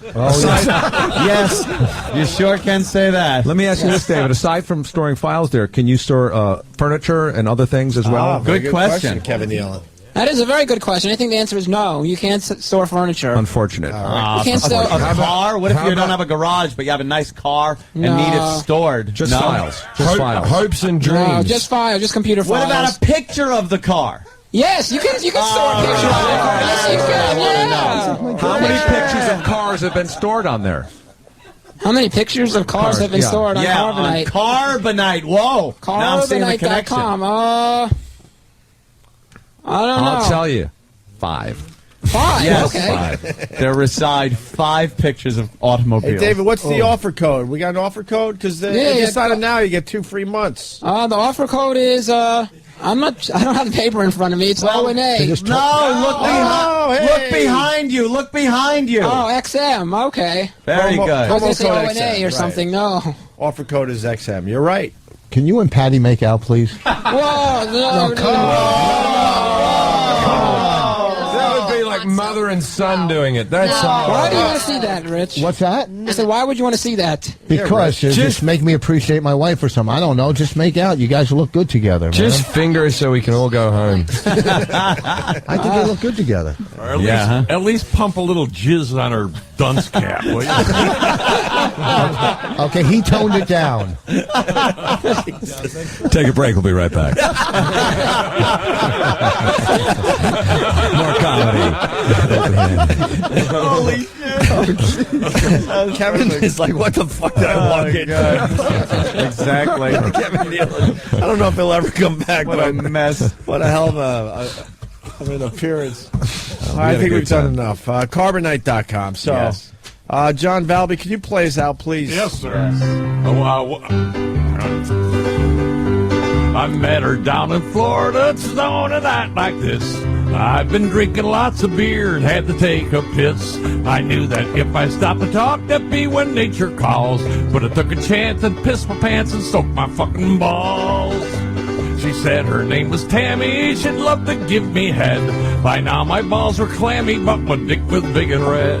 She said she'd like to hum me in one of the bathroom stalls. I just prayed her nostrils stayed upwind of my balls. She started sucking on my picker, slurping like a pig.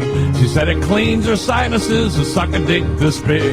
She said, I'd like to see you, my number's on the wall. But there'll be no more blowjobs, so you wash your fucking balls. So I shot a double load in and made her eyeballs twitch. Said, keep sucking honey, cause I hate to hear you bitch. They just float out her nostrils, look like Niagara Falls. So I used her semen-coated tongue to wash my fucking balls. John Valby. There you go. Have yourself a great weekend. We'll see you guys soon.